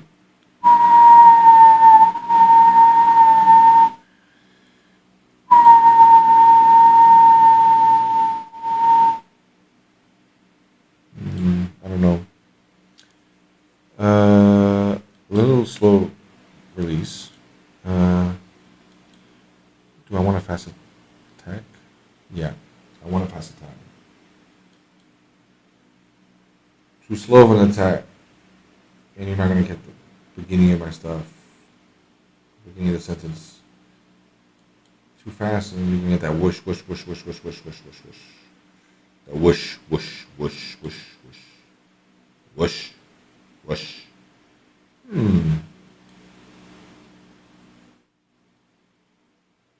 keep it linear until here, and then it bumps it up. There we go. That's not too bad. Yeah, that's not too bad. I'm talking really quiet. Look away. I'm talking quietly. I'm not even facing. I'm looking away. My back is to the mic. You can still kind of make it out. Obviously, later I'm going to notice this on the stream when I watch it. I'm looking at the PC, the laptop. This is more probable to happen. And now I'm back on Access. I can hear my echo, and it's the delay messes with my head, so I sound like I'm drunk. But I need to hear myself. I still don't know how. I need to figure out how to fix this delay buffer size in voice meter. Okay, to me, this is actually not too bad. I just don't like being at the max like this, and I'm being super strong, and I still have more processing to do. So I'm gonna turn this a little bit down. There we go. And then, yeah, here's the thing. I just saw reduction happen. Oh, because it's below. That's amazing. I didn't even think of that. I did that by accident. That's really good. It compresses. It's reducing. Aha, so smart. There it goes. So that way, when it gets below that, it gets there faster. Well, it keeps it there. So that way, noise doesn't, the whooshes don't create a loop. Okay, I'm pretty happy with this. Because right now I'm like pretty chill. Pretty normal position. Probably the position I'm going to be normally in. That sounds pretty decent. Okay. It does sound like it's affected because it's too strong. Threshold. Yeah. Maybe a little less time. Yeah. There we go. There we go. I even said a word a little while, just a moment ago, and then come through. Hello, hello, hello. 1, 2. Is this working? Oh my god. Oh my god. Okay. It's been. I'm on a screen. Well, it's Friday. Okay. I'm happy with the upward expansion. Expand or whatever. It's a mix of shit. Now what I want to do is 2 things. Now I want to compress it. And add a little bit of EQ and stereo. The stereo. Let's add stereo.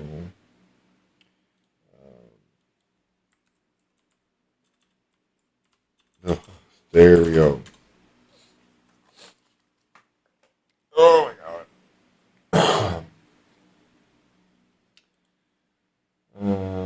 What stereo is the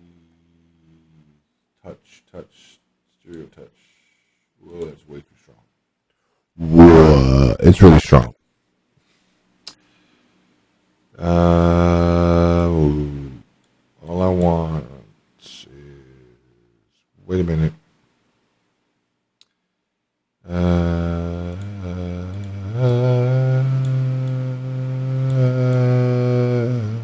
There we go. Yeah.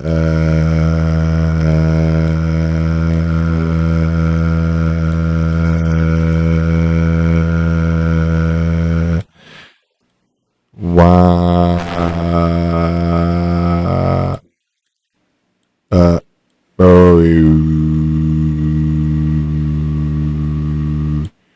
It's really strong. And I'm doing a lot. Okay. I need meters to look at see what this is. I can't even tell.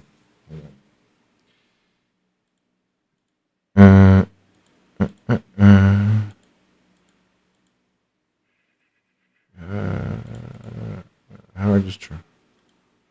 Oops. Hello? Hello? Hello? Hello? Hello? Hello? Hello? Hello? Hello? Vocal space. Vocal. Ooh, baby, I love. Okay. Wow. Wow. Do I sound so round? Yeah. Wide. Very wide. Very. It's really tonight. Nice.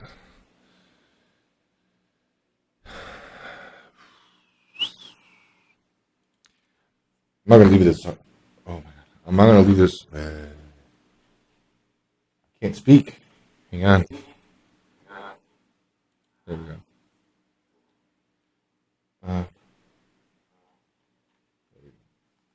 Can't speak. Oh, I can still. What? I turned the wrong one. Oh, okay. Can't speak and hear myself like with that delay. It's a problem in music production. When you have this lag over 250 milliseconds, I think, you start to notice it. And there's like this sweet spot of lag where it screws with your brain. It can actually be weaponized. And actually, this Ben Jordan has an excellent video that he made on this topic. He actually made a weapon that literally just shoots your speech at you. Like he points it at you. It has like a microphone and a speaker. And just because of that stupid ass echo that you're hearing of yourself, you cannot form a sentence. And that's kind of what's happening to me when I'm here trying to like hear myself, to like adjust settings in my stuff. It's a mess. It's a mess. It's a mess. I can't. I sound drunk, or I have to make weird noises, sounds that are like consistent, just so I can see what's happening and hear what's happening. Ultimately, I watch my streams back to kind of really get a sense of what it sounds like to the viewer. Even like right now, I'm here moving my head around, looking at other things on my desk, drinking a cup of water and stuff, and yeah, my volume should be consistently heard. It's kind of hot. I know my mic's hot right now, but that'll be fixed here. We're gonna improve it. We're gonna improve it. I do want to turn this noise gate off and turn this noise gate over here on screen on, because this one is working really nice. That one just seems to be pretty well plugged in. Let me just turn.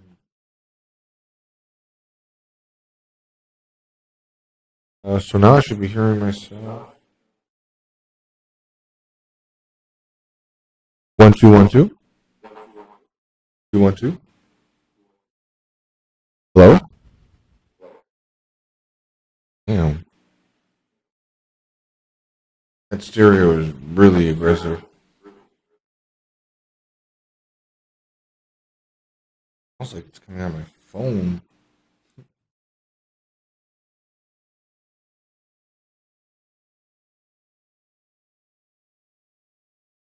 I just realized something, but that's not a big deal. I'm fine tuning the wrong thing, but that's fine. I want this to be at like 1.2. I already know that I only want like a couple milliseconds. The high pass filter is what I need to tweak. No pass. But to tweak it, I put it more extreme so I can make it obvious. So here I'm putting everything. Yeah. Here I'm only doing high pass enable, meaning only the high frequencies get affected. Yeah. The low pass. So now everything exactly. Okay. So the low pass, everything below this number gets stereo. And I don't want that. I don't want super bass like this in stereo. In fact, oops.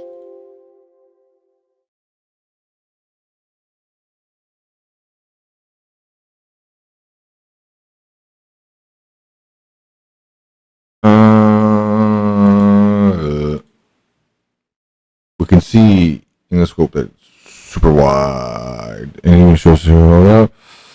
Oh, sorry. I meant to show that the low are being wide, but this one doesn't show it. Doesn't matter. You can hear it. So I want this off. Yeah. What I want is this one on, because now it's doing to my full range. You can even see it gets wider. Now, I put the high pass. It kind of switches it off. So now, no, I don't know.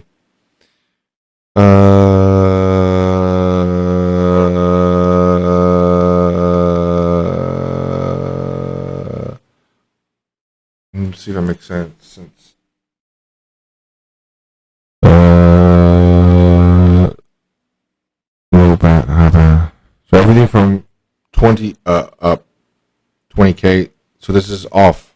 Off. Well, not quite. It's doing something. Even at max, which is weird. I think this whole plugin is a little bit like that. I think it's modeling stuff. I don't know. Maybe it's doing mid side. I don't know. I don't know. I'm gonna. I already know from previous experimenting. I usually like it like around here, and down here like this. Hello, hello. So low pat.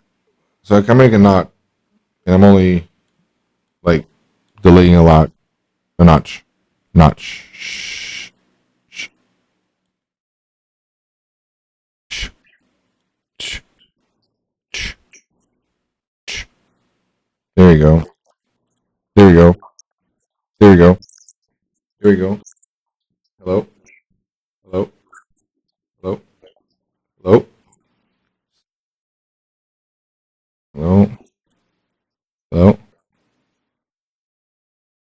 Yeah, it's on high frequency. Probably has a Q, and I just can't configure it. Okay. You want to look? Oh man. Hello. Hello.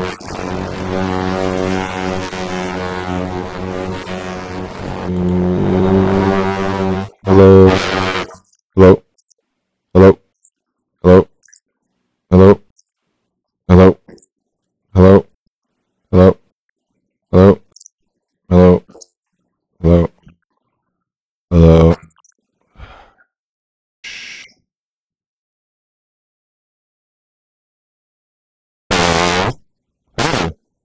There we go. Hello. Damn. Oh, I got this super high. Okay, that should be it. All that, then pull it back. I know that was very extreme, but it's a little bit how I do. Oh, look, it's Wayne Mello. Hungry as fuck. Oh. This is a Father's Day? Oh, happy Father's Day. Father's Day to all the fathers out there. I'm not drunk. I'm just hearing my echo.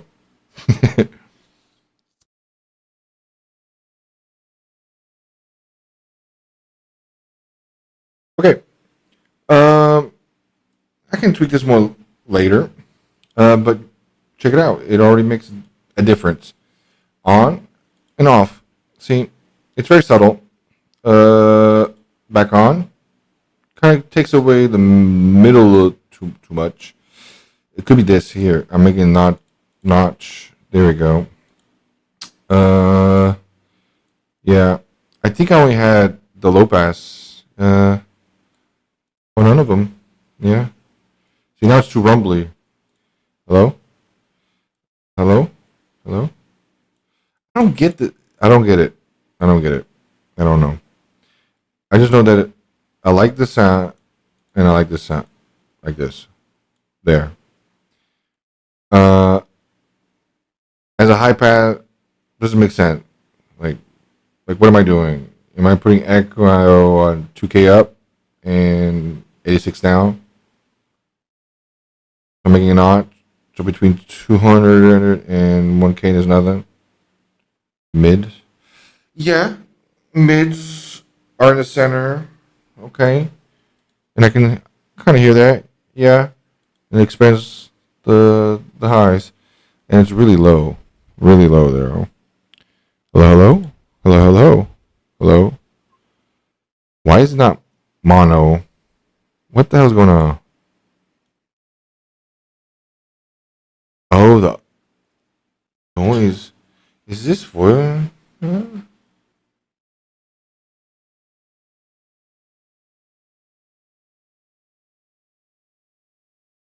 Uh,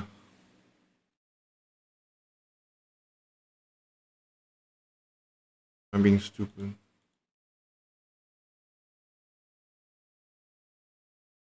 Could be voice mod. Yeah. Hello? I don't know. Could just be the noise. So annoying. I don't know who's doing it.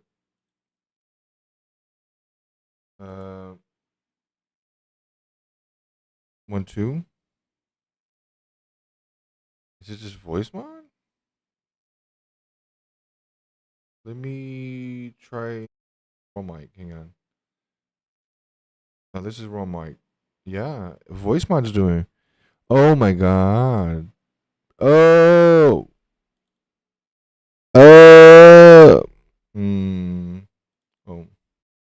They weren't at the same level. Wow. That's a big difference. Voice mod sucks. Wow. Wow. Wow. Wow. I don't know. Voice mods adding noise. So let me think about this. I'm gonna adjust it to the raw mic. You hear the difference? That's both of them on. Can I invert one channel? Is there an invert? No. Somebody's got an invert somewhere. Invert polarity. Now we're hearing the difference. Oh, I am. Weird. Okay. Oh no, I'm not. I was not. If I do it this way, now I'm hearing the difference. Anyway, I'm gonna tweak it to the non-voice mod. Yeah. Everything else should be the same. Yeah. So there's the upward compressor. Holy shit! What a difference. Hello? Yeah. The voice mod, I think, processes the sound even when it's turned off because it feels much more washy, meaning it's coming in and out. Yeah. It's hitting sooner, meaning hotter, meaning it doesn't need to be as aggressive. The annoying part is when it hits right around that knee. Hello, hello, hello, hello. Hello, hello, hello. Hello, hello, hello, hello, hello, hello, hello. Yeah. Come on, bro. What the hell? There we go. What the hell? What the hell? What the hell? Okay. A little better. Hello, hello, hello. Yeah. So, hello, hello, hello, hello. Hello, hello, hello, hello. Okay. We're done. Hello? Okay. That's not too bad. But that's what I was saying. I wasn't adding a lot. But now it makes saying I turn it off, it's mono. I turn it on. There we go. Hello, hello. Hello, hello, hello, hello, hello, hello, hello, hello, hello, hello, hello. Okay. Now I can bump this up. I think 25% is gonna be enough. Hello? There we go. Hello. Hello. 1, 2, 3. 1, 2, 2, 3. 1, 2, 3. 1, 2, 3. Here we go. It's a little too much. There we go. Hello, hello. 1, 2, 3. 1, 2, 3. 3. A little off to the side. A little less. Hello, hello, hello, hello, hello, hello, hello.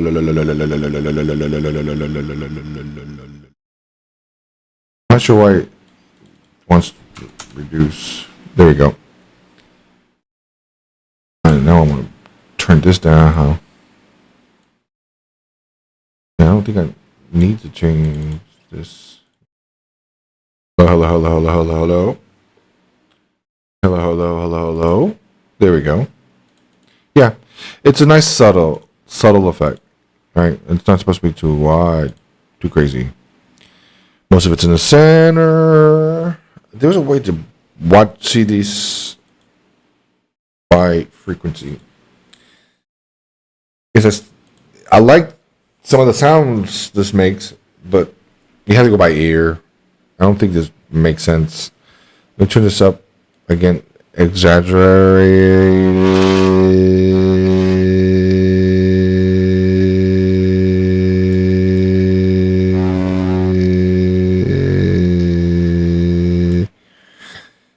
we go. I thought I could put this. Damn it! I have the voice monster stuff. Hello, hello. Hello, hello, hello, hello.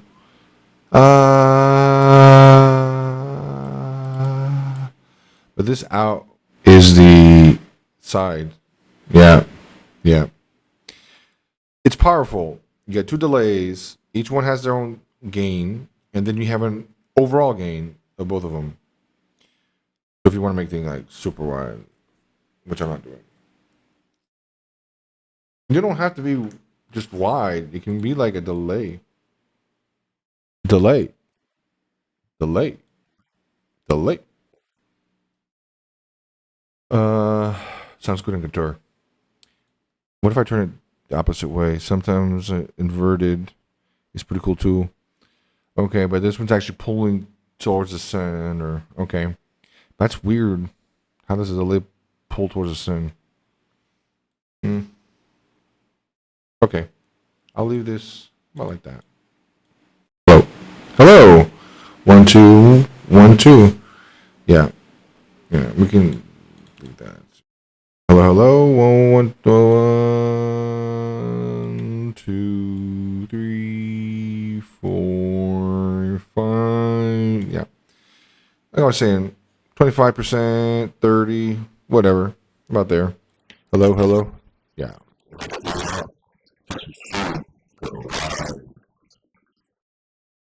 Yeah. And then we get it here.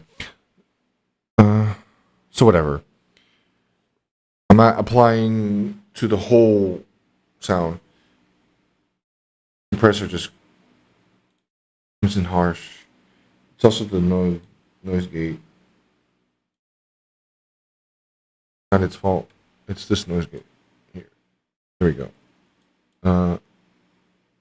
Actually, the microphone itself. I don't have any noise gate for. Okay, let's go ahead and put this back on. This is at a default. No, it's not. Master. Oh, master, but max is just okay.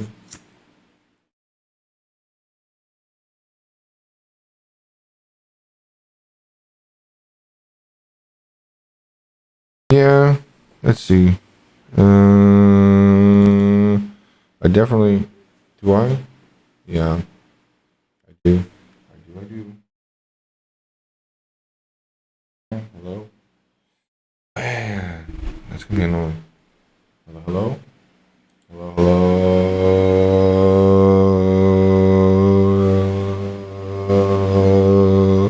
It's kind of crazy. My voice size. Hang on. The level of my voice sounds almost the same whether I'm facing the mic or not. But what changes more is whether you hear noise or not. Because when I face away, it's going to bring in noise because it's got ambience. But when I'm facing the mic, you don't hear so much noise. Yeah.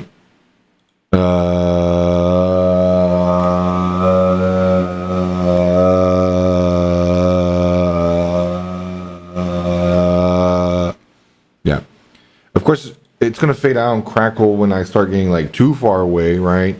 But that's also a sign that I'm like far away and abusing it. And I need to get closer to the mic. I wasn't expecting this combination, but expansion, upgrade, compression is a powerful mix. And this, I'm not going to try and explain because I understand a little bit what's going on. All I know is it's kind of sounds good.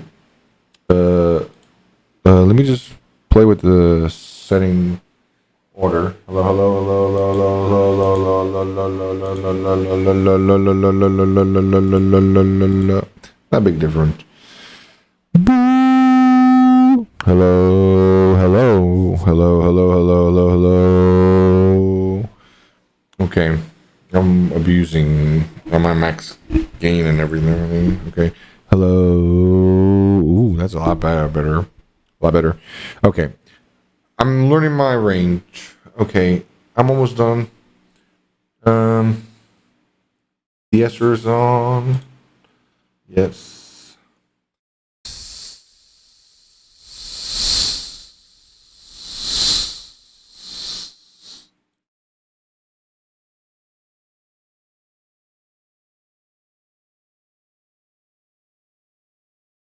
Soda pa sa so sa sa sa sa sa sa sa sa sa sa.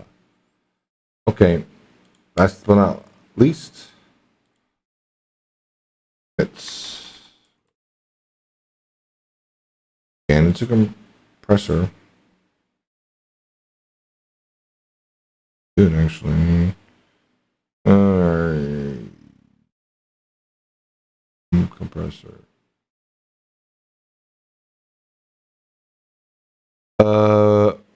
Ratio, infinite, threshold, about just about there. We want too much there. Same kind of thing. But sorry, noise warning.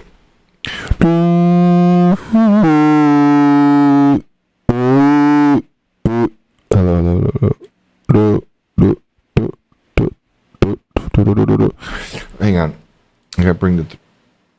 I gotta do it like. I gotta do it like. There we go. Just to kind of see it happening, doing its thing. There we go. It's on hard, and it still sound good. I mean, you can hear it kick in, but it's not that bad. It's not that bad. Now this is like really loud. Too loud.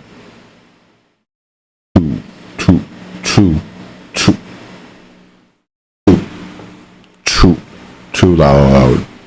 Yeah. Boy, oh boy. Boy, oh boy.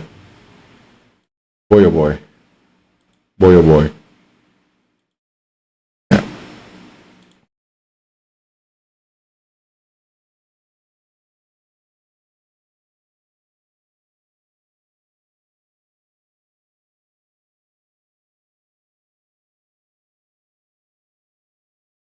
Hello, hello. Yeah, jeez. This is very loud. Holy shit.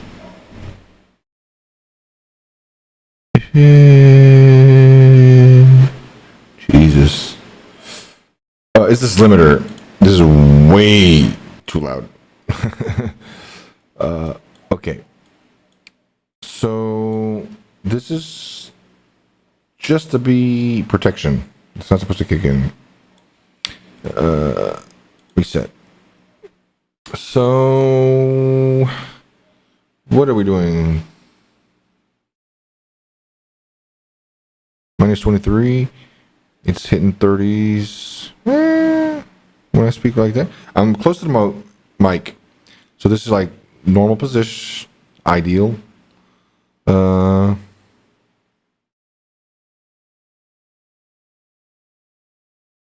Right now it's reading about 11 plus. So does that mean I need to come down? I always never understood this. So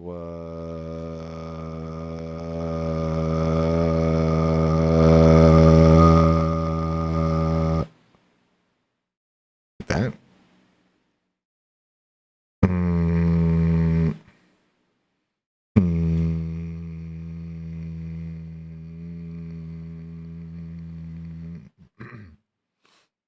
Minus 12 is like that, like here. Something doesn't make sense.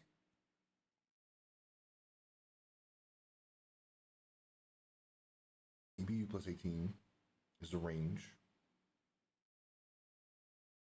Tolerance units, full scale.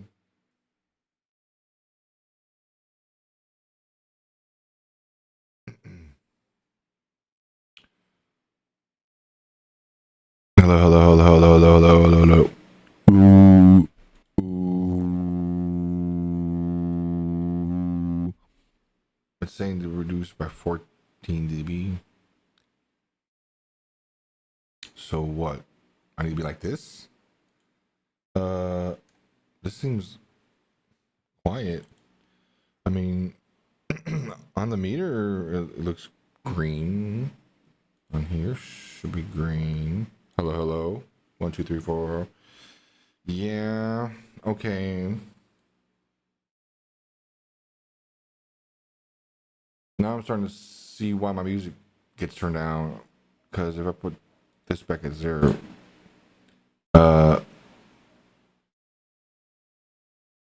so basically, I just make shit loud. So just like this. What's up?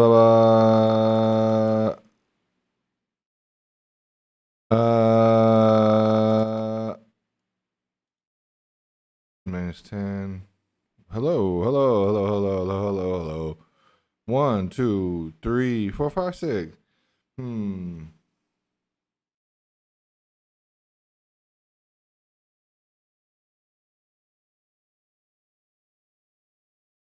I need to do some more research, for sure.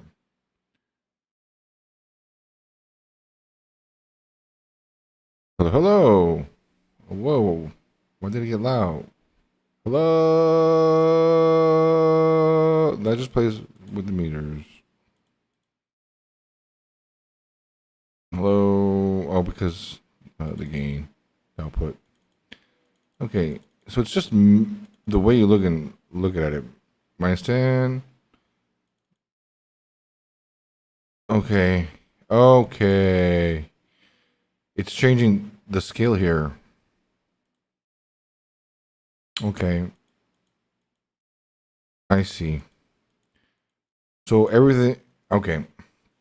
It gets, I don't think the proper word is normalized, but it like offsets. So if my target is +9, it changed it. So now, as long as I should be hitting like close to 0. Yeah. And if it goes over, it's going to try and turn it down. Gotcha. I think I'm starting to get this. So when they say, "Oh, you're supposed to be at like -12 LUFS," like right here, see how the bottoms are hitting here when I'm speaking. So that's where it's kind of peaking. Yeah, I think that's what it is. Yo, Jonas McGee, welcome. Right now, I am doing random OBS stuff, trying to improve my microphone a little bit. Actually, probably doing overkill on my microphone at this point. But I do a lot of different things. Play with making games, work with Blender, do different things. I'm a programmer, kind of as a job, day job. But I'm kind of wanting to get into games. I like music. Today, this week, I kind of been in OBS mode, trying to get understanding how more advanced features and things work. That's kind of why I'm sharing my OBS screen here.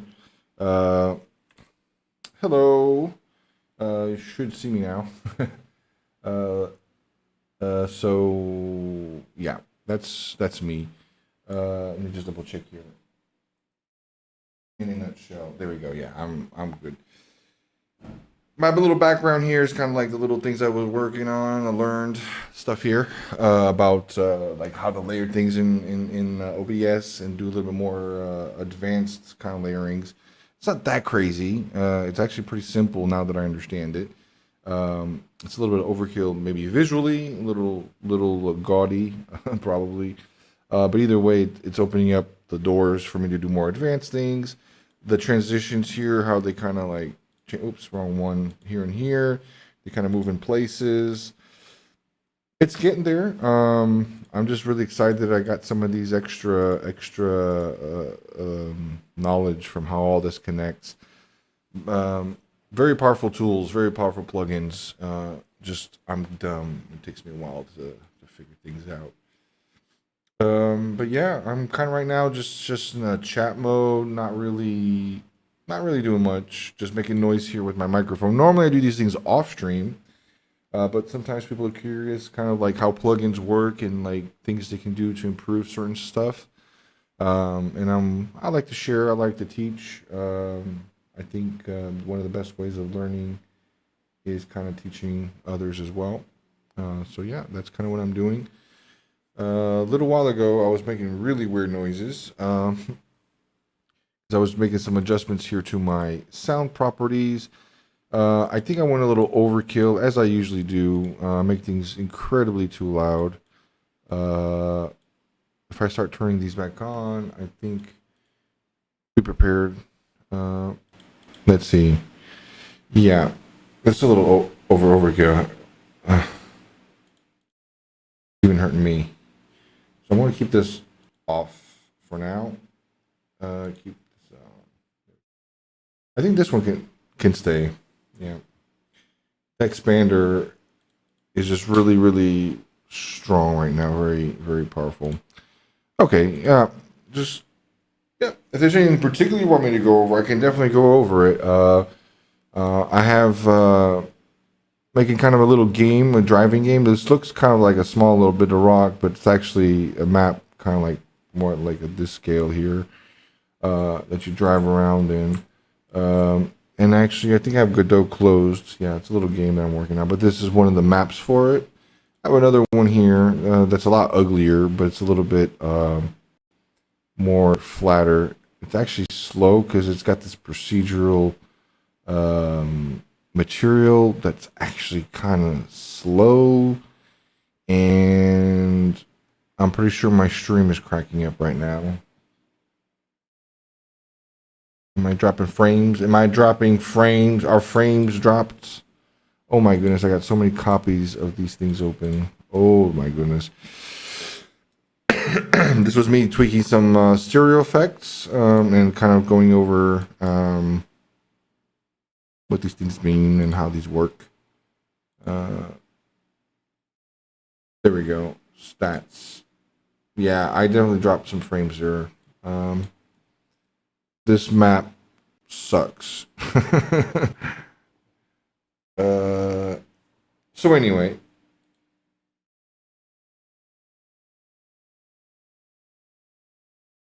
Well, I appreciate the follow, Jonas. For some reason, I don't know if notification went off, to be honest. Did the notification go off? I just didn't hear it, or is it just not going? They are on. Yeah, the counter went up. Hey, thank you, everybody. I'm being blind over here. Let me go check. 14 followers. Yeah. Thanks, everyone. Sorry if I didn't notice that before. Let me see. Did the notifications go up? I don't think so. Let me look back here for just a second. I don't think the notification happened. Oh my goodness, this is all screwed up.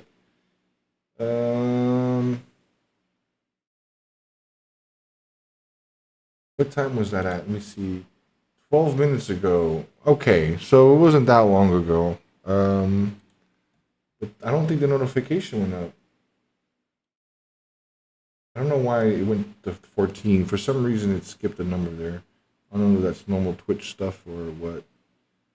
9 minutes ago,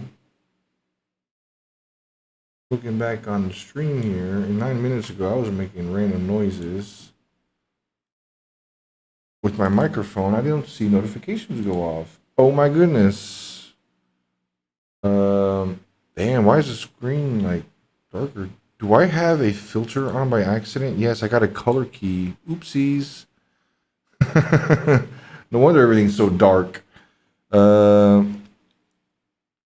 Like I said, I did a lot of changes here recently to my setup. And I need to fix a lot.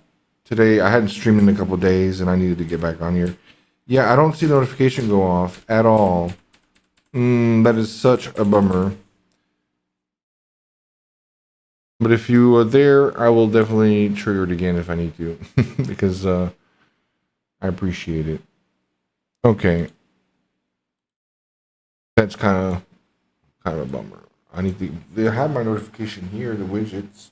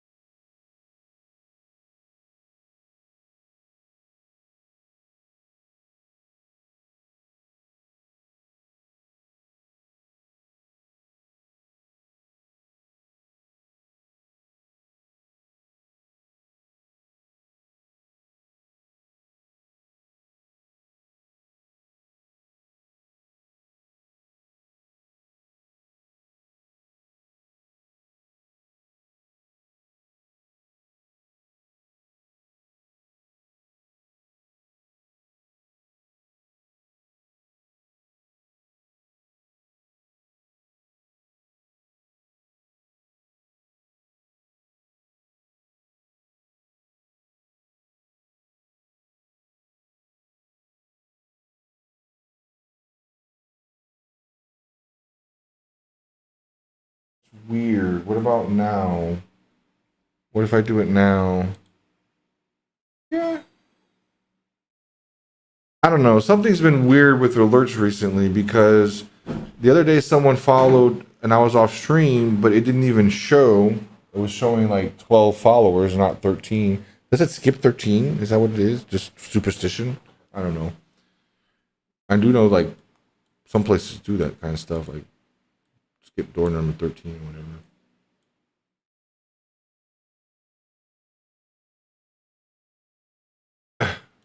That was one of the things I tried to make sure that was gonna stay consistent, but I had a feeling I messed with too many things at once and then started streaming.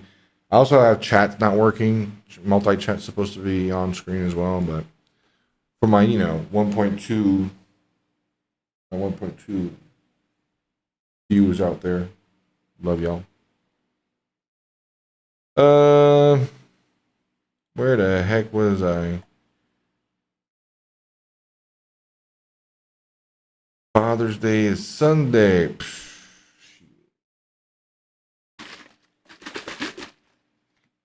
So where was I? My audio. I think the way it is now is fine. Better than what it was. I just put it too loud.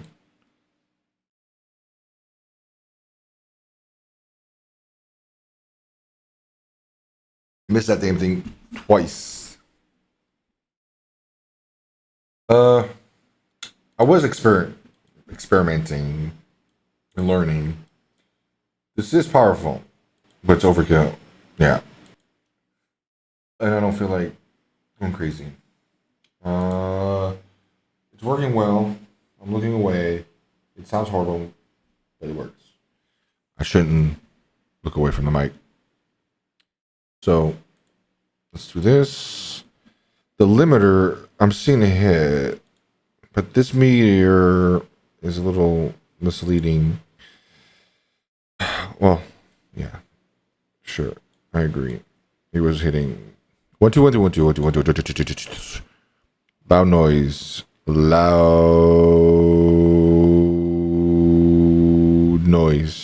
loud noise. Why is it letting it go through?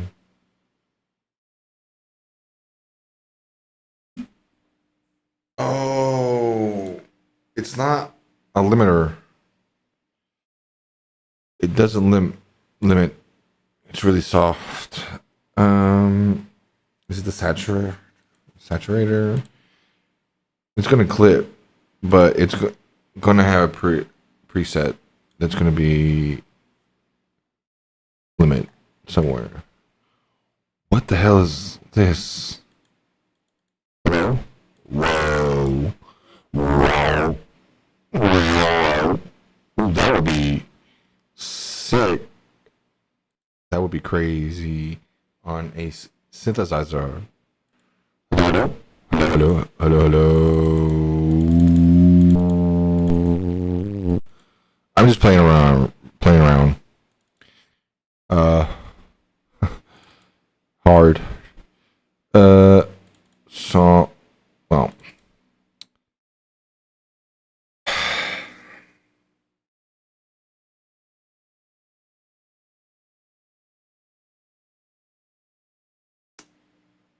You know what? I'm just gonna put a straight hard limiter. A saturator is a kind of limitation.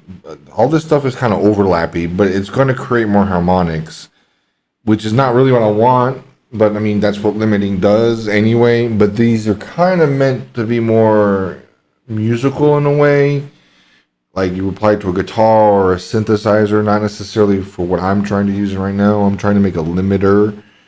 In theory, you probably could, but I bet you it's going to be noisy. In this case, it's going to be noisy. If it was for like a guitar or something, be like, oh, it's so warm. It sounds so warm, so analog.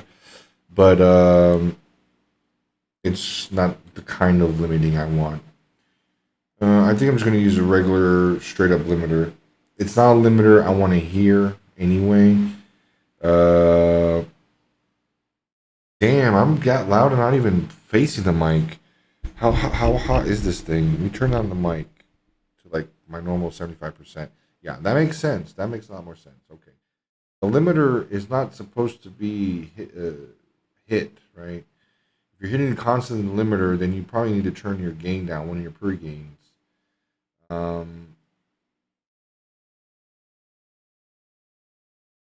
Limiter is more just in case if I bump the mic, like now, right there. Yeah, it's a little, if I get to like the optimal place, it's pretty loud. Let me look at the meter again. Let me see if LFUS, okay, that's what I was looking at. It says here that YouTube is +9. Sure, no, yeah, YouTube is this one, ±13 ULFS. It's the dynamic range, I think. One of them is like the loud, and the other part is like the dynamic range, right? So it's like 13 dynamic range, music 23. Yeah, it makes sense. iTunes only has 10. Maybe I'm thinking the opposite, but whatever. I just want to see that it's pretty good. It's pretty chunky. It's pretty nice, pretty solid. Even when I look away, talk away, yeah, whatever. It's not too bad. Not too bad. Here's 0 LUFS. So I think what this means is with these settings, in theory, if I upload it, these chunks are going to turn down, right? Assuming that the integrated value is that, because it's taking all these different measurements in real time. But when you end, it's going to have an integrated value, and that's the value it's going to have. Right now, it's at -2. So it actually would turn my volume up. And I think that's what I need to kind of get used to, is that this is like loudness and not volume, not decibels. And I tweak it like it's decibels, and then I end up with like a massively loud mix. Right now, I'm kind of sitting in the green here, and I usually don't do that. And it sounds a lot more natural. But you can turn a lot more natural. If I already deleted it. If I turn that upward expander on again, it would be much more louder, and much more squarey, and much more artifacty. It's still hitting there. It still hits peaks. Yeah, that's what these are. Okay, I get what it's. I get it. I'm starting to get it. Let me go back to iTunes, which is much more lower, which means I should hit the margin sooner, right? Let me see if that works. Exactly. Here was on 4. Here was 5, 6, 4, 7. See, so yeah, that's exactly right. which means YouTube wants it to be quieter, right? Minus 13. The iTunes wants it to be louder. Okay, whatever. And then I think this kind of plays with dynamic range. I don't know. I'm too new. I need to go study to know more about that. For now, I'm just gonna leave it at there. It looks good to me. If I were not doing it via this method, I would probably be thinking it's just fine because it's doing these meters. I don't like trusting them too much. I think they're a little on the safe side. What I mean by that is I think they're what K18 or something like that. No, they're just sample peak. Okay, and it's on a fast decay rate. It's kind of like imprecise. Sure, it's fast. I think that's what that. And then there's that black line, which I think is a weighted average. But what kind of weighted average? I don't know. Or is it something else? And it's on sample peak. Whatever. But I don't. I did have a limiter.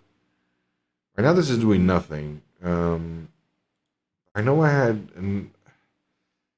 something here that had a pretty good limiter that was low power.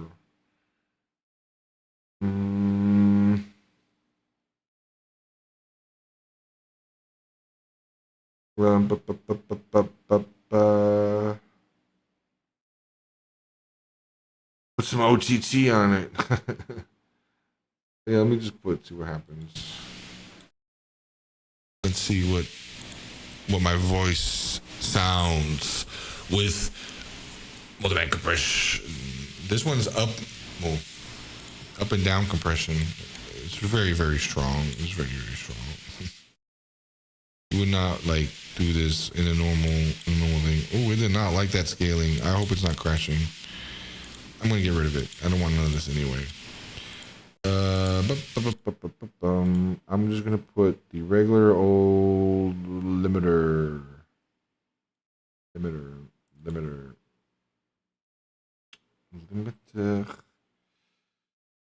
It's defaulting at -6. Okay. Hello. That's a lot of.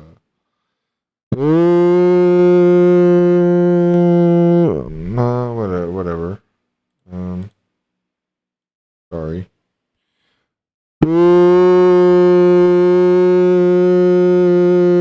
Yeah, whatever. What am I limiting? Oh, jeez.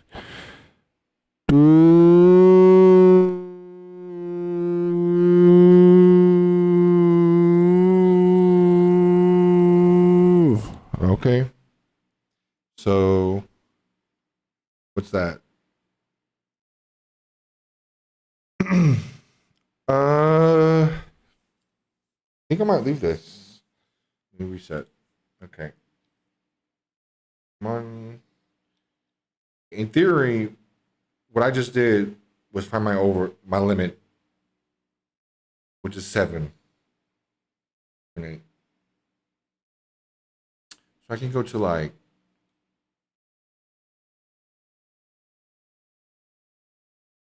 5, 3, 4. So don't need to be maximized. Calm down. Oh, I need to leave headroom for EQ. Got EQ. Another thing, I did not do this with my ears. Stereo before, after. I did not really listen to this. Let me listen to this. What?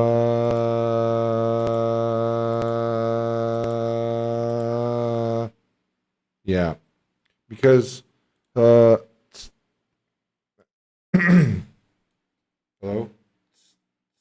Once upon a time. Yeah, you sound like you have a lisp. Okay.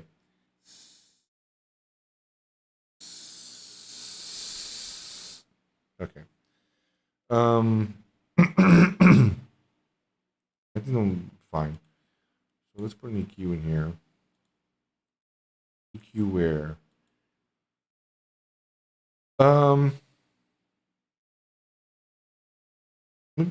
right in the beginning. It's gonna be the M1. I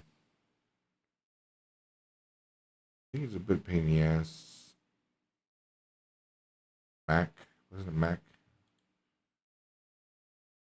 Okay. Yeah. We're gonna want a little the kind of classic.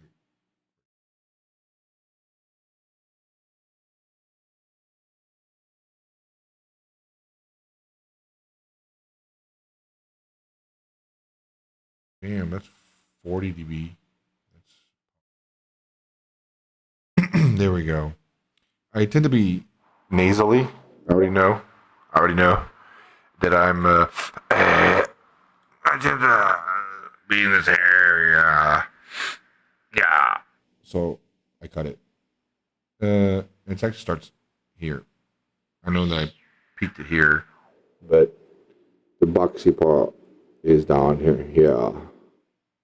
So we'll do like this. Hello.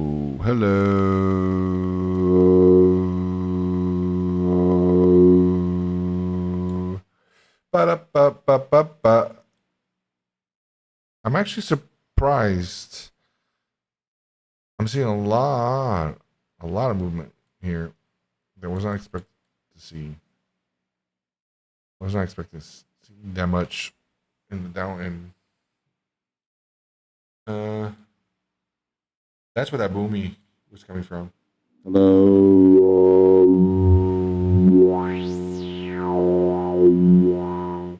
Yeah, now it's not too bad. Still like to take it down there and take it down here.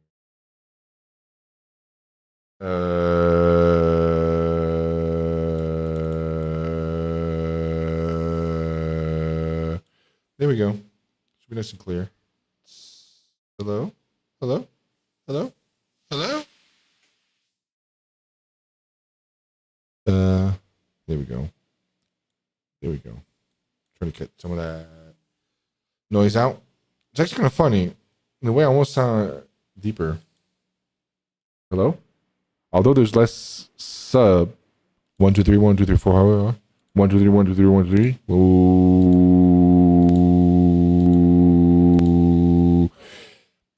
I almost sound deeper.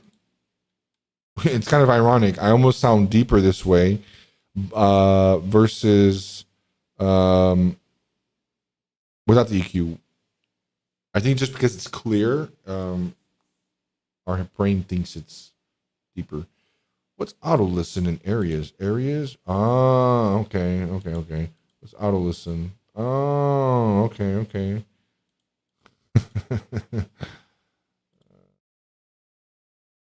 Uh-oh. Okay. Yeah. That's fine. Hello. Hello. O que tu queres também agora? Eu? Por que fala?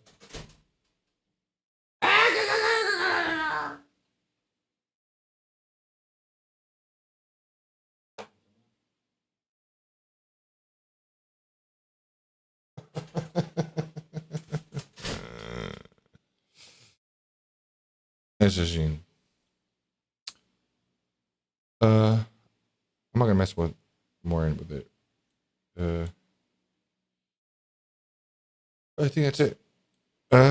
Saturation. Interesting.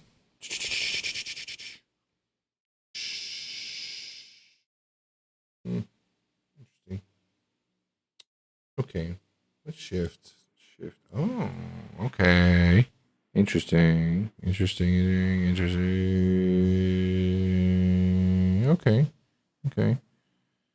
I can see that. Okay. Pretty good. Pretty cool.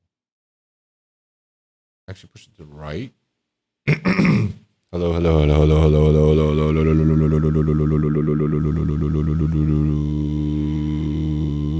Okay. I think we'll just do that 0. And graphs. Oh, okay. Oh. Wow. So you can kind of hear. I'm cutting out a little below. Yeah.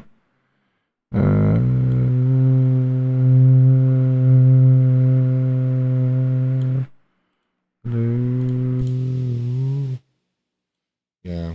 That's what I was afraid about the high ends. It's always the same thing. There we go. There we go. With that air, but the super highs get noisy, especially if I have that fan. There we go. It still sounds pretty clear.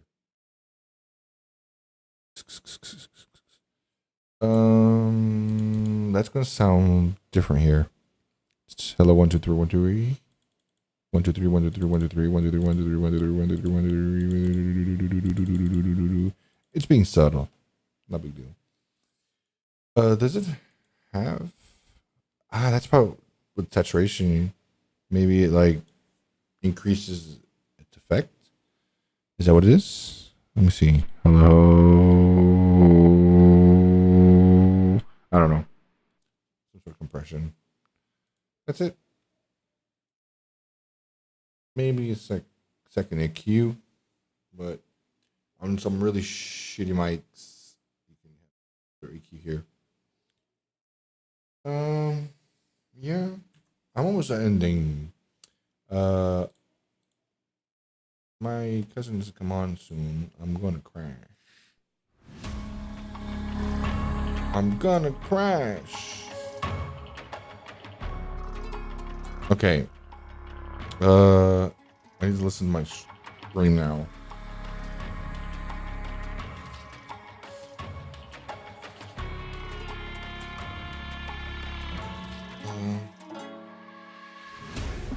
I'm pretty sure.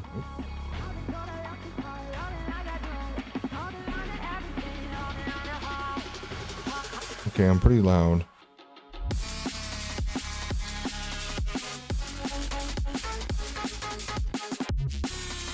I think that's pretty good.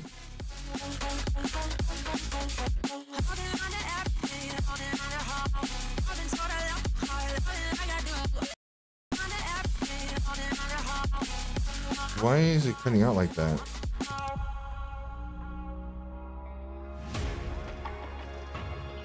Is it side chaining?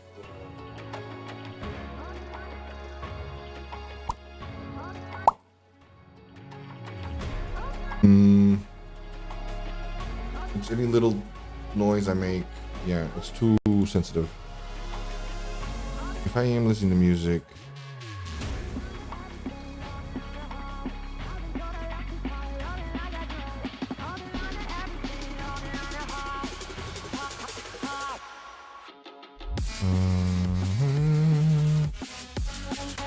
sometimes I do,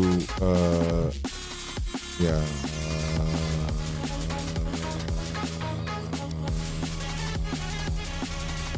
I do about 20. And a little bit more aggressive. So then when I do talk like more serious, okay, it really does suck. I don't want to necessarily increase the attack. I just, oh, that's fine. I think that's fine. Can't hear it right now. My headphones. I'll just have to check it later. And right now the mix is at 50% of the audio. I do need to do a full blast test. Might as well do it now since nobody's really here.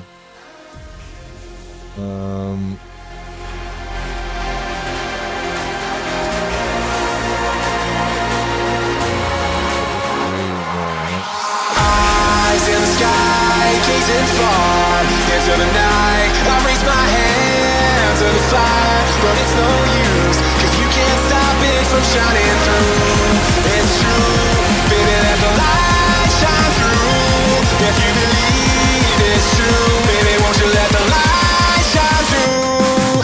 For you, for you, for you, for you, for you, for you, for you, for you, for you, for you, for you. Won't you let the light shine through? For you.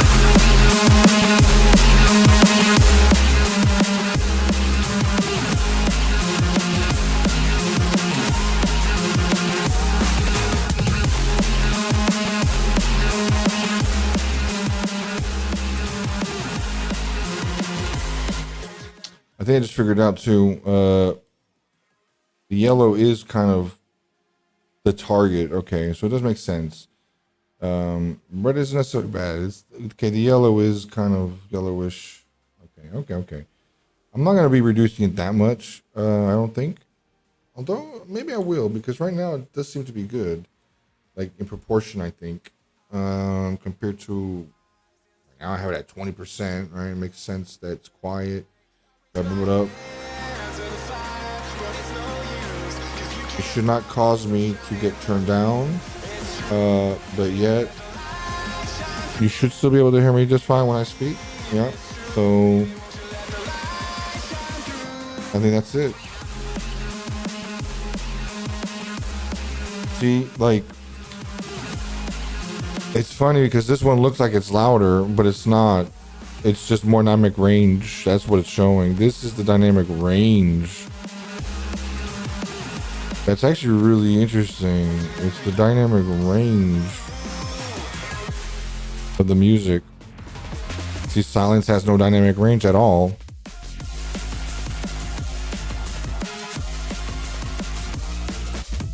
Very insightful. No wonder my stuff gets turned down, my music and things. But then when I turn it up, it sounds good. Yeah. It's loud as fuck.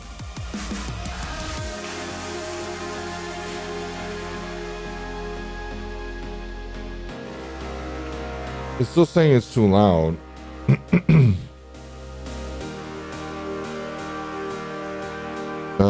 It's interesting to see though, when I speak, it turns it down here. Not by a lot. Actually, there's the meter before or after. Yeah, the meter's after, so the meter shows that. Yeah. Okay, so that's making sense. See, this song is just louder.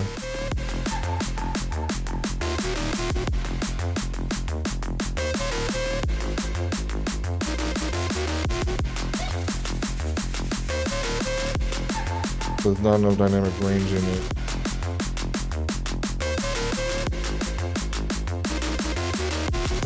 Mega loud. But I should come out pretty clearly, right? Yeah.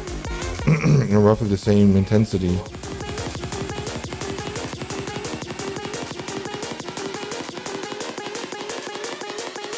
Yeah.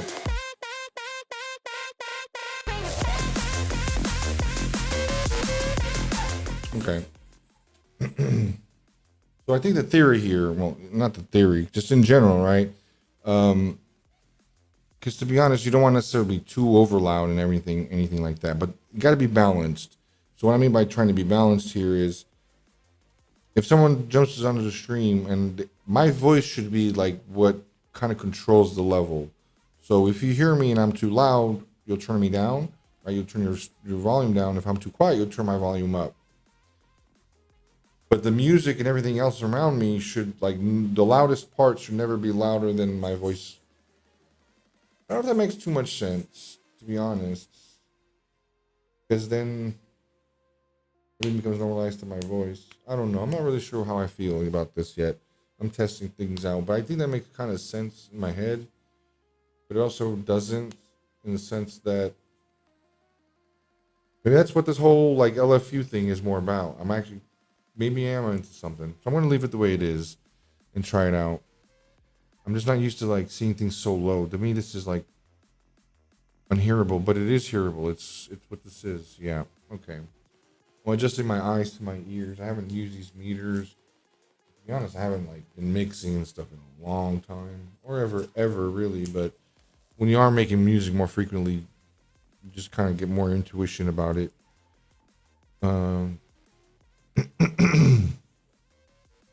That's my voice. Let me just go back here and take a look at this. I'm liking the looking around here.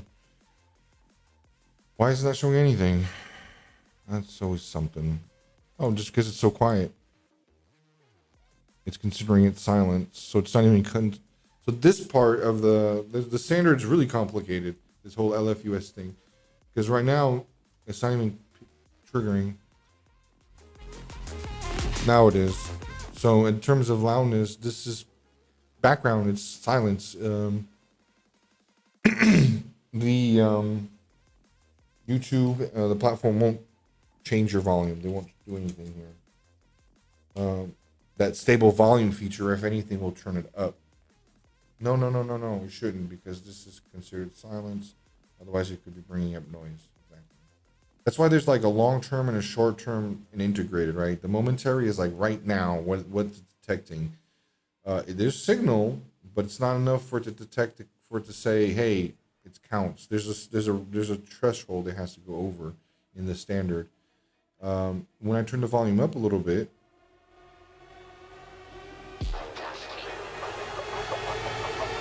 I'll start kicking in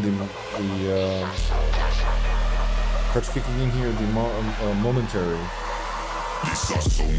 Right, so now it's like, this is the loudness right now, short term, and integrated is kind of like over the whole time. So if it was a song, it'd be over the length of the song, but since I'm in real time, it's going to be since the last time I hit reset. So ignoring the silences do not count towards the integrate, and all you need to worry about is the integrated value. Range is important too, depending on the type of music, right?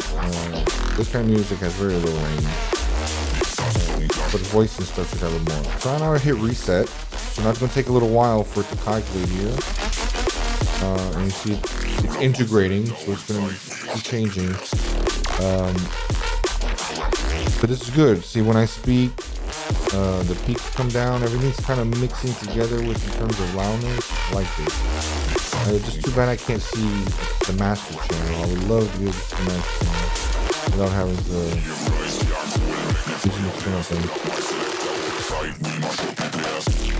my voice is louder for sure in terms of dynamic range.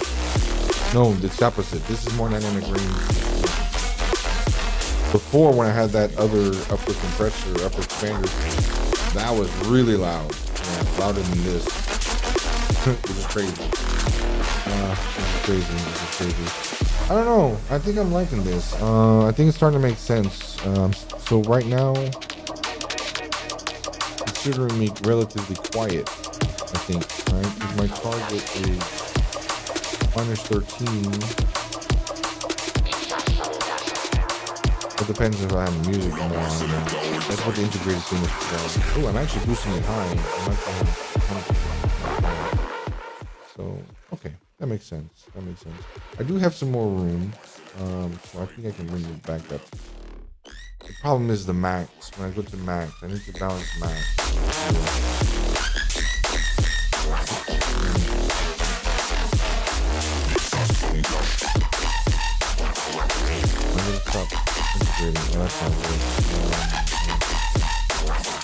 Pull up my selector, hold tight.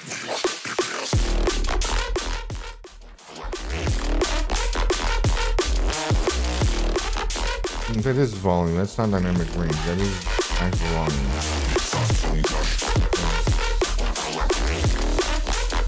Wow, so my microphone has more volume. Pretty close.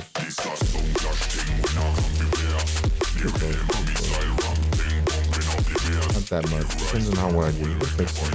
And yeah, I can consider this, and this is like louder.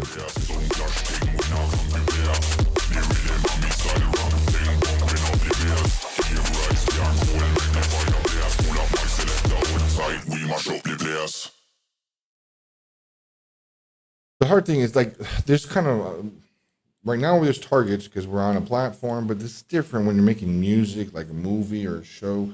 I said earlier, like, oh, my voice should be kind of like the loudest thing. That's not necessarily true, right? Because, like, if you listen to music and things or whatever, even a show, music is slightly louder. And in real life, right, a band in front of you, not necessarily even very amplified, it's going to be louder than like a person normally speaking. Now, since the medium here is more like in a podcast or a live stream, you do want the voice to be like loud, right? You don't want it to be real life dynamic range, because then people would have to be really close to the speakers and shit. Right? Turn up the volume a lot. What you kind of want to avoid is people having to constantly like jump around with the volume knob. And that's what all this is about. All these like levels and trying to equalize the loudness It's all about trying to trying to get the users, the people listening, the audience, not to have to be constantly going by. We hate when watching a movie, right? The dialogue is so quiet, you turn it up. And in a little while, there's a huge explosion, you got to turn it down. I mean, yeah, there's a kind of a sense of realism, right, in terms of the dynamic range, because speech is much quieter than an explosion. But also, that's kind of freaking annoying, having to turn, speakers up and down. So whatever. Back in the days, you used to have the compression wars with audio. I think movies have kind of the opposite. They sometimes have weird dynamic ranges where parts are super quiet and others are mega fat and loud. Annoying. So anyway, I'm still learning about this. Hopefully, should be a big improvement from like the last generation of stream I had. Just kind of looking at the gauges and things, it looks better and it makes more sense now. Because I have music, man, that if I were to turn on right now, actually I could probably do that. My song that I did that I know is like loud, over loud. The whole thing is too loud. It was mixed loud, and I'm trying to like calm it down. I just make shit loud.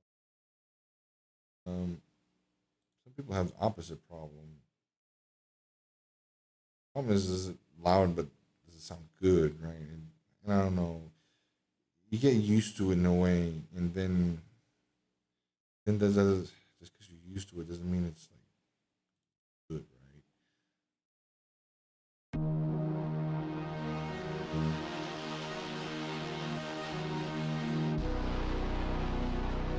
Put it at 100%. Actually,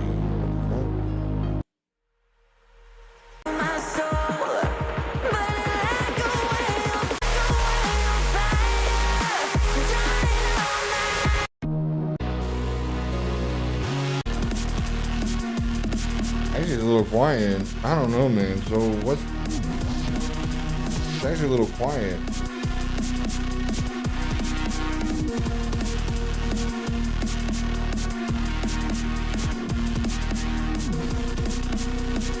I have like.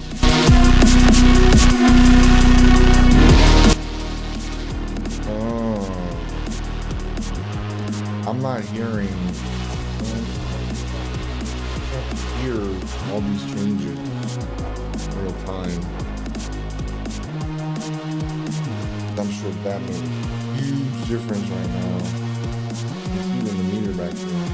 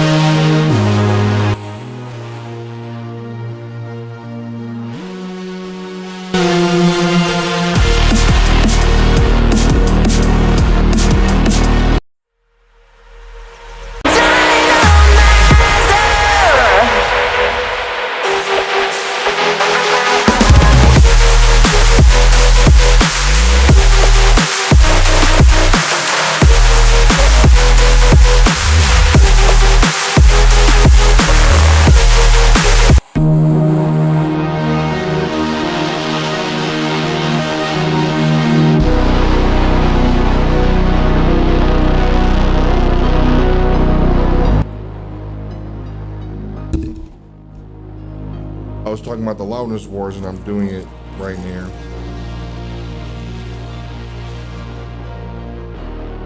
Yeah, I'm loud. Hear everything else.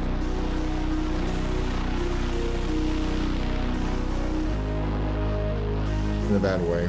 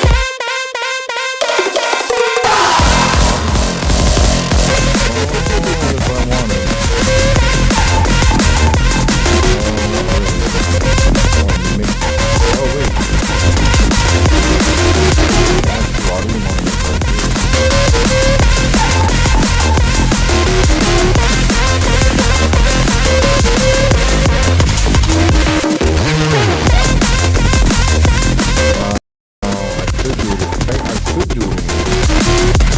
Whatever. I'm not gonna do it in here because I have voice feedback.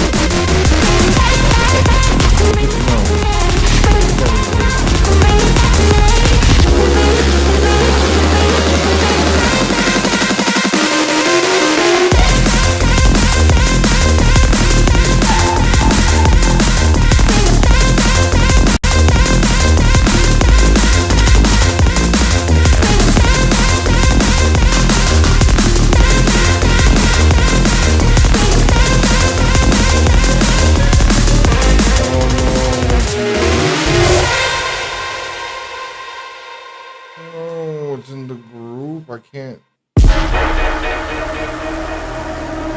see this one, but I can't pick.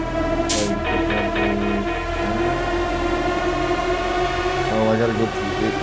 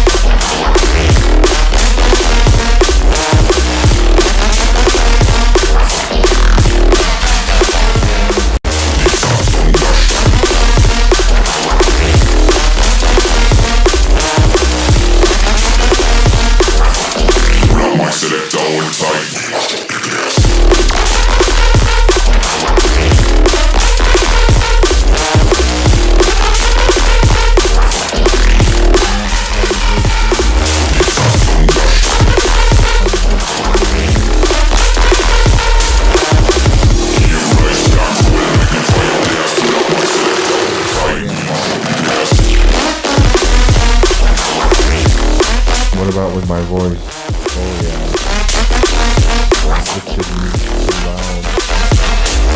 This should be too loud. Is that what it is?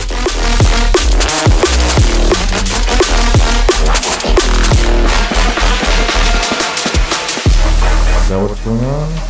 Or is it just not?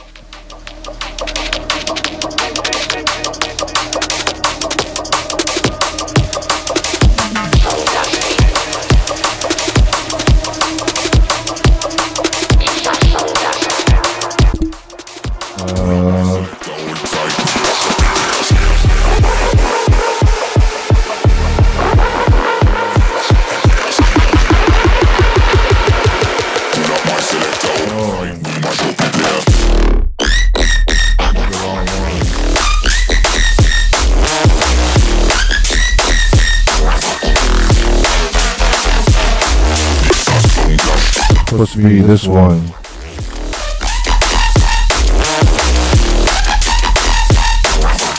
Pull up my selector, hold tight.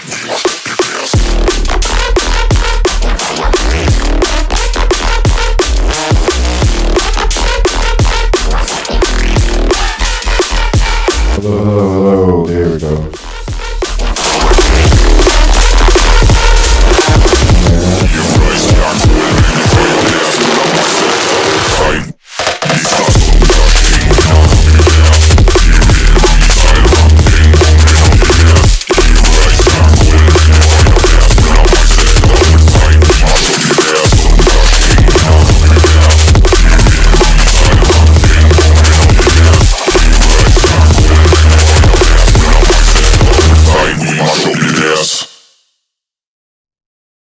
Be constantly too strong. It needs to be like attenuated. I need to do a filter. Some of this music is not gonna show quickly.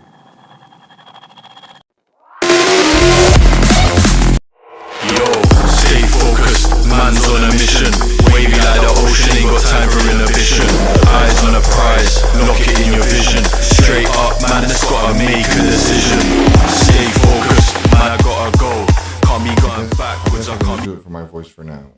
Right now, you can just set it for my voice. That's not too bad, right? Hello. I guess it can be gained up a little bit.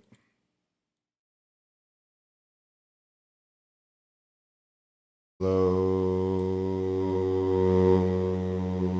There we go. Something like that should be fine. 1, 2, 3, 4, 5. Hello. Hello. Hello. This doesn't have like a threshold or something. That would be like really good. Really good. Especially since like audio tends to be logarithmic, right? The decibels are logarithmic. So I don't know. But this makes it too damped. This makes it less damped, right? Yeah. That's for that. Then that way that does that. That down a little bit. I'm not gonna like go too crazy here. I saw something about splitting signals and being able to create like a bass chain audio. Actually, yeah, I just need to do like a source monitor. I don't know. Anyway, it's starting to get late for me. I think I might end up crashing because I don't think Poopy Head's coming now. So I think I'm gonna end up leaving the stream. Actually, it's been a pretty good stream. Pretty long, going on 5 hours.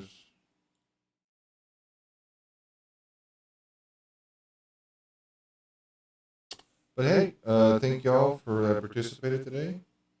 Appreciate it very much. Thank you. And y'all have a good evening. Yeah, I'm getting tired. It's almost 2 o'clock in the morning over here. Followers.